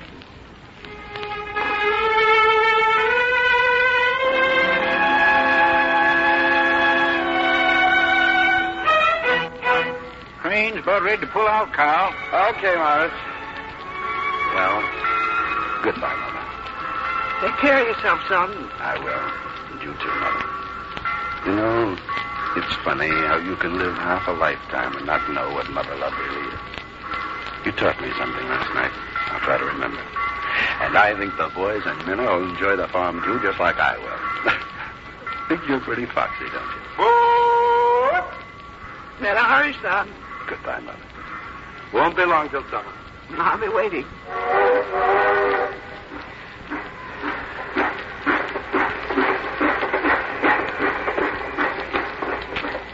Well, Morris, what are we sitting here for? Oh, I didn't know he was ready. Get up, Jimmy.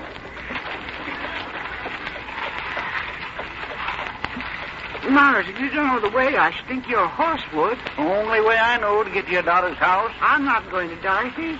I'm going back to the farm. The farm? Well, why didn't you say so? Ha! Dan, come on around here.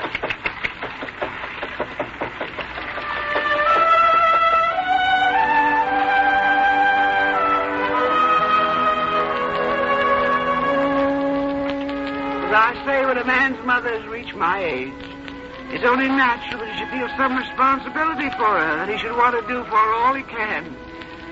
It's no more than right that he should feel that way, that he should want to pay off the accumulation of his childhood debts to her. The only trouble is, mothers don't expect dividends on their love. Not this man's mother, anyway.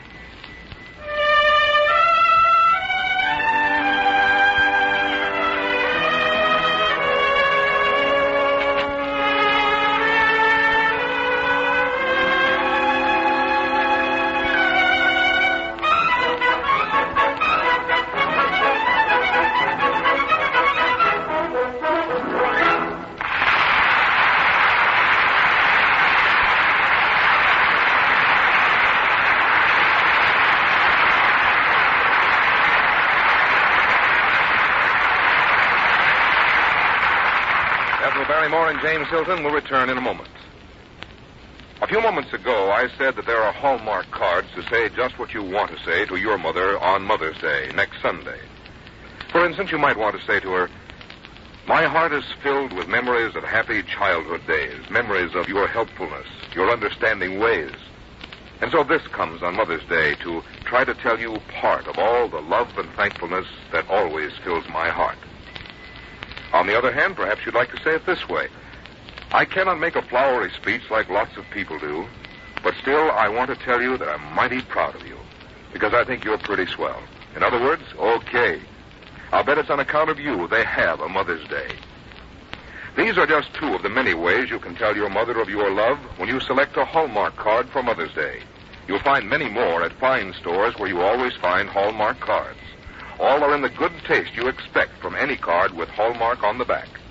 And remember, the Hallmark on your card is proof that you cared enough to send the very best. Here again is James Hilton.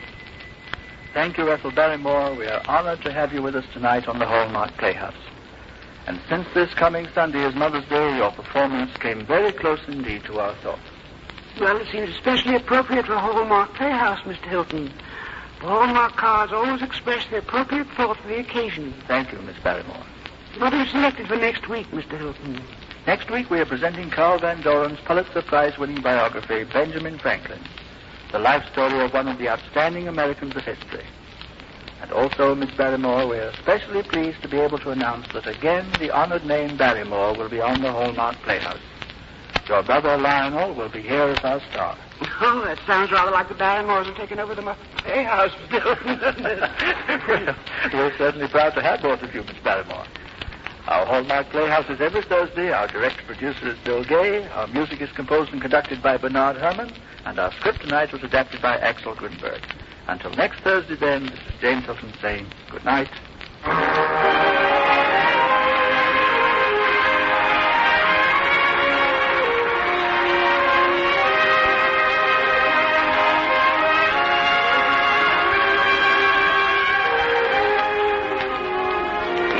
Hallmark cards that are sold only in stores that have been carefully selected to give you expert and friendly service. Remember, a Hallmark card when you care enough to send the very best. The role of Carl tonight was played by Ted DeCorsia. Margaret Brayton was Dorothy, and Parley Bear, Morris. This is Frank Goss saying goodnight to you all until next week at this same time, when Hallmark Playhouse returns to present Lionel Barrymore in Carl Van Doren's Pulitzer Prize-winning novel, Benjamin Franklin. And the week following, George A. Chamberlain's Scudda-Hoo, Scudda-Hay, starring Lon McAllister. And the week after that, we shall present the story of Johnny Appleseed, adapted from The Quest of John Chapman by Newell Dwight Hillis, on the Hallmark Playhouse.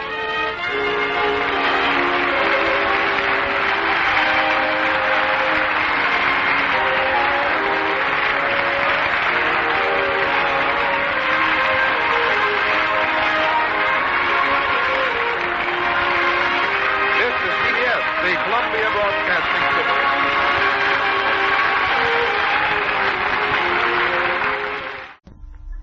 J-E-L-L-O. The Jell-O program, starring Jack Benny, with Mary Livingston, Phil Harris, Dennis Day, and yours truly, Donald Wilson. The orchestra opens the program with Baby Me.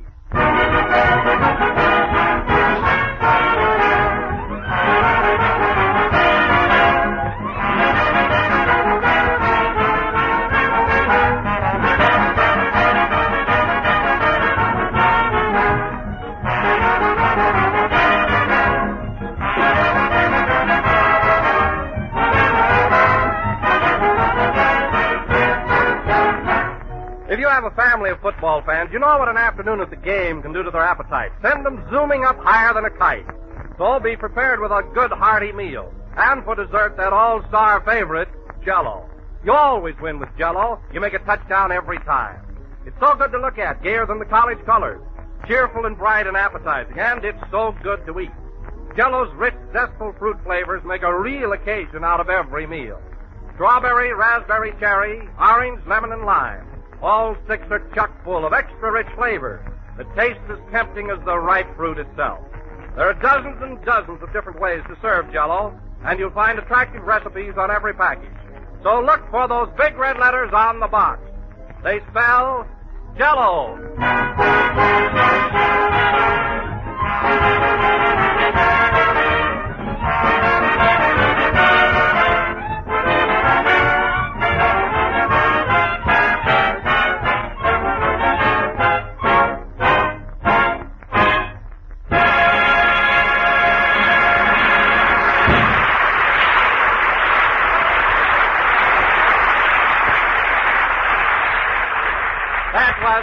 Me, played by the orchestra. Now, folks, as you all know, 447 years ago last Thursday, Christopher Columbus discovered America. That's right, Don. To finance this expedition, he borrowed a huge sum of money from Queen Isabella of Spain. Yep.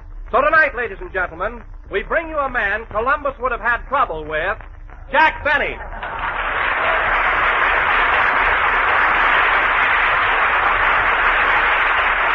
Thank you. Thank you. Hello again. This is Jack Benny talking. And, Don, although I appreciate your timely introduction, aren't you assuming too much? Now, what do you mean? Well, how do you know Columbus would have had trouble borrowing money from me? That's just a wild guess. Well, Jack, I was merely trying to be topical, that's all. Last Thursday was Columbus Day, and I wanted to tie you in with him. Don, tying me in with Columbus is indeed flattering. But you didn't have to make me tight. He didn't make you tight. He just lifted the veil. Oh, he did. Now, listen, Phil, and this goes for you, too, Don. We're beginning a new season. I think we ought to make a few changes. I'm sure there are more vital things to talk about than me being tight. I'm awfully sorry, Jack. Me, too. Don, I believe. You know, fellas, this is only our second broadcast, and during this new season, we ought to try and get on more believable subjects. You're right, Jack. We've all been picking on you too much. You said it, Mary. Imagine saying I wouldn't finance Columbus. Well, if I'd have been living in those days, I would have been glad to loan him the money. Yeah, but he'd have a tough time sailing that boat with one arm. Mary, I wouldn't have asked for collateral. To hear you talk, you'd think I never spent a dime. Well? Well, nothing. What about that party I threw Wednesday night at the Coconut Grove? What party? You know, the party I threw at the Coconut Grove. Didn't I pay the check for 10 people? Didn't I leave a big tip? Yeah, but you took a tree home for firewood. I did not. I just took a few branches that fell off. So don't exaggerate. Boy, that's rich. Benny the wood chopper.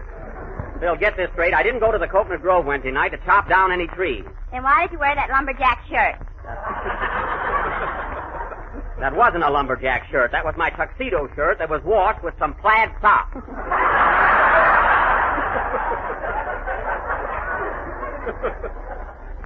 So there. Why, Jack, you ought to sue the laundry. He can't. He did it himself. Well, you're certainly right up on your toes tonight, Miss Livingston. Quite a contrast to your opening performance last Sunday. You said it, Jack. Oh, boy, was I nervous. I nearly fainted. I'll say it is. It's a wonder you couldn't control yourself. You've been on the air before. Why all the worry? Did you ever have a strap break in the middle of a program? Oh, I see. So that's what happened, huh? Say, Mary, is that why you borrowed my fraternity pin? Yeah. Phil, how can a hillbilly that only went as far as third grade have a fraternity pin? What are you talking about? I'm a college man. What college? Cornpone Tech. Cornpone Tech? Yeah, cornpone. Here we come. Shaving a haircut. Bay rum. Oh, a barber college. Well, I'm certainly glad to hear that, Phil. Right after the program, I'll let you cut my hair. Okay, just send it over the Wilshire Bowl.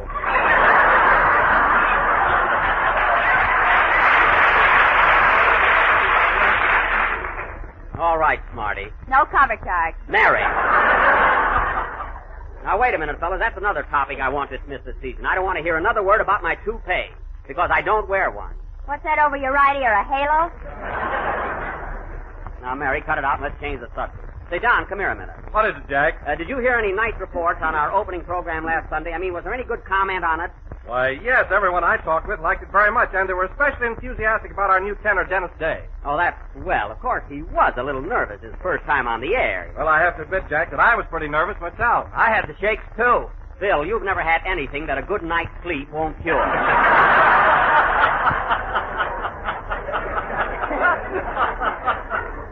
But really, Don, I'm very happy about Dennis.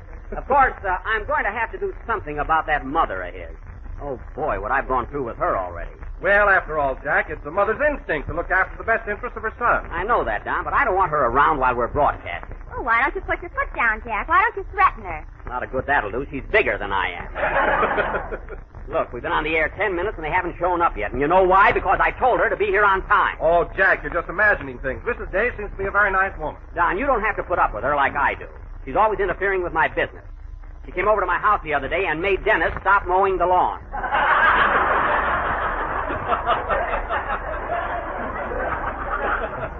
How do you like that? Don't tell me you got that kid mowing your lawn already. Well, it keeps him out of mischief, and besides, Dennis was perfectly willing to do it. He should be. You got it in his contract. I have not. His mother took it out. Anyway, my lawn sure looks nice, half mowed. Well, why don't you make Rochester finish it? Oh, he can't. He joined some kind of a union where he can only do 5 jobs for me. He's up to his quota now. Anyway, fellas, getting back to Mrs. Day, if she does... Whoops, that must be her now. Don't say anything, fellas. Come in. Well, Andy. Hiya, Buck. Well, hello. Well, Andy.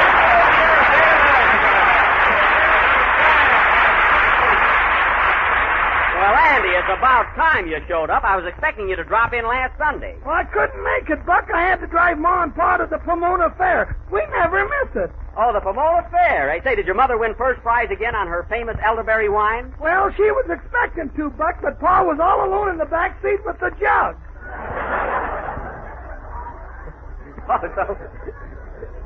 So your Pa drank it, huh? I think so. We passed an orange grove on the way, and Pa said, "Holy smoke, look at that sunset." Well, then you're probably right. Say, Andy, they generally have pretty good exhibits at the Pomona Fair. How are they this year? Swell. The farm products were wonderful. You know, Buck, they had an ear of corn there 3 feet long. What was that, Andy? I knew you'd be interested, Phil. Well, I'm glad you had such a good time, Andy. By the way, did you get a chance to tune in on our show last week? I sure did, Buck. How'd you like our new tenor, Dennis Day? Well, he was great, but Ma was a little disappointed. She thought I was going to sing this year. Well, you could hardly talk that one, huh? That's all we need. Now, wait a minute, Andy, wait a minute. You're not a tenor. I am on some words. You're a quartet on some words. Well, stick around, Andy. I'll have you meet the kid. He'll be here pretty soon. I'd like to, Buck, but I gotta run along now. Why, Andy? What's your hurry? Well, my girl's picking me up in front of the studio. Oh, your girl, eh? Who is she? Whoever picks me up. So long, Buck.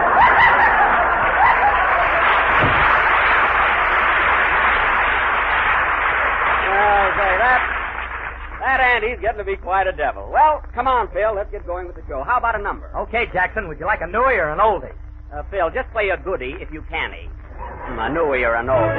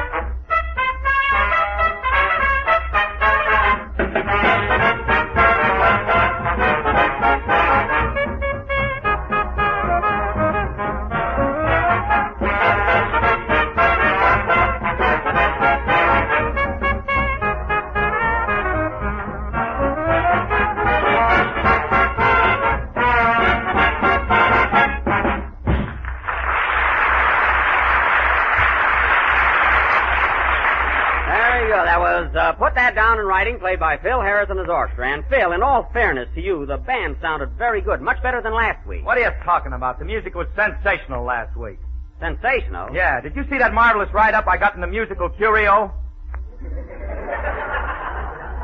The musical what? Curio. I got it right here. Let's see that. Curio. That's Courier, musical Courier.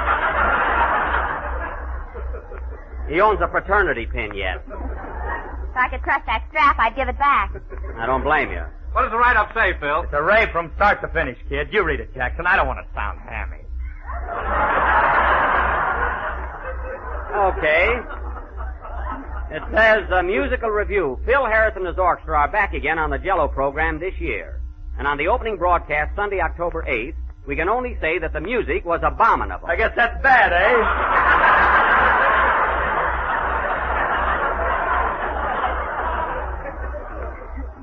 In all selections played, the brass was turbulent, and the strings were as stagnant as anything this reporter has ever heard. And that guy's one of the best critics in the country.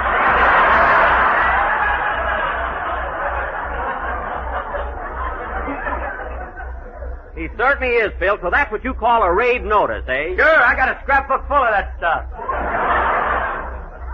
Did you hear that, Mary? He saves those kind of write-ups. Maybe he's going to blackmail himself.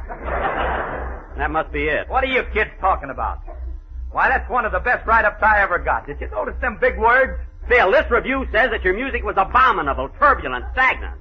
If you take a bow on that, it proves that you're definitely an illiterate egomaniac. No kidding. Gee, that went to his head, too. Well, I give up. I did my best. Now, let's drop all this nonsense and get down to business. Say, Jack. Yes, Don? Speaking of write-ups, our opening program got a lovely notice in the Grocer's Journal. Oh, in the Grocer's Journal, eh? Have you got it with you, Don? Sure, here it is, right here. It says, the Jello program opened its fall season last Sunday night with the most enjoyable half hour. Well. It was a distinct pleasure to hear Don Jolly Boy Wilson. Jolly Boy? Yeah. Again remind us that Jello is not only economical and easy to make, but that it comes in 6 delicious flavors: strawberry, raspberry, cherry, orange, lemon, and lime. Well, that's very nice, Don. Doesn't it say anything about the rest of us? Oh, yes. It says, Jack Benny, Mary Livingston, and Phil Harris maintained perfect silence as Mr. Wilson, in a voice vibrant with emotion, stressed the importance of insisting on genuine Jello with the big red letters on the box. Well, that's a marvelous review, Don. You went over very big. You know, fellas, when you get that kind of... Say, Jack, What? here comes Dennis Day now. Where? Right behind his mother. Oh, yes, yes. Hello? Hello, Dennis? Oh, hello, Mr. Benny.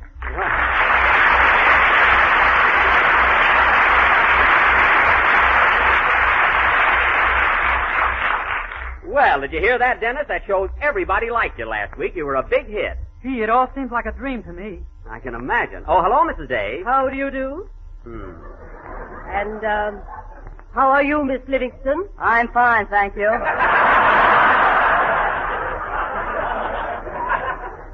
Mary. Now, Dennis. Yes, please? Dennis, I don't want to harp on any particular subject because this is all new to you. But as I told you last Sunday, it's rather important that you be here on time. You were a little late again today. I'm very sorry, Mr. Benny. That's quite all right. You see, we haven't lived out here very long. You've apologized, Dennis. That's enough. But, Mrs. Day, your son was just trying to be courteous, that's all. He said he was sorry. That's all that's necessary. Oh, brother. What was that? I said, oh, brother. I was talking to my brother. He's sitting in the 18th row. Hello, Sam.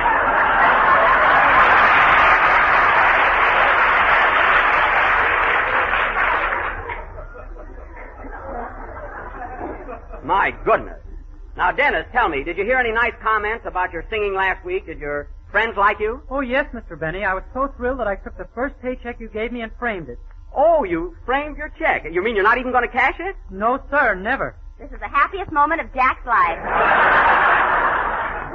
Now, Mary, I'm glad he's sentimental. It shows good character, Dennis. Thanks for the frame, Mr. Benny. Never mind.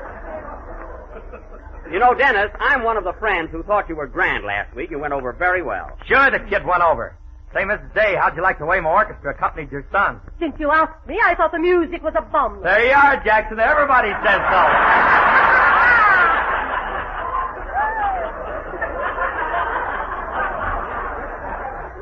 Phil, I can't stand this any longer. I'm going to explain this whole thing to you in your native tongue. When that critic said that your music was abominable, he meant that you weren't jiving, that you were off the beam. You mean I wasn't in the groove? I wasn't hep? Exactly. Well, dummy up on that. Mama, Jackson.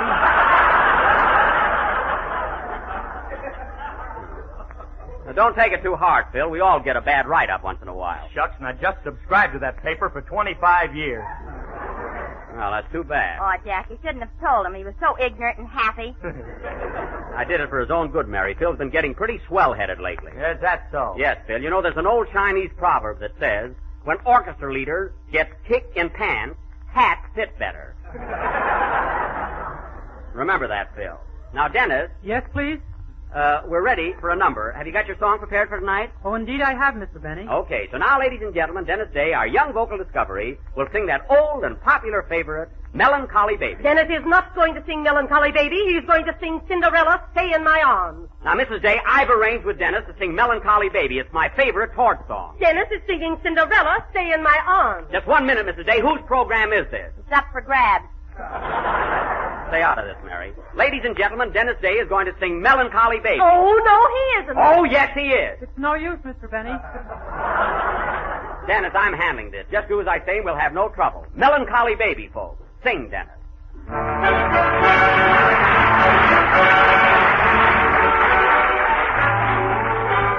A few minutes to midnight, half a ball of a crowd was swaying. Then two charming people went dancing by, and I heard him say, "Stay in my arms, Cinderella, while the clock is striking, I'll hold you. At the stroke of 12, don't run away. Oh, can't you hear my heart? It begs you to stay in my arms, Cinderella. Maybe I'm that fella, Prince Charming. Since I met you, I've had one design. Your wedding shoes placed next to mine. Midnight of midnights and so divine. Cinderella, stay in my arms.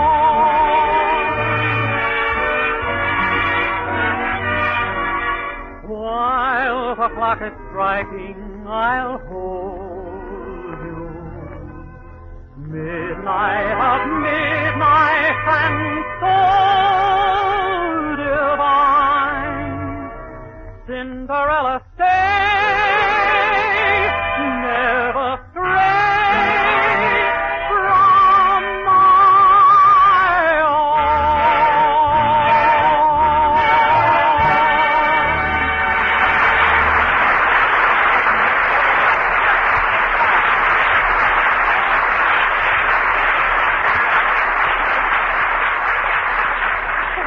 Was Melancholy Baby, sung by Dennis Day.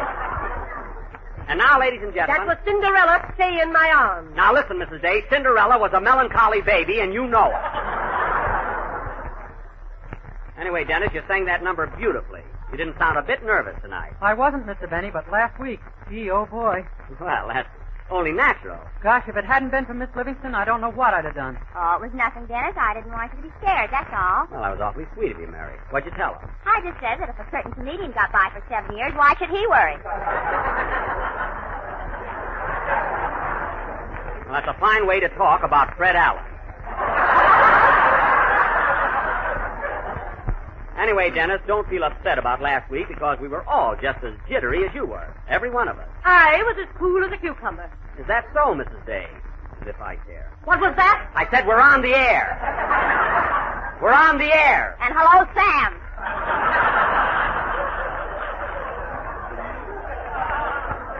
Mary, I'm talking.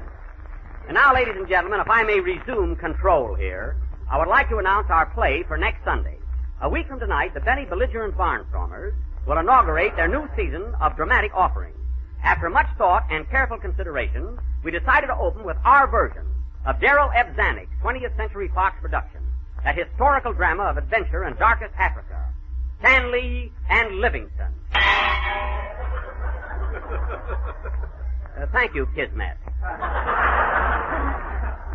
This, I feel, will be one of our outstanding presentations. I agree with you, Jack. I think it's a great idea to do Stanley and Livingston. Yes, Don, at least it'll be something new. New? Fred Allen did it 2 weeks ago. Mrs. Day, what Fred Allen does on his program is no concern of mine. This is a true story that took place in the year 1875. And I have just as much right to do Stanley and Livingston as Fred Allen. Even more, you knew the boys.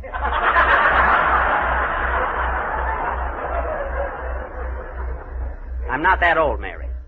Now, getting back to next week's attraction. Oh, Mr. Benny. Yes, please. Yes. Yes, Dennis. Why does Mr. Allen talk through his nose? What was that, Dennis? I said, why does Mr. Allen talk through his nose? Because he hasn't enough strength to blow it, and thanks for asking.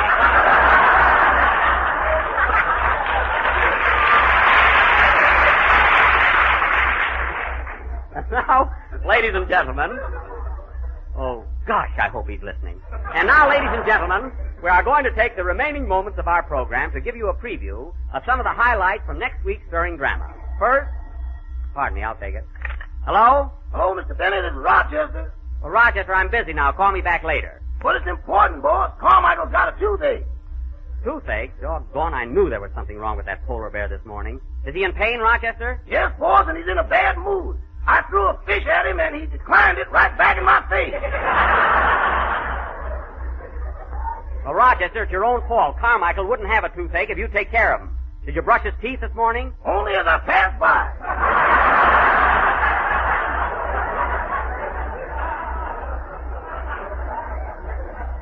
Well, that's awful. Which tooth is bothering him, Rochester? Is it a molar or a bicuspid? What's that, boss? I said, is it a molar or a bicuspid? Yes, pretty bad.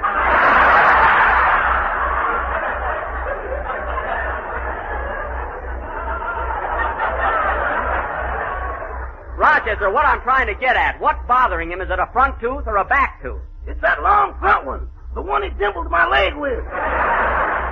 Well, look, I'll be home pretty soon. Meanwhile, here's what I want you to do. Now, pay strict attention. Okay, boss. Now, take a piece of cotton. Take a piece of cotton.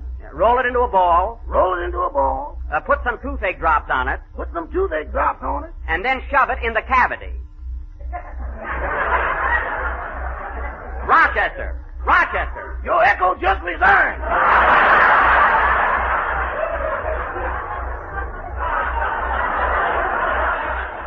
For heaven's sake, now don't be such a coward. Animals understand when you're trying to help them. Uh-huh. You remember that story about the man who took a thorn out of the lion's paw? Yeah, whatever become of him?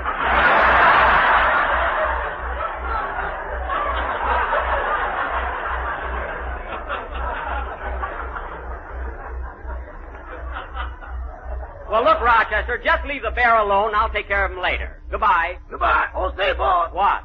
Can I borrow your top hat tonight? My top hat? Yeah, I got a date with a tall girl. Well, just stand on your tiptoes and leave my hat alone. Goodbye.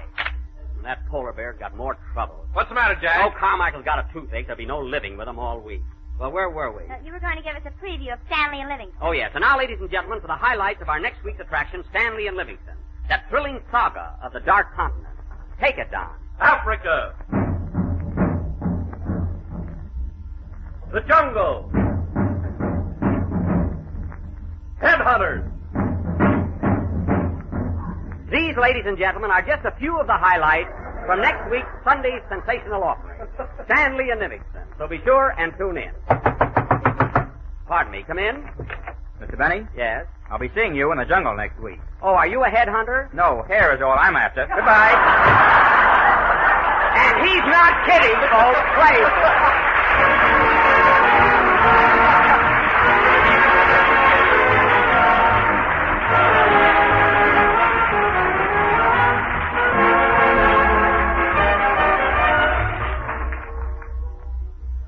You know, there's always something new for dessert if you just look around. And the new Jell-O puddings make the best desserts that you've tasted in a long time.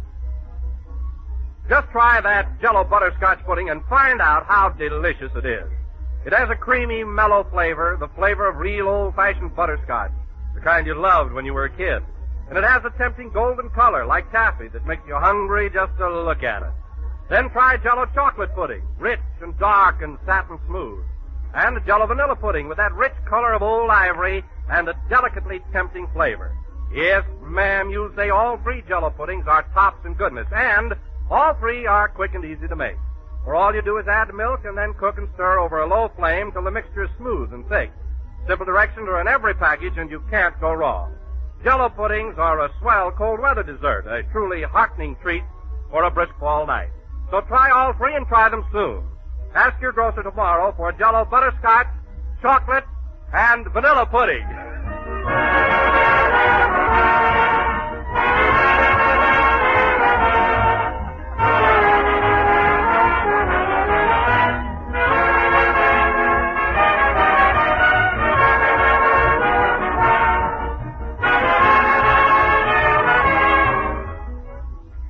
This is the last number of the second program in the new Jell-O series, and we will be with you again next Sunday night at the same time. So be sure and listen in to the opening of our dramatic season. Say, Jack, What? let's stop someplace and get a sandwich. I can't, Mary. I got to run home and take care of Carmichael. Oh, say, do you know a good dentist I can get for him? Sure, I got an uncle that's a swell dentist. Well, call him, will you? Is he painless? No, he's got rheumatism, something awful. Oh, well, I guess he'll do. Good night, folks.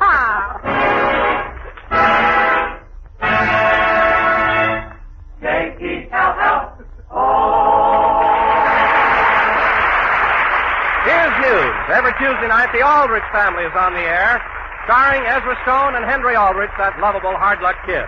Consult your local newspaper for time and stations, and be sure to tune in on the Aldrich family next Tuesday night. This is the National Broadcasting Company.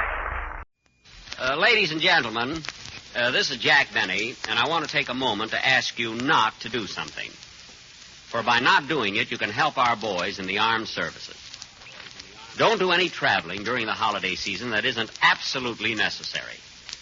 Remember that thousands of soldiers, sailors, and Marines, as well as the waves and whacks, are looking forward to spending Christmas with their families.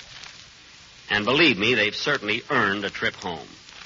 And surely none of us would want to cheat one of our boys out of such a furlough. Maybe some of you have felt that just one more pleasure trip isn't going to disrupt the country's transportation system.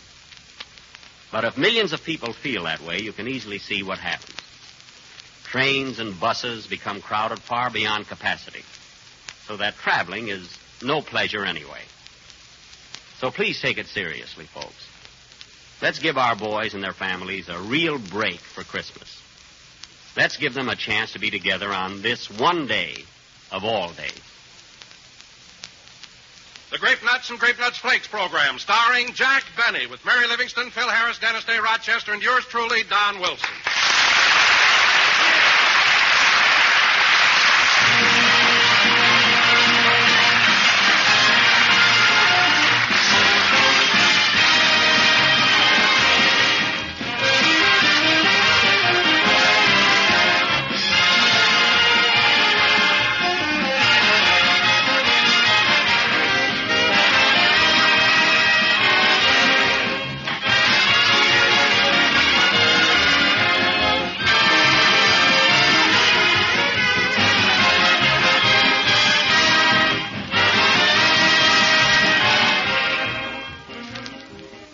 Something old, something new. That's the story of Grape Nuts for you.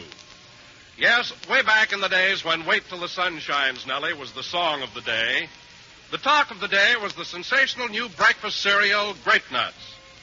Well, Grape Nuts is still a leading American favorite, and one taste of that distinctive malty-rich flavor tells you why. But today you can enjoy that one delicious flavor in two delicious forms. Grape Nuts, crisp, crunchy kernels. Grape Nuts Flakes, tempting, toasty brown flakes. And both Grape Nuts and Grape Nuts Flakes bring you essential whole grain nourishment, which make them a basic 7 food, one type of food Uncle Sam is asking us to eat more of. For better breakfasts and hence for a better start on the morning's work, better be sure to include Grape Nuts or Grape Nuts Flakes every day.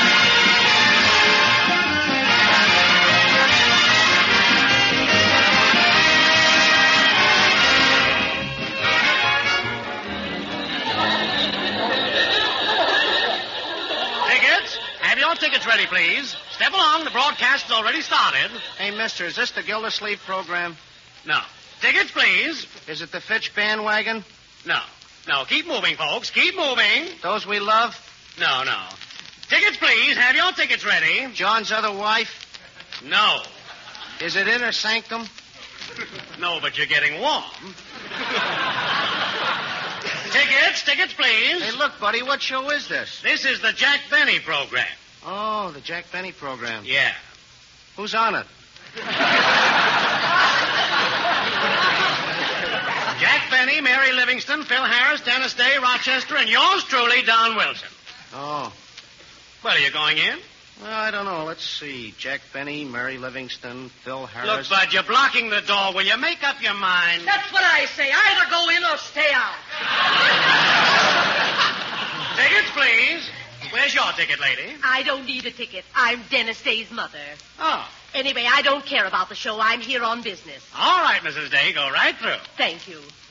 Do you work for Mr. Benny, too? No, ma'am. I work for NBC. Well, you're lucky. You'll find a seat right down front, Mrs. Day. Dennis has been on his show 5 years, and Mr. Benny hasn't given him a raise since he started. Yeah, I don't know anything about that, Mrs. He Day. pays Dennis $35, and because his song only runs 2 minutes, he tells him he's making $17.50 a minute, which, according to Mr. Benny, amounts to $186,000 a week. Mrs. Day, you're holding up the line. Why, he's so cheap, he sharpens his pencil in front of his fireplace so the wood won't go to waste.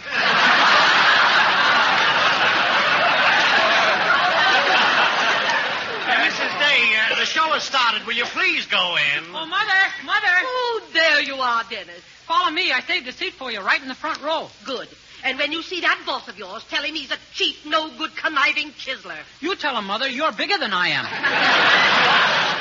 That's just what I'm going to do as soon as the show is over. Well, here's your seat, Mother. I got to run up on the stage. All right, son. Be careful of those steps. Oh, I will. Say, Mother, these steps don't turn like the ones at home.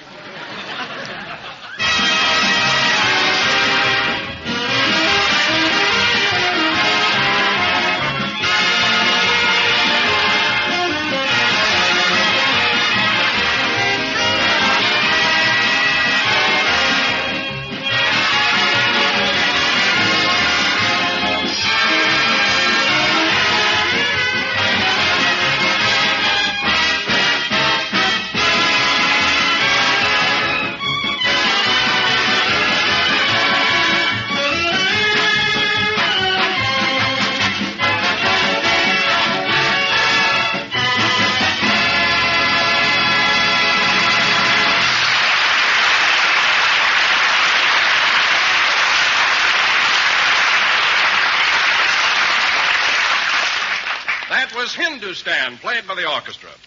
Ladies and gentlemen, in the past 3 weeks, 2 of the most important conferences in world history have been held. One in Cairo and one in Tehran. So tonight we bring you a man who has recently been to both places. Not Roosevelt, not Churchill, not Stalin, not Chiang Kai-shek.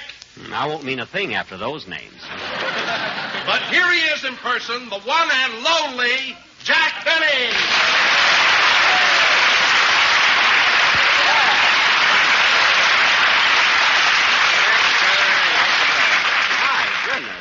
Well, thank you. Hello again. This is Jack Benny talking. And, Don, you're absolutely right. It's only recently that I was in both those historic places, Tehran and Cairo. Cairo, Egypt. Ah, that must have been thrilling. Oh, it was, Don. Just think, I, little Jack Benny, rode through the same streets that Roosevelt did. Went into the same hotel where Roosevelt went. Passed the same doorman that Roosevelt tipped.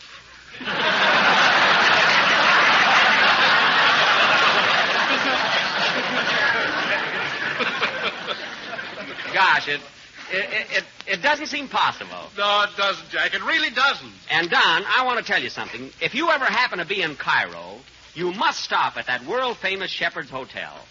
What a place with its beautiful Egyptian architecture, its spacious gardens, and its front terrace where you meet the cream of international diplomacy. Gosh. I'll admit, Don, that Shepherd's Hotel is expensive, but it's an experience you'll never forget. Oh, I can imagine. How long did you stay at that hotel, Jack?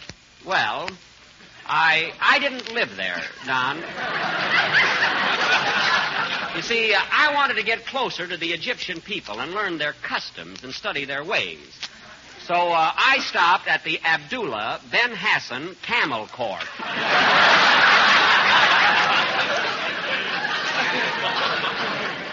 It's in the heart of the desert. Oh, that must have been fun and interesting, too, sleeping right out on the desert. Oh, it was, Don. But sometimes you wake up in the middle of the night and you see the strangest things. I remember one night I woke up and I thought I saw Fred Allen's face. Fred Allen's face? Yes, but the next morning I found out it was the Sphinx. Some tourist put a derby on it. So I apologized to the Sphinx and left. I really did. Say, Jackson, you know Allen's back on the air again. I know, Phil, I know. That wreath on my radio isn't for Christmas. I can just hear Allen on his opening broadcast. Good evening, ladies and gentlemen. This is Fred Allen talking. Ho, ho, ho, ho, ho. And his jokes, oh, brother. Look, Jackson, does that guy always talk through his nose? Yes, Phil, he's the only comedian who tells them and smells them at the same time.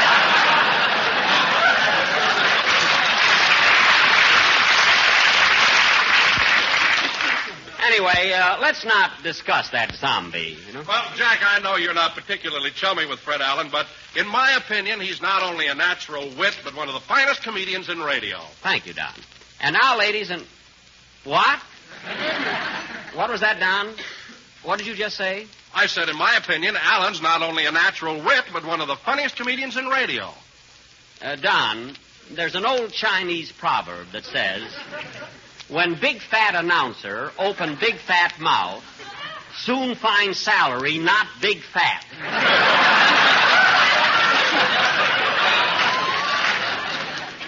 Just be glad you got a job. Ah, Jackson, you're just like a barking dog that don't bite. Huh? Every time Don opens his mouth, you threaten to fire him, but you haven't got the nerve to do it. Phil, this doesn't... Where's your courage? Let's see you fire Don. Go ahead, fire him.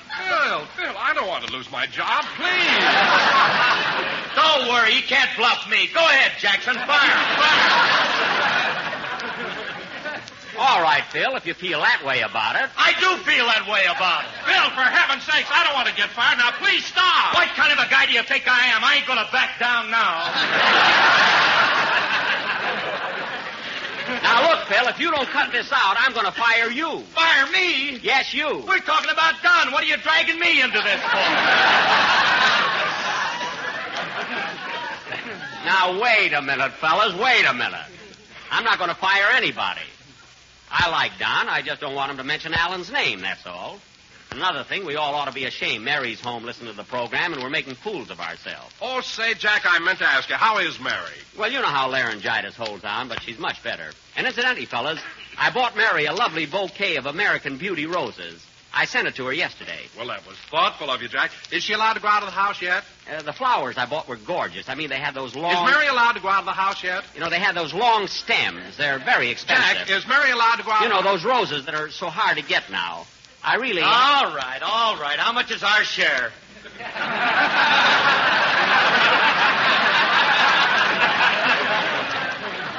Huh? I said, give me the bad news. How much is our share? What do we owe you?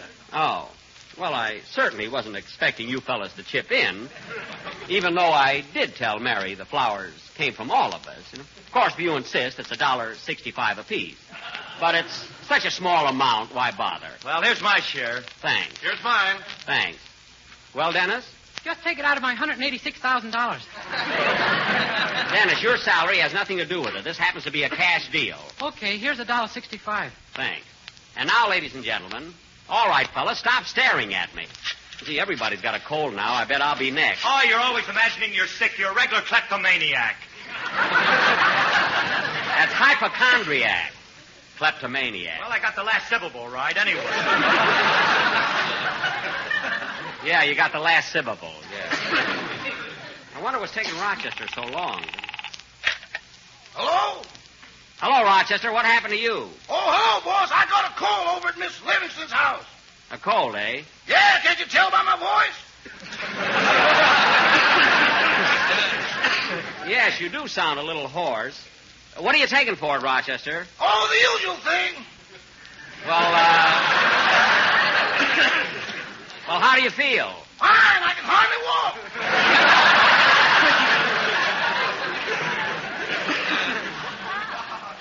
Wait a minute, Rochester. Have you been drinking? It ain't my fault, boss. The doctor told me to take 2 fingers of gin. Well? I drank 3 whole bottles and it ain't gone to my fingers yet. Rochester. But my elbow's feeling happy. Your elbow? The joint's jumping. Rochester, if the doctor sent you home with a cold, why didn't he give you something for it? He did. He gave me some of Miss Livingston's pills. Blue ones, green ones, yellow ones, and red ones. Well, did you take them? I took them all at once. And say, boss, when you come home... Yes? If you see a Scotch plaid rug on the floor, don't step on it. That's me.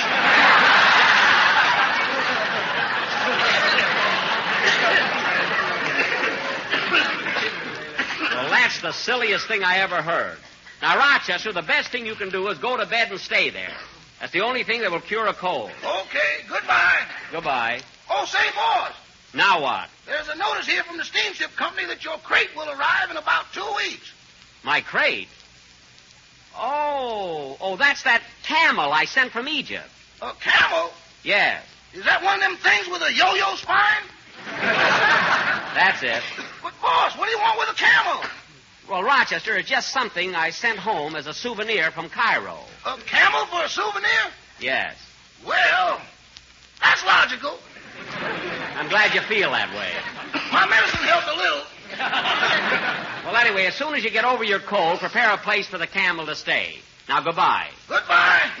An ostrich, a turkey, a polar bear, and now a camel. You can get the DTs around here on orange juice.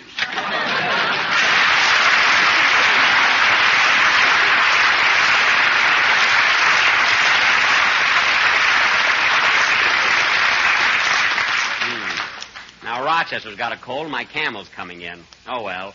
Let's have your song, Dennis. Okay, Mr. Benny. I'm glad Mary's feeling better anyway. Be good to have her back.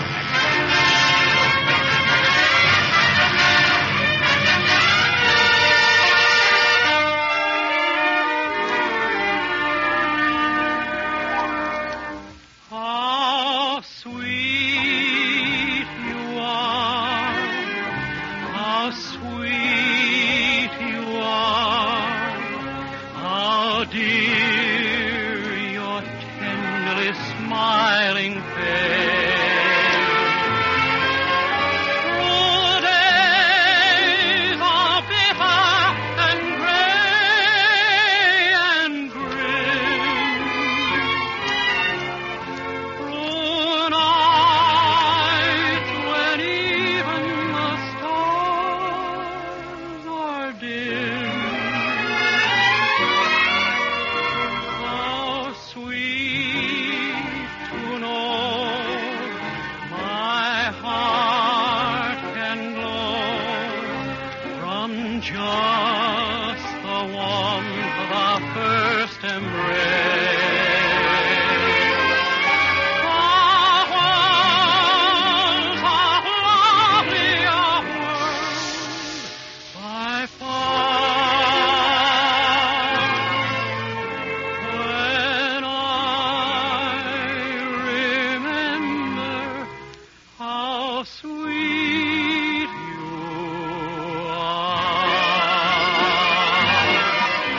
how sweet to know my heart can glow from just the warmth of our first embrace.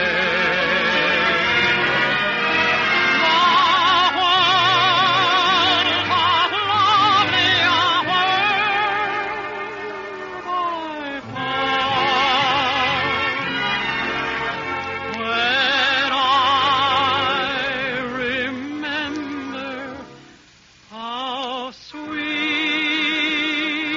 you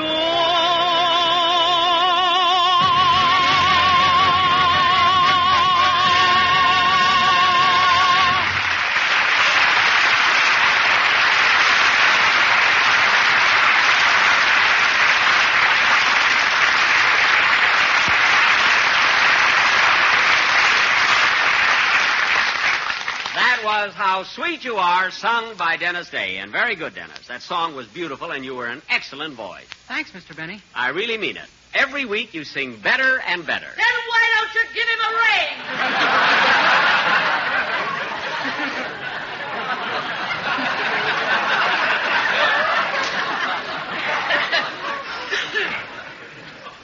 Huh? What? You heard what I said. Oh, yes. I'm sorry, madam. No autographs today. And now, ladies and gentlemen. Oh, Mr. Benny. What, Dennis? Guess who's sitting in the front row? I know. I heard her. She wants to talk to you after the show. I know she does. Now go sit down. It's about my salary. Dennis, go over and sit down. Stop pushing him. I'm not pushing him. And anyway, Mrs. Day, you're not supposed to talk while the program's going on. My boy just sang, didn't he? Yes. Well, as far as I'm concerned, the program's over.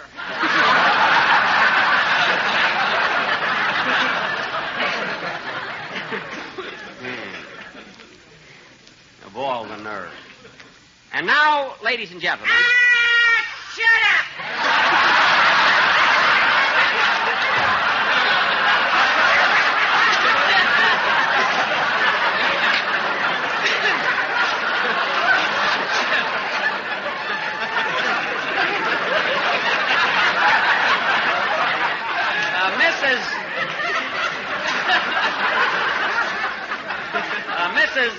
Mrs. Day, please. Now, I'm trying to make these people laugh. Then why don't you tell them what you're paying Dennis? Now, Mrs. Day, if you don't stop... Let it talk. Speak.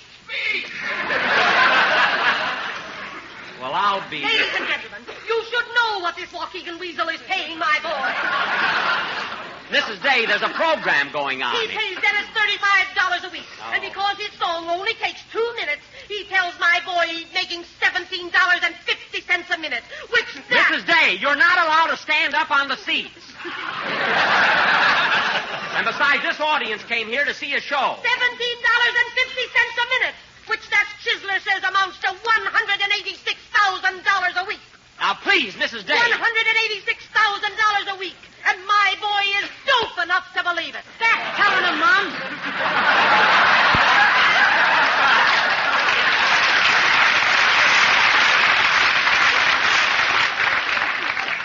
Now, Dennis, you stay out of this.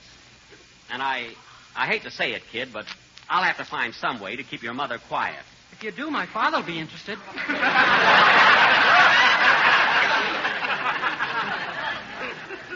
I wouldn't be a bit surprised. My father wears earmuffs even in the summer. You're telling me. Dennis, that'll be enough out of you. Now, look, Mrs. Day, this has gone far enough. You have no right to come here, sit in the audience, and embarrass me in front of all these people. After all, I'm paying Dennis a fair salary. Hear that, folks? A fair salary. Why, I can't even afford to play gin rummy anymore. Mrs. Day, we're on the air, and we've got a program to do. Oh, Usher. Yes, Mr. Benny. Will you please show this lady out of the studio? Okay, come on, lady, come on. Usher, if you lay a hand on me, I'll punch you right in the nose.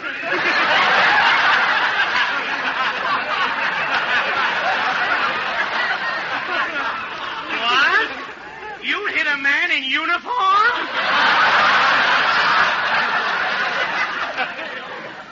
Well, how do you like that? Imagine the usher being afraid of her. Ladies and gentlemen, why is the usher afraid of the lady? Why isn't the lady afraid of the usher? Don, I'll tell you why the lady isn't afraid of the usher. Don. Because the lady eats grape nuts and grape nut flakes. Don, this is no... Yes, ladies and gentlemen, because grape nuts and grape nuts flakes bring you whole grain nourishment and our basic 7 food. The kind of food Uncle Sam wants you to eat more of. Don, this is no And time... remember, folks, you get one delicious flavor in 2 distinctive forms. Oh, kiddo. Grape nuts, crisp, crunchy kernels, and grape nut flakes. Toasty, brown, and sweet as a nut. I thank you.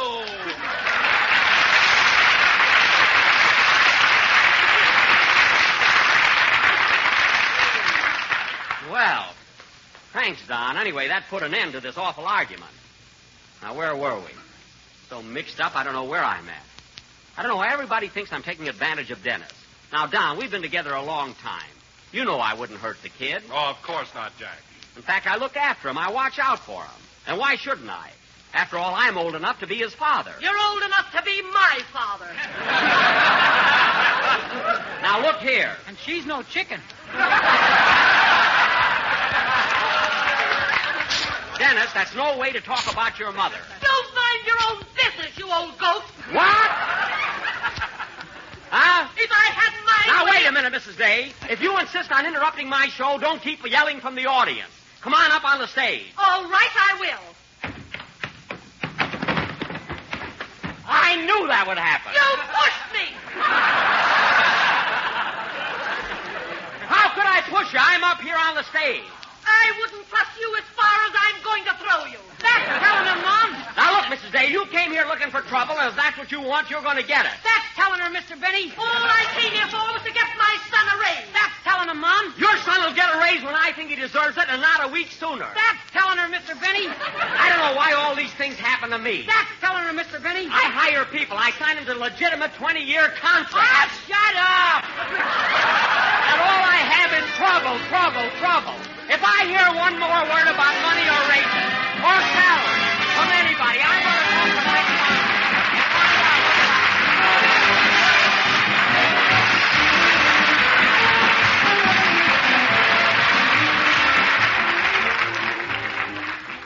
Well, friends, I've been feeling poetic today. So here's a little something I tossed off especially for you. Listen. A guy named Ray got up one day and he was late for work. So in his rush, he cried, "Tush, tush, my breakfast I will shirk." By noontime, Ray was less than gay. In fact, he had the shakes. So now he eats those breakfast treats, grape nuts or grape nuts flakes. Well, folks better take a tip from Ray. Don't try to do a man-sized job on a bird-sized breakfast. It can't be done. Dietitians tell us morning's the important time to stoke up, the time when we need at least 1/4 of our daily nourishment. And they also tell us that we should eat a cereal with whole grain food values. So start the day right. Start it with malty-rich grape nuts or crisp, toasty brown grape nuts flakes. Both are Basic 7 foods that provide all sorts of energy-giving whole grain nourishment. And you couldn't ask for a sweller tasting treat. Yes, eat a good breakfast, do a better job. And help yourself to plenty of grape nuts and grape nuts flakes. All right, folks, the program's over. This way out, this way out. Hey, buddy, you glad you went in? Yeah, pretty good show. I thought you'd like it. Say, is Jack Benny really as cheap as he makes out on the radio? Cheap? Come here, bud, let me tell you something. That guy Benny lost his wallet here with $100 in it. Yeah? I found it a week later, returned it to him, and he charged me interest. No kidding. All right, folks, this way out, this way. Ladies, here's a prize. Grape Nuts Wheat Meal now comes in a great big new economy size. It saves you time, it saves you dough to buy the economy size, you know. That's right. Your grocer is now featuring the big new economy size package of Grape Nuts Wheat Meal. The rich, hot brown cereal with grand roasted wheat flavor, real whole wheat nourishment. Get hot Grape Nuts Wheat Meal in the new 30-ounce economy package. This program came to you from Hollywood. This is the National Broadcasting Company.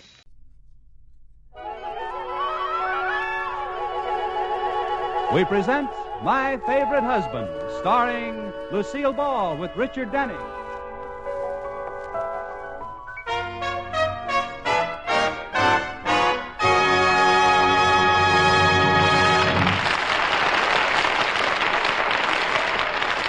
This is the story of Mr. and Mrs. Cougat, the record of a happy marriage. Two people who live together and like it.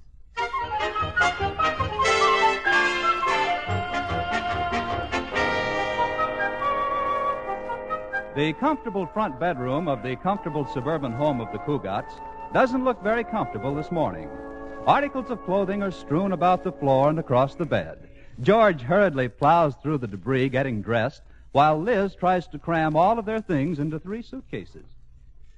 Liz, dear, what's all this stuff you're packing? We're only spending the weekend at your mother's, not the whole summer. Well, I'm only taking the bare necessities. Slacks, sunsuit, a few dresses, shoes, cosmetics, hose, undies. Well, what have you packed for me? Your toothbrush and trunks. Is that all? I want you to get a good tan. Pack some clothes for me, Scatterbrain. I wish you were driving out to Mother's with me, George. No, it's impossible, darling. Can't miss my board meeting. I wonder what the surprise can be that Mother's been telling us about. I'm afraid to guess. Her last surprise was the wrestler she was sponsoring. Remember him? He called himself the Hawk. Oh, what a wrestler. Yeah, in his first match, the Hawk flew clear out of the ring. Well, if she has another wrestler, I'll just throw him out of the house.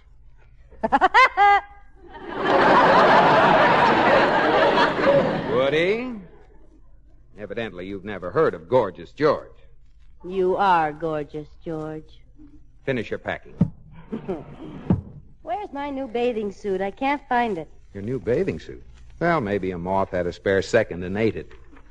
Here it is, and it isn't that skimpy. It's shameful. You're too prudish. You're too nudish. You should see Alice Sturm's bathing suit. She got arrested at the beach. Must be pretty bad. Oh, it was. But they couldn't prosecute. Why not? No evidence. Which nightgown should I take? My canary yellow or my parrot green? What about your goose chartreuse? Well, gotta run now, honey. See you tonight. Drive carefully. George Cougat, don't you criticize my driving. I'm a good driver. Sure, honey. You've never driven up a telephone pole. Of course not. Anyway, not to the top. Ha ha, very funny. I read in a magazine that more accidents were caused by men than by women. Yeah? When did you read that? The other day while I was driving downtown.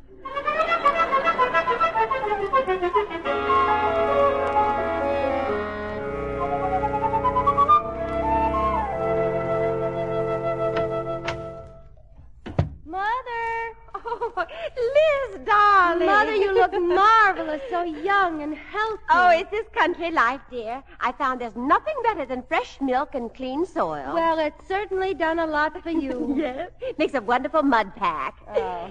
Where's George? Well, he had to attend a board of directors meeting. He'll be up later. Oh, they're having them during the day now. That's nice. Your father always had to go to the board meetings at night. At night?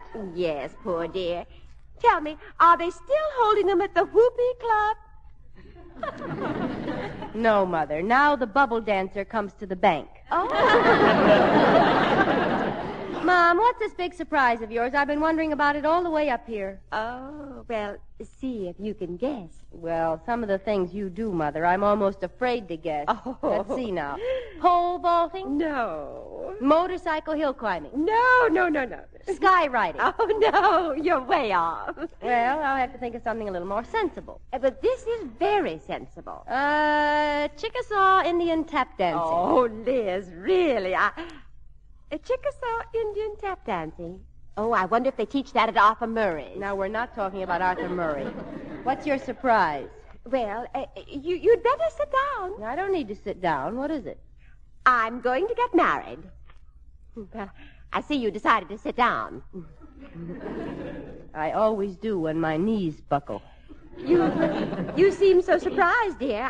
I suppose you thought that I was too old to get a husband. I thought no such thing. You're very beautiful. Oh, I do have a few wrinkles, though. Of course, just on the outside. That's right, Mother. And they're just happy little crow's feet. Oh, I know you're going to love your new father, Liz. Well, tell me all about him. Who is he? Where'd you meet him? What's he like? Well, his name is Daniel Carson, and I met him in Houston. Oh, he's a real Texan, Liz. He's just like Gary Cooper. Not quite that tall, of course, and a little older, and he wears bifocals. Oh, but he's just like Gary Cooper. Well, they're both men. Well, he sounds grand, darling. How'd you meet him? I was walking past the theater, and as he rushed up to buy his ticket, he knocked me down. He was in quite a hurry. It was a Randolph Scott picture. He really did sweep you off your feet. Skinned both my elbows. He apologized, and he asked me to see the picture with him. But, of course, a young girl couldn't accept an invitation from a man she didn't know. Of course not. But I'm not a young girl, so I accepted. Mother, do you suppose this man could be after your money? Not that you aren't beautiful. Oh, no, dear. He's quite wealthy himself. He owns several oil fields. Oh, he has a huge ranch, factories, and... oh, dear.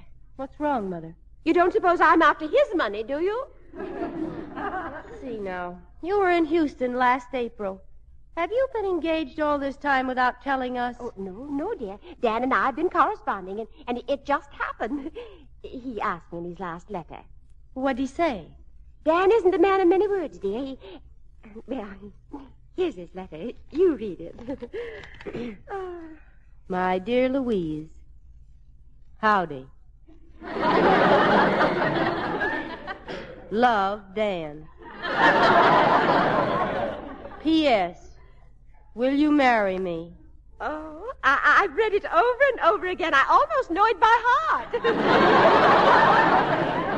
Oh, you know, he's coming in on the 5 o'clock train, Liz. And I've made all the arrangements for the church. Now, just a minute, Mother. Before you go any further, I think we'd better have a little talk. A talk? What about, dear? Well, Mother, you're getting married, and I think there are a few things that you should know. Oh, Liz, dear, Liz. Don't you remember 10 years ago when you were going to get married? Didn't I take you into the parlor for a little talk? Yes. Well, I haven't forgotten any of the things you told me. Dear, I thought little Susan Palmer could be the flower girl, and maybe George could be the best man. No. Why, Liz, dear, what's wrong? I'm just so happy for you. Well, then why are you crying? Well, you cried when I married George. Well, that was different, dear. Oh, Mother. My little mother. Oh, Liz, darling. Please don't cry. Oh, Mother, I can't help it. You'll understand someday when you have one of your own.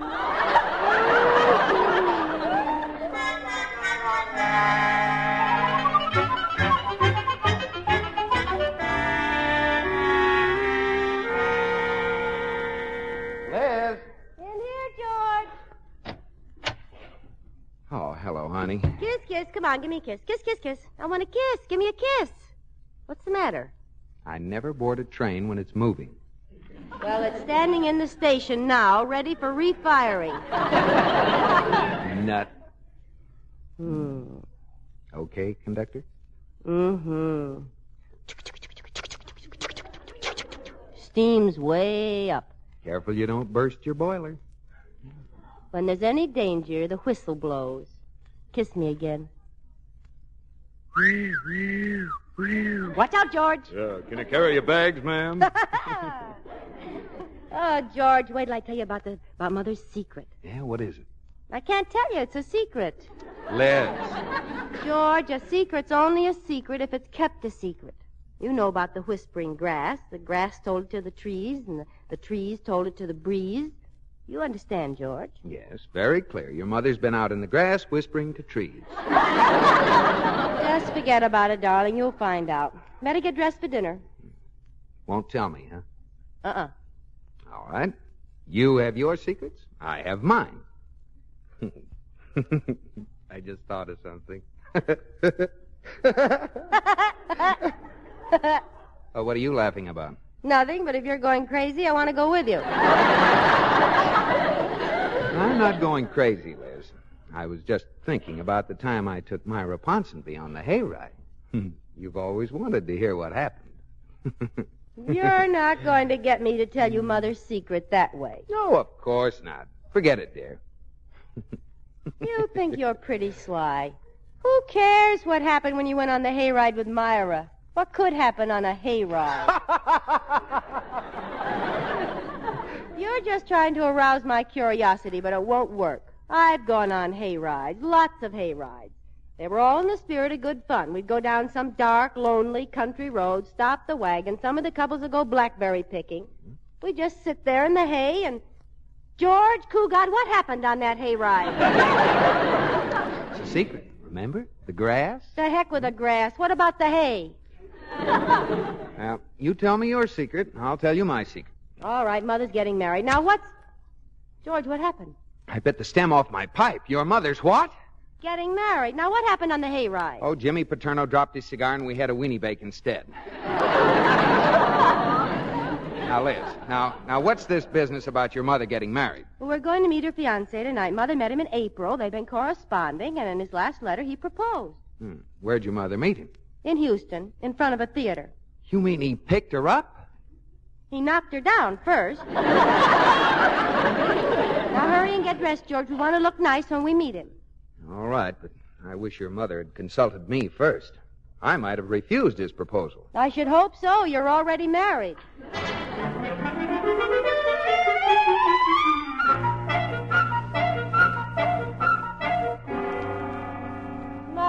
Mother, sit down and relax. I can't, Liz. Dan will be here any minute. Now, you've got to calm down, Mrs. Elliott. Yes. I remember how nervous I was when Liz and I got married, but I had a simple formula for overcoming it. What was it? He fainted. I didn't faint. I just relaxed. All of a sudden. I'm so nervous. I haven't been this upset since the day my scales were broken, and I thought I'd gained 200 pounds. There's your man, Mrs. Elliott. Now, don't all of you stare at me. I'll let him in. Hello, ma'am. Hello, Dan. Will you come in? Reckon I will. Are you embarrassed, Dan? Nope. Well, reckon I'll be going now. Dan, you just arrived, you know. Just don't know what to say, Louise. I ain't a man of many words. Had me a long-winded speech wrote down on the back of a cigarette paper. Forgot and smoked it. Well. Yeah. Mother. Oh, Liz, dear, I'm sorry. Well, I guess we kind of forgot our manners, Louise, standing here chattering like a couple of blue jays. Yes. Dan, this is my daughter, Elizabeth. Hello, Mr. Carson. Even prettier than the picture your mama sent me. Mother sent you my picture? Yep. Laying on a blanket, taking your bottle. Well, I've changed quite a bit since then. Yeah. You're a lot longer now. Got a little more hair, too. Well, when I was a baby, I used to wear my hair very close to my head, under the skin. I'm George Cugat, Liz's husband. How do you do, Mr. Carson? Well, hiya, George. Say, I like the way you shake hands, real tight, like you mean it. You have quite a grip yourself. Yeah, hate wishy-washy shakes. Like to feel a friendship there. Ain't never forgot Herb Jackson, the friendliest feller I ever met. Broke 7 bones in my hand. We'll be having dinner in a moment, Dan. Would you care to go upstairs and wash? No. Took care of it before I left Houston. Well, I'd better wash. I've never been to Houston. I got a little surprise for you, Louise. Oh, a surprise, Dan. Well, what is it? Oh, it's coming later. Yeah, I guess I'm ready for Chuck now. Chuck, Mr. Carson? Yeah, that's what we call dinner in Texas, Lizzie. What about late at night when you go down to the icebox and sneak a snack? What do you call that? Snuff.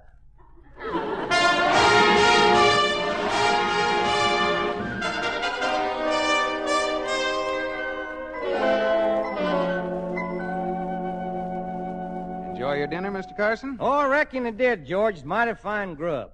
Grub? What's grub? Chuck.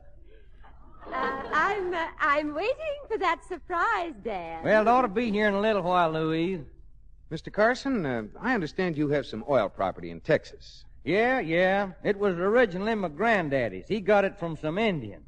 Swapped them for it. Swapped them for oil property? What'd he give them? Colored beads, bits of cloth, fire water? No, $650,000. Did you ever meet an Indian, Mr. Carson? Yeah, Lizzie. Sorry I did, too. Oh, did you have trouble with him? Kinda. Did you kill him? Nope. Did you hurt him? Kinda. With a gun? Nope. Backed over him in a gas station. Mr. Carson, I understand along with your oil properties, you have quite a ranch, too. Oh, yeah. Got me a nice big ranch. Ain't it, Louise? It's really tremendous. What do you call your ranch, Mr. Carson? Dallas. What about my surprise, Dad? Well, it ought to be here any minute, Louise. Let's see. Well, this is sure going to be a fine wedding. A pretty bride. And you'll be a rather handsome groom yourself, Dan. Well, I went to a lot of trouble for the ceremony. Spent all day yesterday at the chiropractor's having my legs straightened out. You should have kept your pants on. They're still bow-legged. Tell me, do you have a horse, Mr. Carson? Oh, now there's something that I like to talk about. You bet I got me a horse. His name is Shotgun. Shotgun? Do you feed him or load him? Oh, he's a good old horse. Had him for 18 years. Showing his age a little. Graying around the tail. Oh, now that's nice. I think a gray tail makes a horse look distinguished. As I always say, an old horse is just as good as a new horse. I've never heard you say that, George. Well, you've never been around while I was talking to an old horse. Why don't we all go out on the porch? Oh, I reckon that's your surprise now, Louise. Excuse me. Oh, what do you suppose that silly boy's gotten me? Mother, you're holding that third finger out too conspicuously. Well, here's your surprise, Louise. Come on in, Slim. Greetings from Texas, everybody. Gee, ho. Slim's my old saddle buddy, Louise. He's gonna be our best man. Oh? Dan, you old hornswoggle son of a rattlesnake. Slim, you old saddle-sore mule-buster. You old leather-eating coyote. You old thieving noose-dodger. You old horn-toad. You old siffy cat. You old prairie dog. You old... You... Dan, he's going to be our best man? Yeah, some surprise, huh, Lou? Slim, this year is Louise. So that's her. Well, doggone. Twang my banjo, bust my britches, doggone. Gull dern, ding dong darn. Dan. Slim says he likes your figure, Lou. Oh, Mother's always had nice gall derns. Oh. Here's a little gall dern something I brung you, Miss Lou. For when you and old Ding Dong Dan set up gall dern housekeeping. Doggone. Thank you. Towels. How nice. Aren't they, Liz? Oh, yes. Look, George. A set. Hers and his'n. I'll be right back, Liz. I think we're going to need some smelling salts. I heard that. If you don't like my vapor, just open some windows. Doggone, Dan. Who's the strawberry roll? Oh, this is my daughter, Lizzie. God darn it, she's pretty. A ding-dong redhead, too. Makes me want to kick off my boots and jump smack dab barefoot into a doggone tub of sow belly. Bust my britches. Bust my britches. Bend over. Doggone, Dan, I just can't wait no longer. I got a gol darn surprise for you outside. Music for your wedding. Music, Dan? Yeah, just a minute. Oh, I mean, just a doggone minute. Oh, Slim, you brought the sons of the singing sagebrush. You are my sunshine, my only sunshine. You make me happy when skies are gray. You'll never know, dear, how much I love you. Please don't take that sunshine away. Whoa! Howdy, Clem. Dan, what did Slim say about music for our wedding? Oh, I know they ain't the best, Miss Lou, but Spade Cooley weren't available. Oh, there ain't no finer music in the sons of the singing sagebrush. Sing some of that there wedding music firm, sons. I'm ahead for the last roundup. Whoa, horse. Make up your mind. Gentlemen. Ben. Son. Mr. Carson, have you ever thought that Mrs. Elliott may have other plans for the music at her wedding? Lou? Why, Lou is loco about the sons, ain't you, Lou? Well, Dan, they were all right when we went to the barn dance in San Antone, but I had planned on other music for the wedding, and I more or less thought that George could be the best man. Oh, I'm being the best man. Who's George? I'm George. Now, look here, George. Shoot him, Slim. George is going to be the best man, aren't you, George? I say I'm going to be the best man. What do you say, George? Well, Liz, I think Slim really has his heart set on it. Is this going to be a wedding, or is this going to be a wedding? That's a very good question. Well, let me hear some more of that wedding music, son. Oh, promise me that someday you and I will take our love together to some sky. Wahoo! Son! Oh, shut up! Shoot him, Slim! Shotgun sure would love this. George, where are those smelling salts?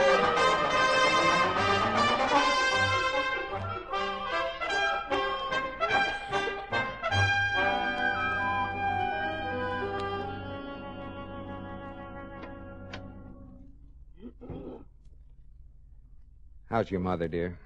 Doctor says she'll be all right. All she needs is quiet. Fine. I got a room in town for the surging sons of the screaming sage. Did they mind leaving? Yes, I think they were a little hurt. As they walked away, they were singing something called I Don't Think They Like Us Here and I Wish We Were Back in Texas Blues. Poor mother. The way she tried to smile when Slim brought in that box of dirt so their marriage could be held on Texas soil.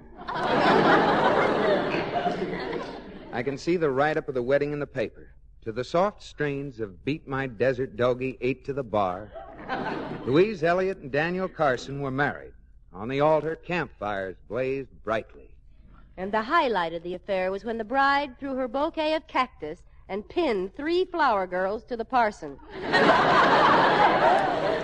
I won't let your mother go through with it, Liz. Well, Mother confided in me, George. She doesn't want to go through with it. She doesn't? No. But unless Mr. Carson leaves, she'll have to marry him. Oh, fine. Well, what could possibly make Mr. Carson leave? Who is it? It's me. It's Dan. Well, speak of the Carson. Hello, Liz. George.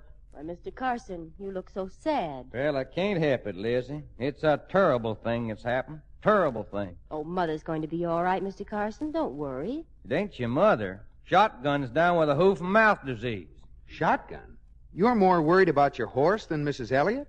Well, I reckon I'd be pretty worried about her, too, if she had hoof and mouth disease. Poor old Shotgun. I just got a phone call about him from a Western Union office. I got to go to Shotgun. You aren't leaving? Yeah, reckon so.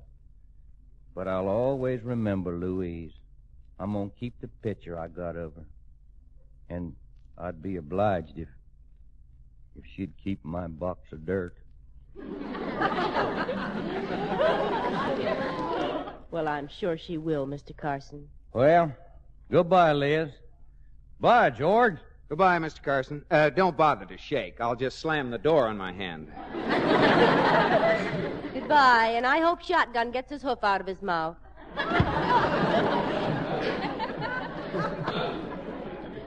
Liz, he's gone. And Mother has a box of dirt. What'll she do with it? Oh, it'll make nice Christmas presents for people who don't have dirt. Darling, he's gone, but let's not make light of it. He was a nice old guy. Yeah. You don't have anything against him, do you? Why, certainly not, George. I hope his horse will be all right. Be a shame if Shotgun popped off before he got back. Liz, I can't get over the coincidence of this thing. Here we're sitting in our room, and you're saying how nice it would be if Mr. Carson left. Mm-hmm. In walks Mr. Carson. Had a phone call from Western Union, and he's leaving. Positively amazing. Well, I guess we can go break the news to your mother. She already knows about it. What? I made the phone call from her room. Liz. Want to send a telegram?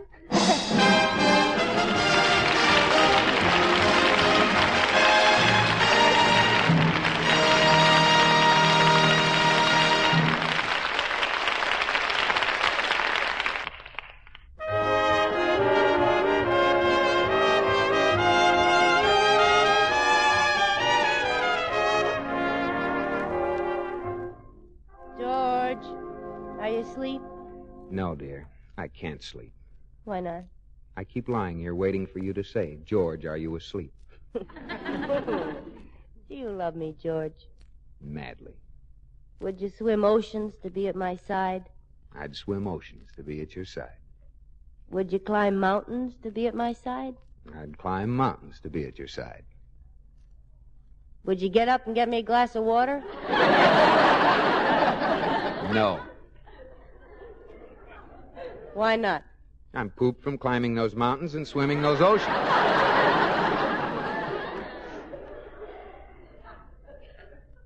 Please get me a glass of water, George. All right. What smells so good? I left the top off my taboo. I thought it was night-blooming jasmine. Why does jasmine only bloom at night? Oh, they have a very strong union. I love you, George. I love you, too. Remember, I want cold water. That's the left faucet. Yes, Liz, the left faucet. Oh, George, I've changed my mind. I'd like a Coke instead. Okay. Which faucet is the Coke? Oh, never mind. You'd have to go downstairs. I don't want you to leave me. I'll take water. Here you are, darling. Thanks, little cuddle puddle. You're welcome, little drip. Good night, honey. Good night, dear. What's the matter, Liz? You got a feather leak in your pillow? No. I was just thinking that I'm pretty clever. Today I figured out a way to make someone not marry someone. And if I wanted to, I could scheme a way to make someone marry someone. You really think you could? Mm-hmm. I did it once. You schemed a way to make someone marry someone? Yes. Who? Good night, George.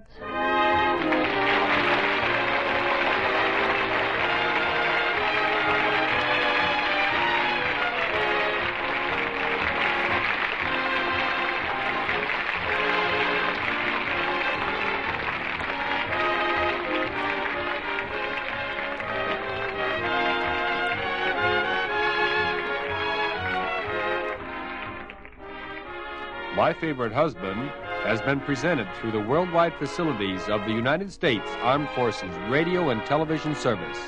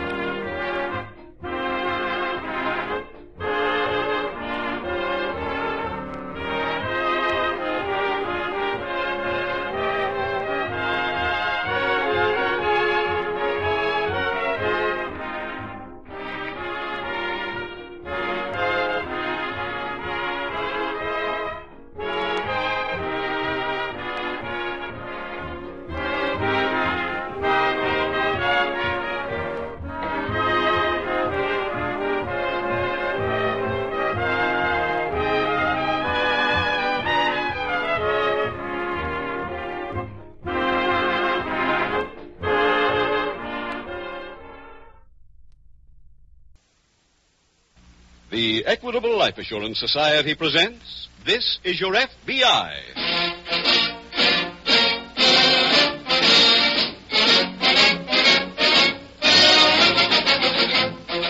This is Your FBI, the official broadcast from the files of the Federal Bureau of Investigation.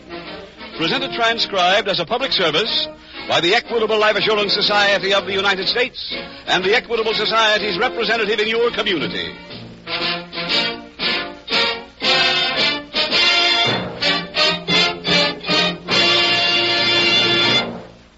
When you have a health problem, you go to your doctor.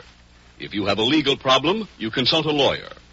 Now there's another expert you should include among your professional advisors.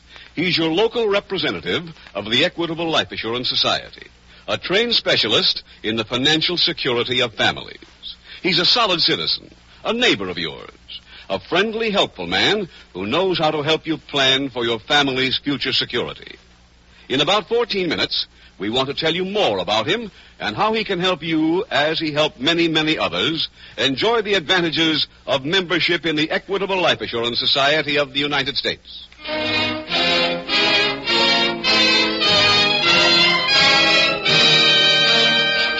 Tonight, the subject of our FBI file, homicide. Its title, Mama's Boy.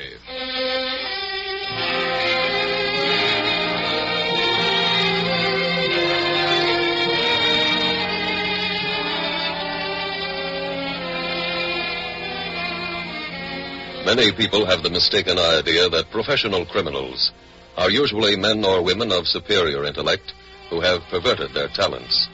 This is rarely the case. And even those who may be said to have a distorted intelligence all lack one basic human ingredient, common sense. Once a lawbreaker has been found guilty and served a prison sentence, common sense would tell him that there is no future in crime. But the so-called professional criminal sneers at the average man with his ideals of morality and justice, and, ignoring the evidence of his own life, convinces himself he will be smart enough to avoid being caught again. And so the vicious circle of crime and punishment continues. The records of your FBI and all other law enforcement agencies are merely the records of men and women who did not have common sense.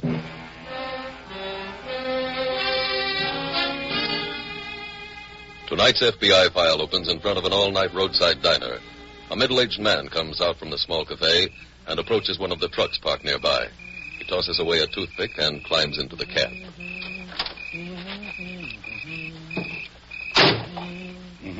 Hey, what are you doing in here? I was hoping you'd give me a lift as far as Jefferson. I'm sorry, fella. The company's got rules against picking up hitchhikers. Well, it's a dark night, and nobody saw me get in. How about a break? Yeah, I'd like to, pal, but, they're awful strict. I'd be risking my job. It's better to risk your job than your neck. Huh? It's loaded, mister. Take it easy, will you? Then get moving.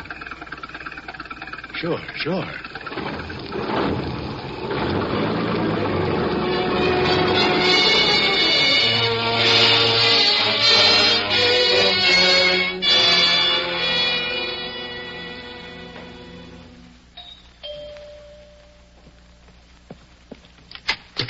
Yes?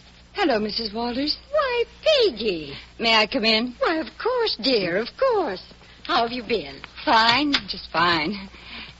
Is Billy home? Yes, he's in the den working on his stamp collection. Still? He's worse than ever about it. The whole house is filled with stamps. Books and books of them. It keeps me busy just dusting them. Well, I don't like to disturb him. Oh, nonsense. He's just ruining his eyes anyway. This way, Peggy. How is your husband? Oh, you know Mike. Yes. Yeah, here we are. Company, Billy. Hmm? Oh. Peggy. Long time no see. How are you, Billy? Fine. Just fine. Well, I'll just leave you two young people together. Oh, don't run off on my account. Oh, I've got a cake in the oven. I better see how it's doing.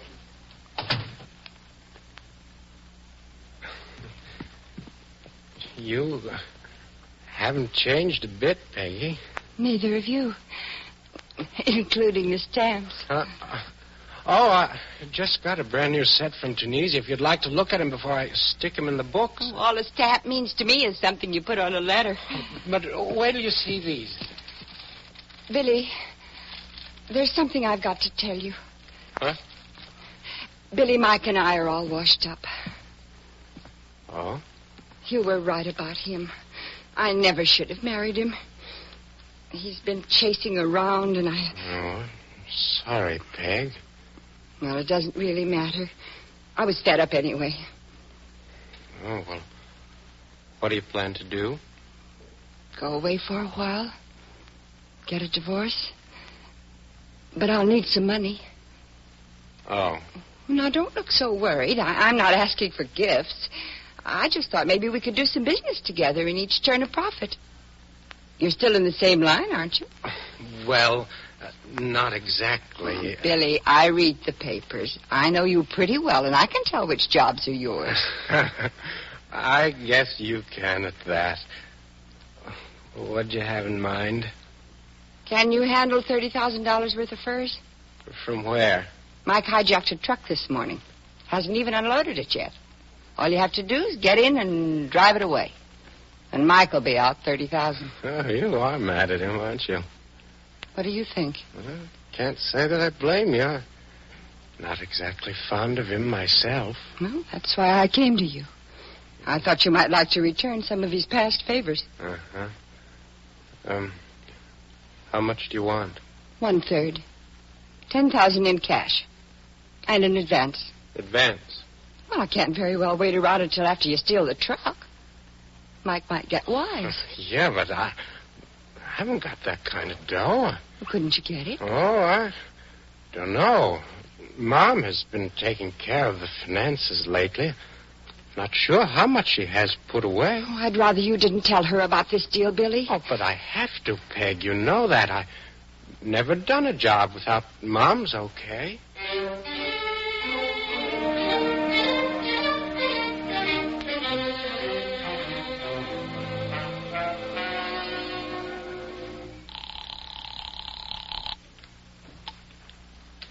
Hello. It's Peggy, Mike. Where are you? Corner drugstore. How'd it go? I'm not sure. He's got to talk to Mama first. Oh, then we're in. What dame can resist a bunch of furs? Well, I'm supposed to go back to their place in an hour. If she says okay, we can close the deal. Oh, fine. Pick up the dough and give him this address. Tell me get in through a window and back, and then nobody will be here after 7 o'clock. What about the furs? Have you moved them? Sure. They're in an empty store I rented over in Greendale Street. I left a couple of full crates in the truck in case Junior gets suspicious before he drives off. After all, he ought to get something for his 10,000. We're taking an awful chance, Mike. Look, hon, this truck's hot. I've got to get rid of it. This way, I not only get rid of the truck, I get rid of Billy. But something might go wrong. What can go wrong? You won't get 10 blocks before the cops pick him up. I'll make sure of that. How? By tipping him off as soon as he drives away. You're not going to hide in the warehouse tonight. Will you stop worrying, Peggy? I know what I'm doing.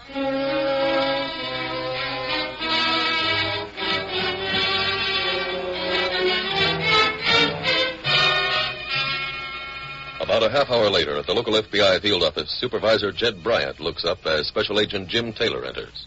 You wanted to see me, Mr. Bryant? Oh, yes. Sit down, Jim. Thanks. You've been assigned to these truck hijackings that have been going on lately? That's right, sir. I'm afraid I've got another one to add to the list. Oh? The highway police report that a Burgess transit driver has been found in a gully just over the state line. He's been shot, apparently left for dead. And the truck's missing, of course. Right. The driver able to tell us anything? Not yet. He's still in a pretty bad way. Well, that sounds like the same area where those other 2 trucks were waylaid. What was this one carrying? Furs. Big shipment. Oh. They're marked pelts, so if they turn up, that'll give us something to go on. Oh, that's good. Of course, we don't know that whoever hijacked this truck drove it on into town. I think I've got a way of finding out, Mr. Bryant. Oh? Yes, after the last robberies, I asked the attendants on the Tri-State Toll Bridge to keep a check on every commercial vehicle that uses it. Now, a truck heading this way would have to cross the bridge. Oh, use my phone. All right, sir, thanks.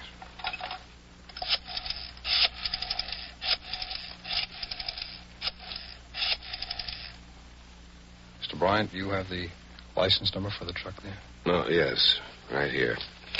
Thank you, sir. Hello? This is Jim Taylor speaking. I'd like... Oh, fine, Mr. Watson. Yes, that's what I called about. Are you still keeping records for me? Good. I'm interested in a Burgess transit truck. License number 3Y57682. The police figure the hijacking took place around 4 a.m. this morning. Okay. Sometime early today, Mr. Watson. Yeah. That's it. About 5:15, huh? Anyone get a look at the driver? Oh, I see. Well, Brookdale Avenue. Yes, sir, that does help. Yes, thanks a lot. Bye.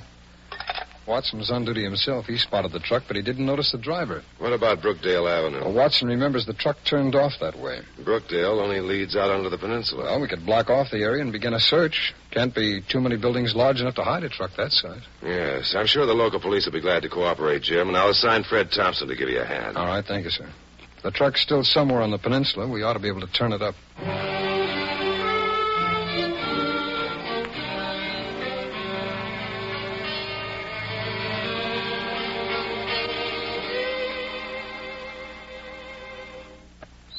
Red queen on the black king.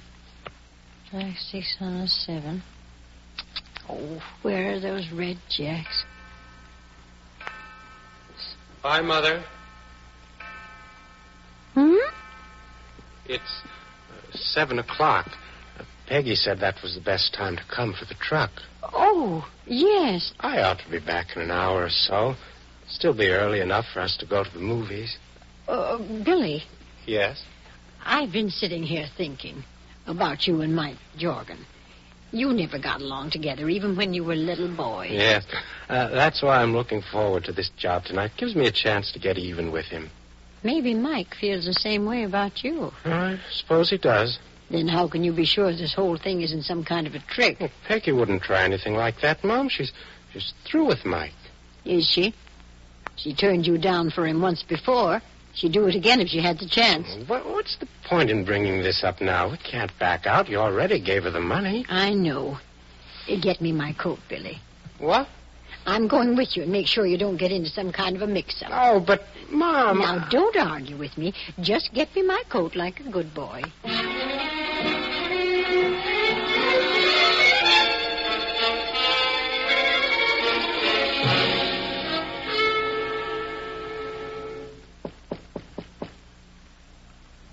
Who is it? Mike? Yeah. Just a minute, honey.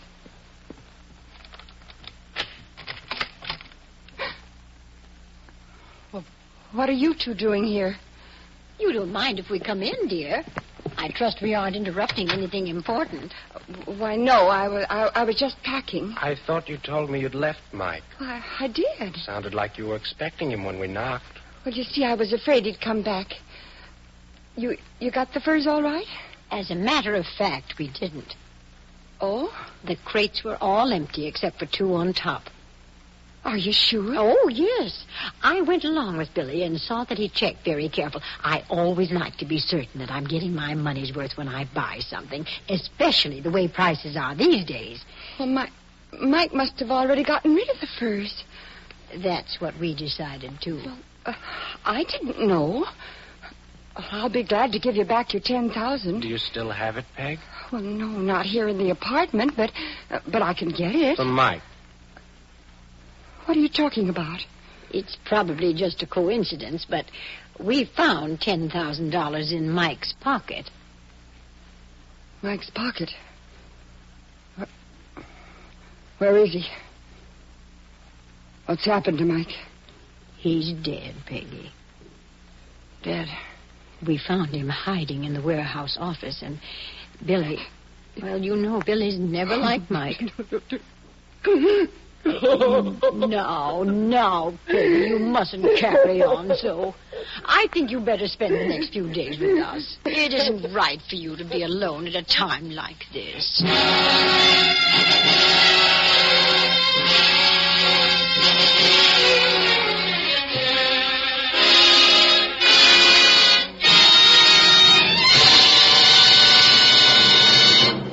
We will return in just a moment to tonight's dramatic case from the official files of your FBI.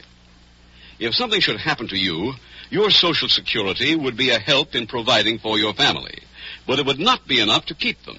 Now, if you'd like to find out how to turn your Social Security into full security, then the experience of Mr. Benjamin Hall may be valuable. Meet Mr. Hall, a new member of the Equitable Society. When I found out that my Social Security would pay my wife only about $25 a week, I got worried with the prices what they are today. And she and the kids wouldn't be able to even make ends meet. And how did you find freedom from this worry? Well, I heard you describe a fact-finding chart on this program that would help me figure out just how much extra money my family would need to keep them well fed, well housed, and well clothed until the youngest got through high school. That's the famous equitable fact-finding chart for fathers and mothers. It's free to all our listeners. Well, I telephoned our local Equitable Society man, and he brought the fact-finding chart along with him. He showed me how easy it was to figure out how to turn my Social Security into full security under the Equitable Family Security Plan, and at very little additional cost. So I'd like to tell any family man who has Social Security this. If you want full security for your family, call up your own local Equitable man. You'll be glad that you did. That's excellent advice. And you'll find your Equitable Society man a good man to do business with. He's a neighbor of yours, friendly, helpful, and he knows the answers. He'll help you get the most for your insurance dollar. Now, maybe your problem is owning your own home, or education for your children, or a comfortable living when you're over 60. Or you want to turn your Social Security into full security. Call your local Equitable man and ask him first for your free copy of the fact-finding chart for fathers and mothers. Consult your local telephone directory for his name. You'll find it in the yellow section under Equitable. That's Equitable. The Equitable Life Assurance Society of the United States.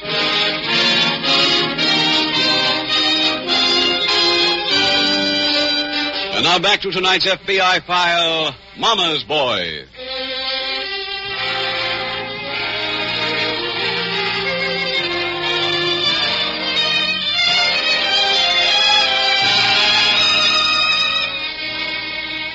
In the case you are hearing tonight, your FBI was confronted by a mother and son who were both involved in crimes which led inexorably to murder.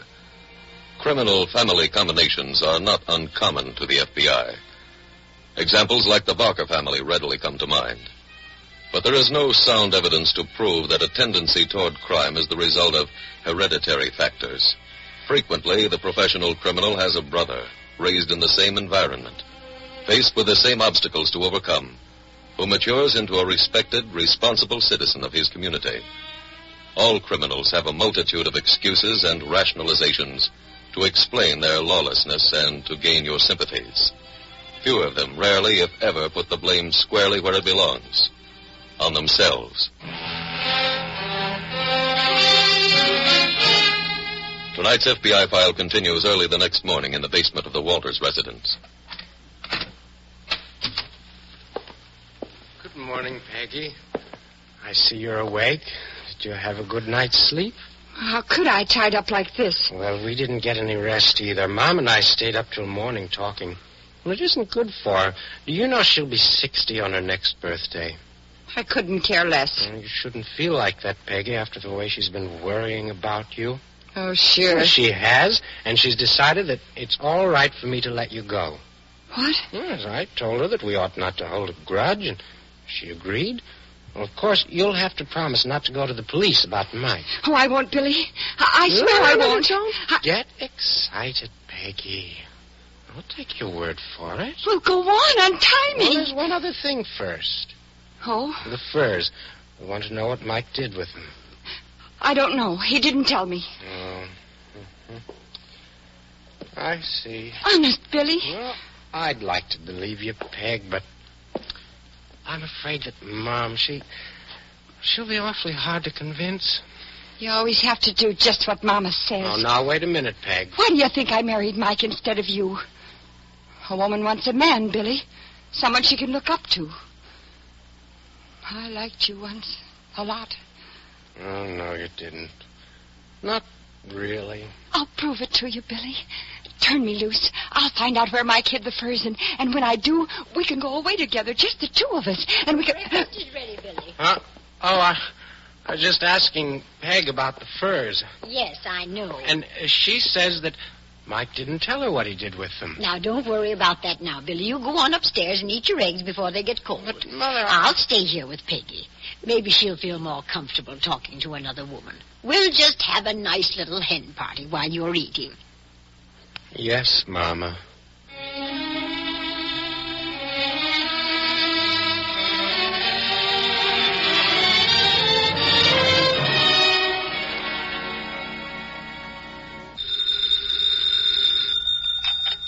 Bryant speaking. It's Taylor, Mr. Bryant. Oh, yes, Jim. The police search is paid off. They found the Burgess truck in a warehouse on 11th Street. Good. Well, not too good, I'm afraid. The furs are gone except for a couple of cases. Oh? And the owner of the warehouse has been murdered.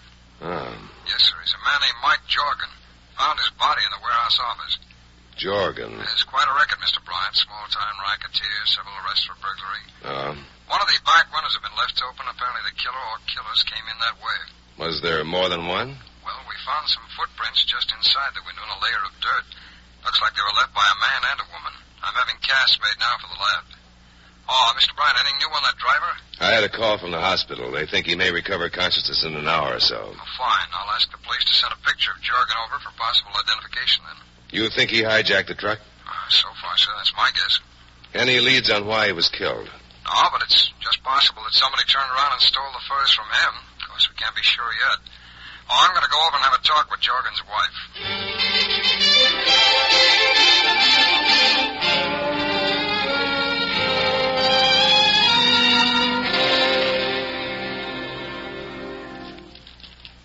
You can stop fiddling with those stamps now, Billy, and get the furs. She knew where Mike hid them? A vacant store, 213 Greendale Street. There's a back entrance. You can park our truck in the alley. She lied to me again. What did you expect? Well, you better hurry along. All right, Mom. And, Billy. Yes? I don't think you'll ever be interested in running off with Peggy again. Is she? Oh, no. She isn't dead. But I had a little trouble persuading her to tell me the truth. She isn't quite as nice looking as she was. Mama. I had to do it for your sake, son. She wouldn't be good for you. You need a mother to look after you.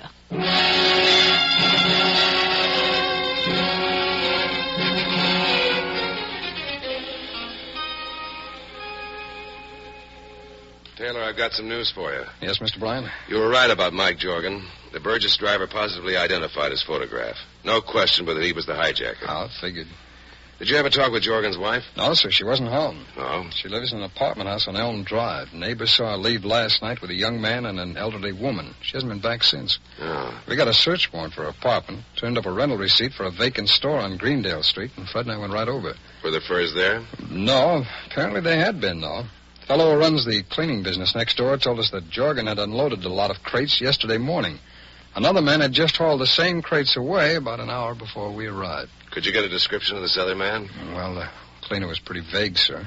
We found some footprints, so I've had casts made for comparison with the prints that we found in Jorgen's warehouse. Anything else? Yes, sir. There's a little piece of cloth on a nail near the back door of the store, as though somebody had ripped their coat, and a newspaper clipping that may have fallen out at the same time. Oh? There didn't seem to be any fingerprints on the clipping, just smudges, but the item itself might lead us someplace. What do you mean? Well, it's about a stamp auction to be held next week. Stamp auction? That's right, sir, and I... Excuse me, Mr. Bryant.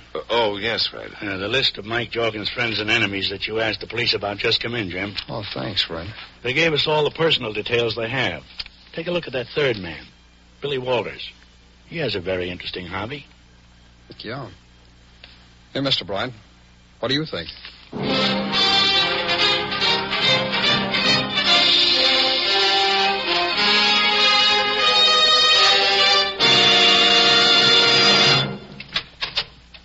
Is that you, Billy?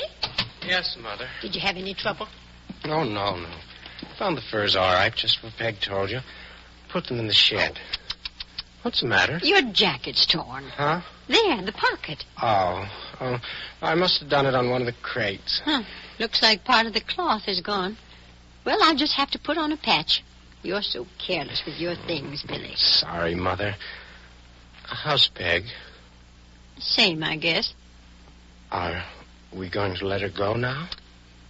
How can we, Billy? Well, you did promise. Believe me, son, if I thought we could trust her, I'd be the first one to say turn her loose.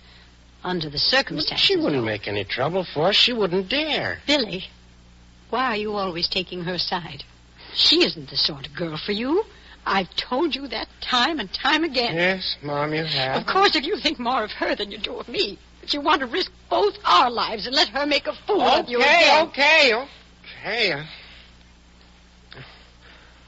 When do I have to take care of her? As soon as possible, I should think. But you don't have to do it yourself, Billy. What's the matter? Thought I heard somebody out in the back. Listen. Yeah. Be careful, Billy. Who are you? What are you doing out there? Just having a look at the furs in your shed. What? We're special agents of the FBI, Billy. Want to have a little talk with you and your mother.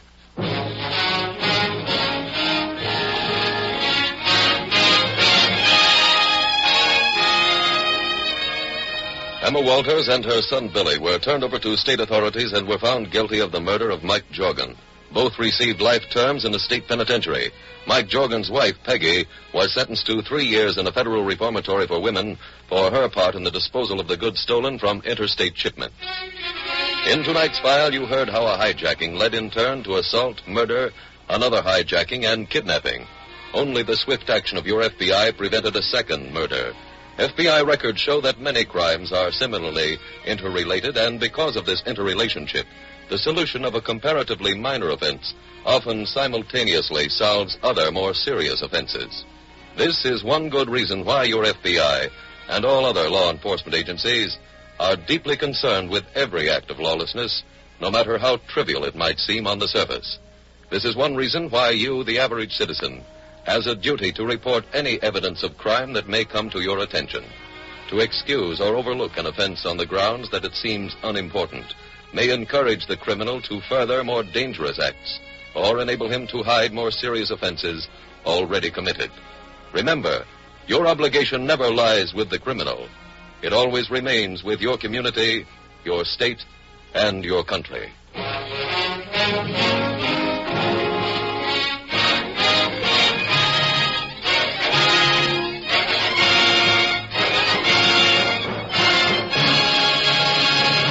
If you are interested in the future security of your family, the answer is no farther away than your phone. Call up your local Equitable Society representative. Ask him to send you the Equitable Fact-Finding Chart for fathers and mothers. It's free. There's no obligation. No matter what your life insurance problem may be, independence after 60, education for your children, or assured home ownership, your Equitable representative can help you plan wisely and economically.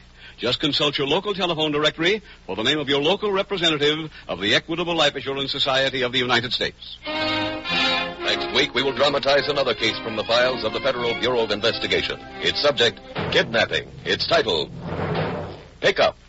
The incidents used in tonight's Equitable Life Assurance Society's broadcast are adapted from the files of the Federal Bureau of Investigation. However, all names used are fictitious, and any similarity thereof to the names of places or persons, living or dead, is accidental. Tonight, the music was composed and conducted by Frederick Steiner. The author was Frank Burt. Your narrator was William Woodson, and Special Agent Taylor was played by Stacey Harris. Others in the cast were Tom Brown, Walter Catlett, Isabel Jewell, Jeanette Nolan, Paul Richards, and Carlton Young. This is Your FBI is a Jerry Devine production.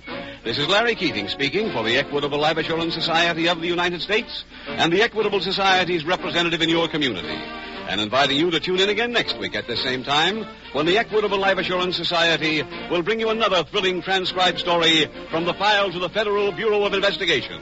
Pick up on This Is Your FBI. Stay tuned for the adventures of Ozzie and Harriet. There's fun for the whole family when Ozzie and Harriet come your way next. This program came to you from Hollywood. This is ABC Radio Network. Whispering Streets.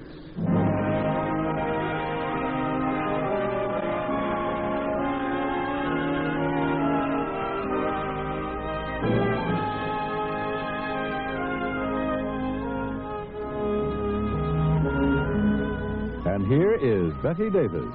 Hello. The whispering streets that divide a family are the most tragic ones of all.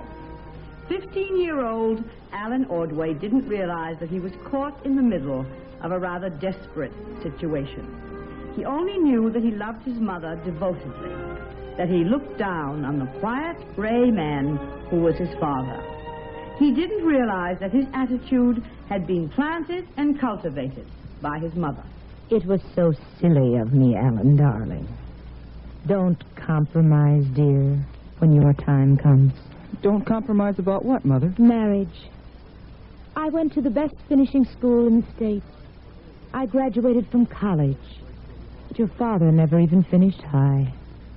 Well, it takes ambition to go to college, I suppose. And if a man doesn't want to better himself... Dad works awfully hard. But what does he accomplish? The rent of a house like this in a second-rate town... Gosh, Mother, the town is fine.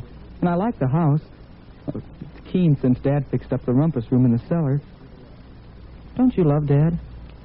When a woman marries below her... We weren't talking of love, dear. But you must love Dad because I'm here. Alan. The man I really loved was killed in an accident. He was handsome and so brilliant. A Rhodes Scholar. Do you know anything about Rhodes Scholars? Well, no. I turned to your father blindly in a moment of grief. So blindly. Gosh, that's fierce. For both of you. But don't worry. Your father's had his compensations. And I've had you, my son. What do you mean Dad's had his compensations? I don't get it, Mom. Not Mom. Mother. Your father goes off by himself every Sunday. Yeah, I know. I've often wondered. He starts early. He comes home very late. When a man's supporting another woman, of course he wants to spend some time with her. Mom, what the deuce are you saying? A wife learns to bow to the inevitable, Alan. Your father and I have drifted apart, slowly and steadily, until we no longer have any real contact. I'm sorry. Well, here he comes now, walking down the street. He looks awfully tired. I don't doubt that he's tired of everything, including us, darling. If he didn't have to support us, his legal wife and son, his life would be very different.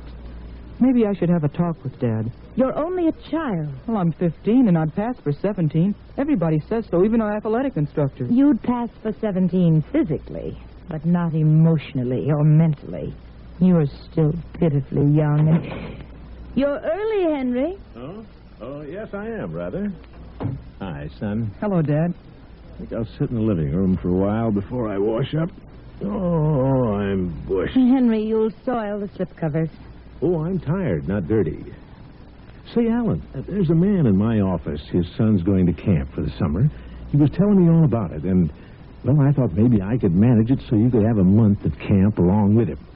It's on a lake, and the fellas live in tents. Oh, gosh, Dad, that sounds swell. Henry, go into the bedroom and get into a fresh shirt. Shirt? Oh, well, all right, Edith. All right. Call me when dinner's dished up. Middle class. Middle class. I'll call you when... Henry. Okay, Edith, okay. Absolutely impervious to the social amenities. You can't go to camp, Alan. But heck, Mother, why not? In the first place, we can't afford it. My new doctor is very expensive, Alan. And then, too, your father only wants to send you away so we'll be separated. He's jealous of the bond between us. He's jealous of his own son.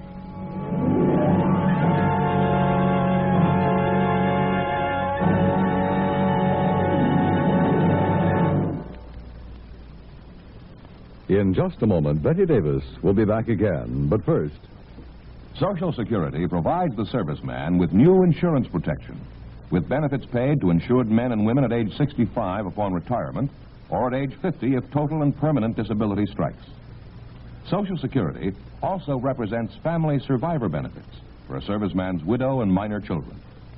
The full story of how Social Security works is available in a number of different pamphlets. These pamphlets are available now in service libraries and reading rooms. They take only a few minutes to read, and the information you get will help you plan for the future. First of all, you should know what Social Security can mean to your family in the event of your death. And it's important to learn how many years of service you'll need to qualify for this second retirement check. Servicemen can collect Social Security at age 65, but women are eligible at age 62. Have you investigated your Social Security benefits?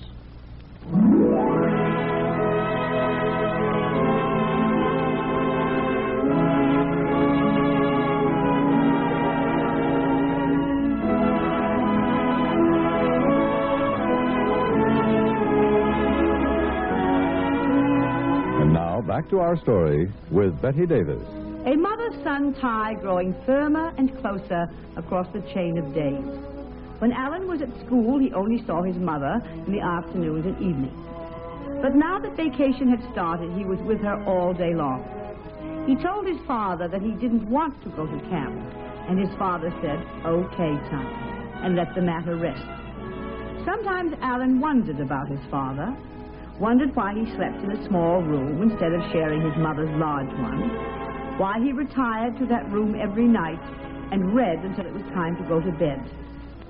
Why a man with his father's lack of education owned such deep books. After all, his mother, for all her finishing school and college, read saccharine, wishy-washy novels. They're my escape, dear. Escape from the humdrum life I live. Your father doesn't really enjoy his books. He reads them because he thinks he's impressing you. That's kind of foolish, isn't it? Oh, then, of course, your father. Oh, dear.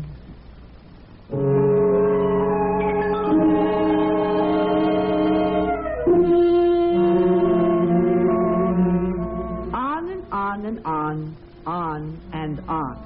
Picking, picking, picking. Innuendo piled on innuendo. Alan was civil to his father, but that was about as far as it went. On one of the rare moments when they were alone. Look here, Alan, you're growing up, and I suppose you'll begin thinking about college in a little while. What are you two talking about? Nothing, Edith. You look flustered. Oh, well, I'm not. Grass is sort of ragged, isn't it? Looks as if it needs a barber. Guess I'll take a turn or two with a lawnmower before dinner. Mowing the lawn's good exercise. Successful men get their exercise playing golf. What were you really talking about, Alan? Why college? Dad said he supposed I'd begun to think about college. College? How could he send you to college? There was a college fund when you were a baby, Alan. It started the week after you were born. A few of my relatives sent you money gifts. That was the nucleus. What happened to the fund? Oh, it disappeared. Would you like to go to the movies tonight, Alan, with your old mother? There's a good picture at the Lyric. Alan's mother had always migrated from doctor to doctor. She complained of a faulty heart. But Alan didn't take that seriously. It was one of his mother's little peculiarities. Without it, she wouldn't be his mother. She'd be a stranger. He went to the store on an errand one day. An hour later, he came down the street on his bicycle with parcels in a wire basket on the handlebars. When he saw a fire truck in front of the house, he put on full speed. But it couldn't be a fire. There weren't any ladders or hose. He leaned his bicycle against the porch railing. He started into the house, but a neighbor barred his way. What is it, Mrs. Winthrop? Why's that truck outside? Your mother's had an attack, Alan. But the truck... It's this way. They sent to the firehouse for pulmotor. It was the quickest thing. Is she very sick? Yes, Alan. They're working over, but there's not much hope, I'm afraid. Let me go to her. She'd want me. No, Alan, it would only make it worse for you. I know from experience. It could be worse. They're doing everything they can. Alan, if don't be a father, why don't you go to the bus stop and wait for him?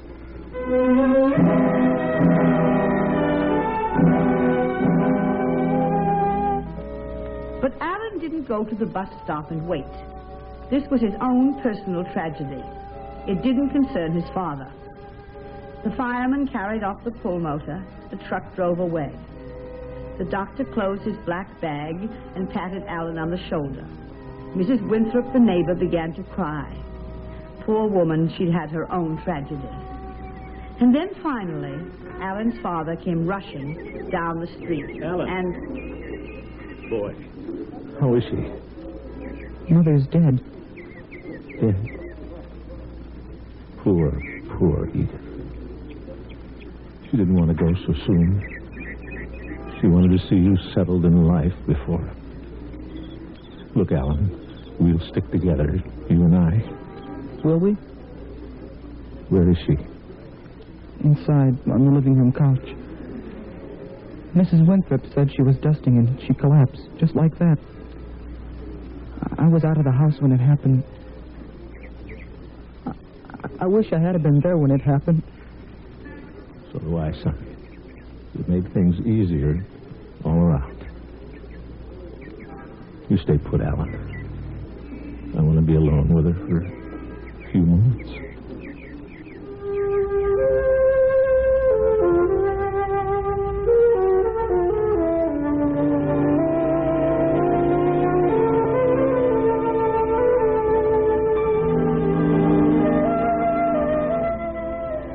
During the days before the funeral, Alan often wanted to say to his father, "Why are you putting on this show of grief? You didn't love her." And then the funeral was over, and Alan and his father sat staring at each other. Alan's face was still and self-contained. He held himself rigidly in check, with a grim determination unusual in a boy of his age. Even his father couldn't guess that he was not only grieving, that he felt isolated and alone with a man who never had and never could understand. It was his father who finally spoke. Well, us now, Alan. Just you and me. I know what this means to you, son. I know how lost you are. Your mother was devoted to you. She was a good mother. You're darn right she was a good mother. Now we have plans to make. After I get adjusted, well, I'll find somebody to come in and do the work. We'll keep the house going until you're through with high school. Night times, when you haven't got a date, we'll read together. Man stuff, Alan. I've got some books upstairs that'll interest you when you get to know the authors. Oh, yeah? Alan, your mother left a mighty big hole in this house. And in our hearts, too. For the present, I think I ought to send you to the country, away from here. Things are too close. This living room, you know. To camp, you mean? Well, not this year, son. Your mother's funeral expenses ate up what surplus I had. I wanted her to have the best.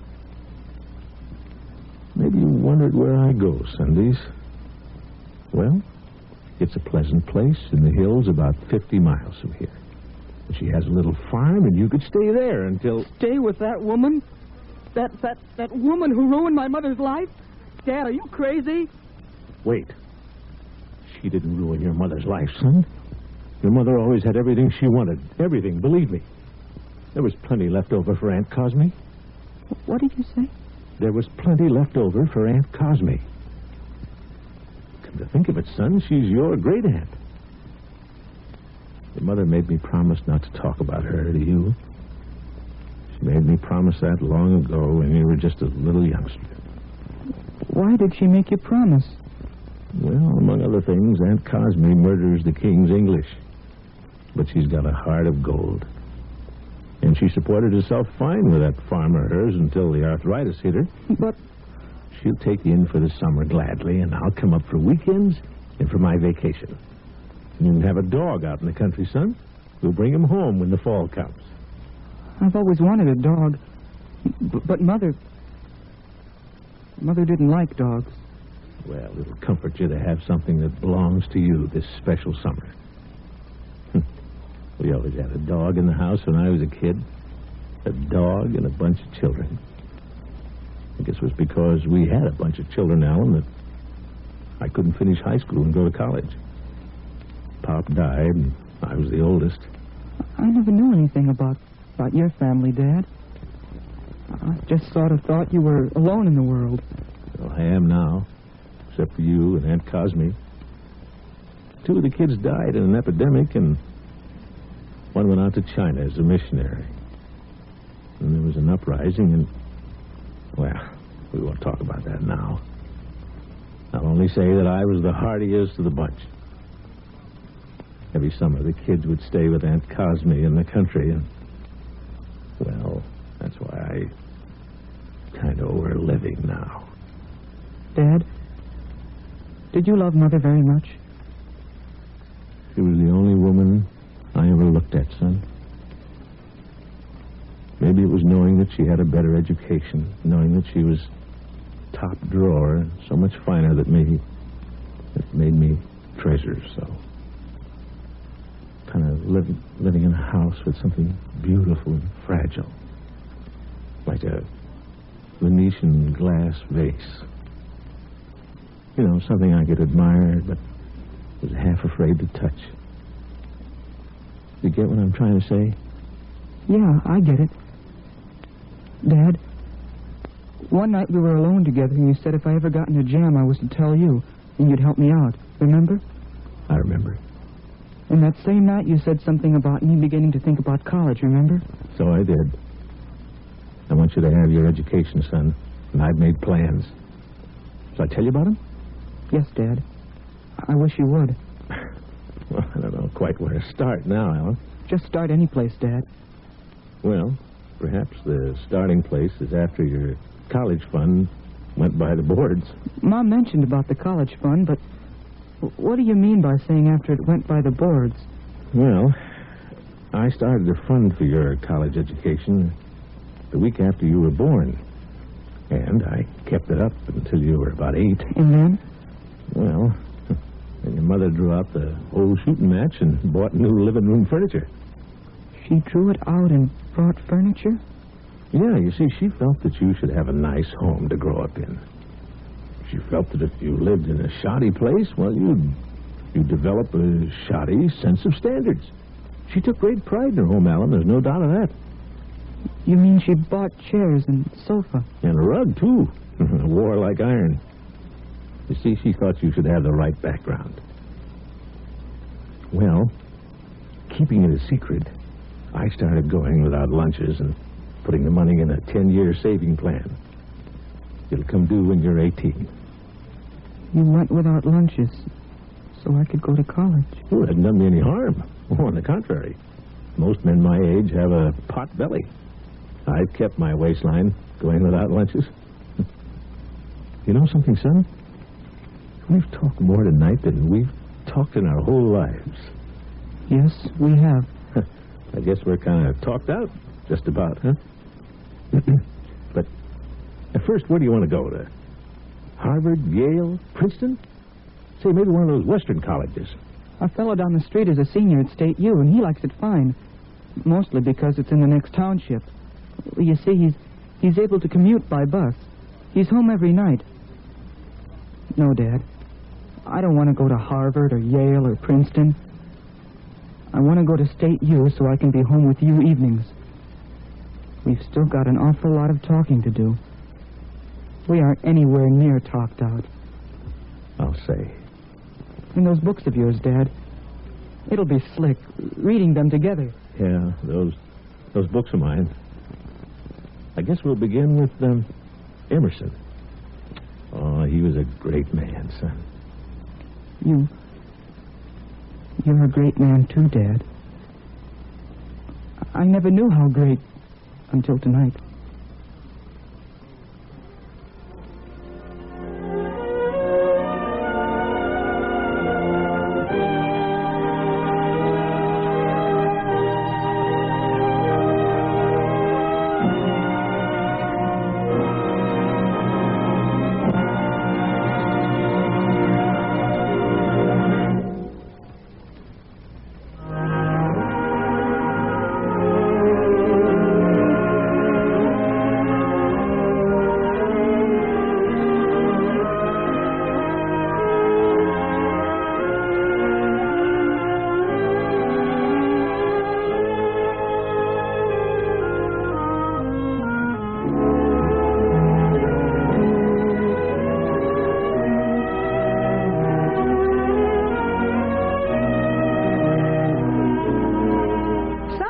Greatness is so close to us that we don't see it. Sometimes we trust our ears and not our instincts, and in that way we lose touch with those things of the spirit. When Alan came home from doing an errand and he saw a fire truck in front of the house, a Mrs. Winthrop, a neighbor, told him that he mustn't go inside because it would only make things worse. She said she knew from experience that it would be worse. In just a moment, Betty Davis will be back to tell you more about Mrs. Winthrop. But first, 4 Navy ships arrived off the coast of Colombo, Ceylon. The USS Duxbury, USS Princeton, USS Sutherland, and USS Henderson. They were there to take part in the rescue work made necessary by one of the worst floods in the history of Ceylon. Over 300 tons of food were offloaded and dispatched to the disaster areas. 160 tons were airlifted by the helicopters of the Princeton. Medical teams from all the Navy ships immunized thousands of people to prevent epidemic outbreaks. They also purified the drinking water. After 5 days of 24 hours a day work, the floodwaters receded and the emergency passed. The spirit and teamwork displayed by these Navy men gave us all a thought to remember. We are Americans. As we go, so goes America.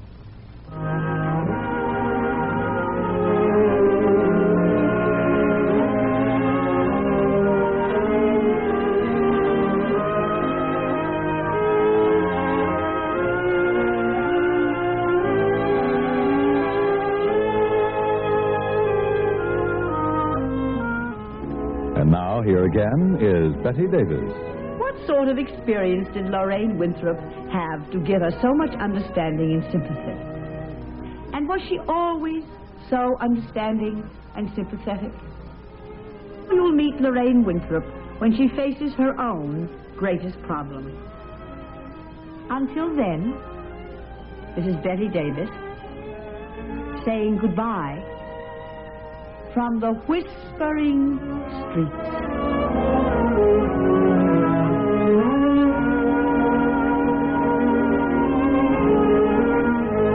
Today's program was written by Margaret E. Sangster. Featured in the cast were Kathy Lewis, Hal Perry, and Peter Votrian. Whispering Streets was directed by Gordon T. Hughes and produced by Ted Lloyd. Your announcer is Dan Cubberly.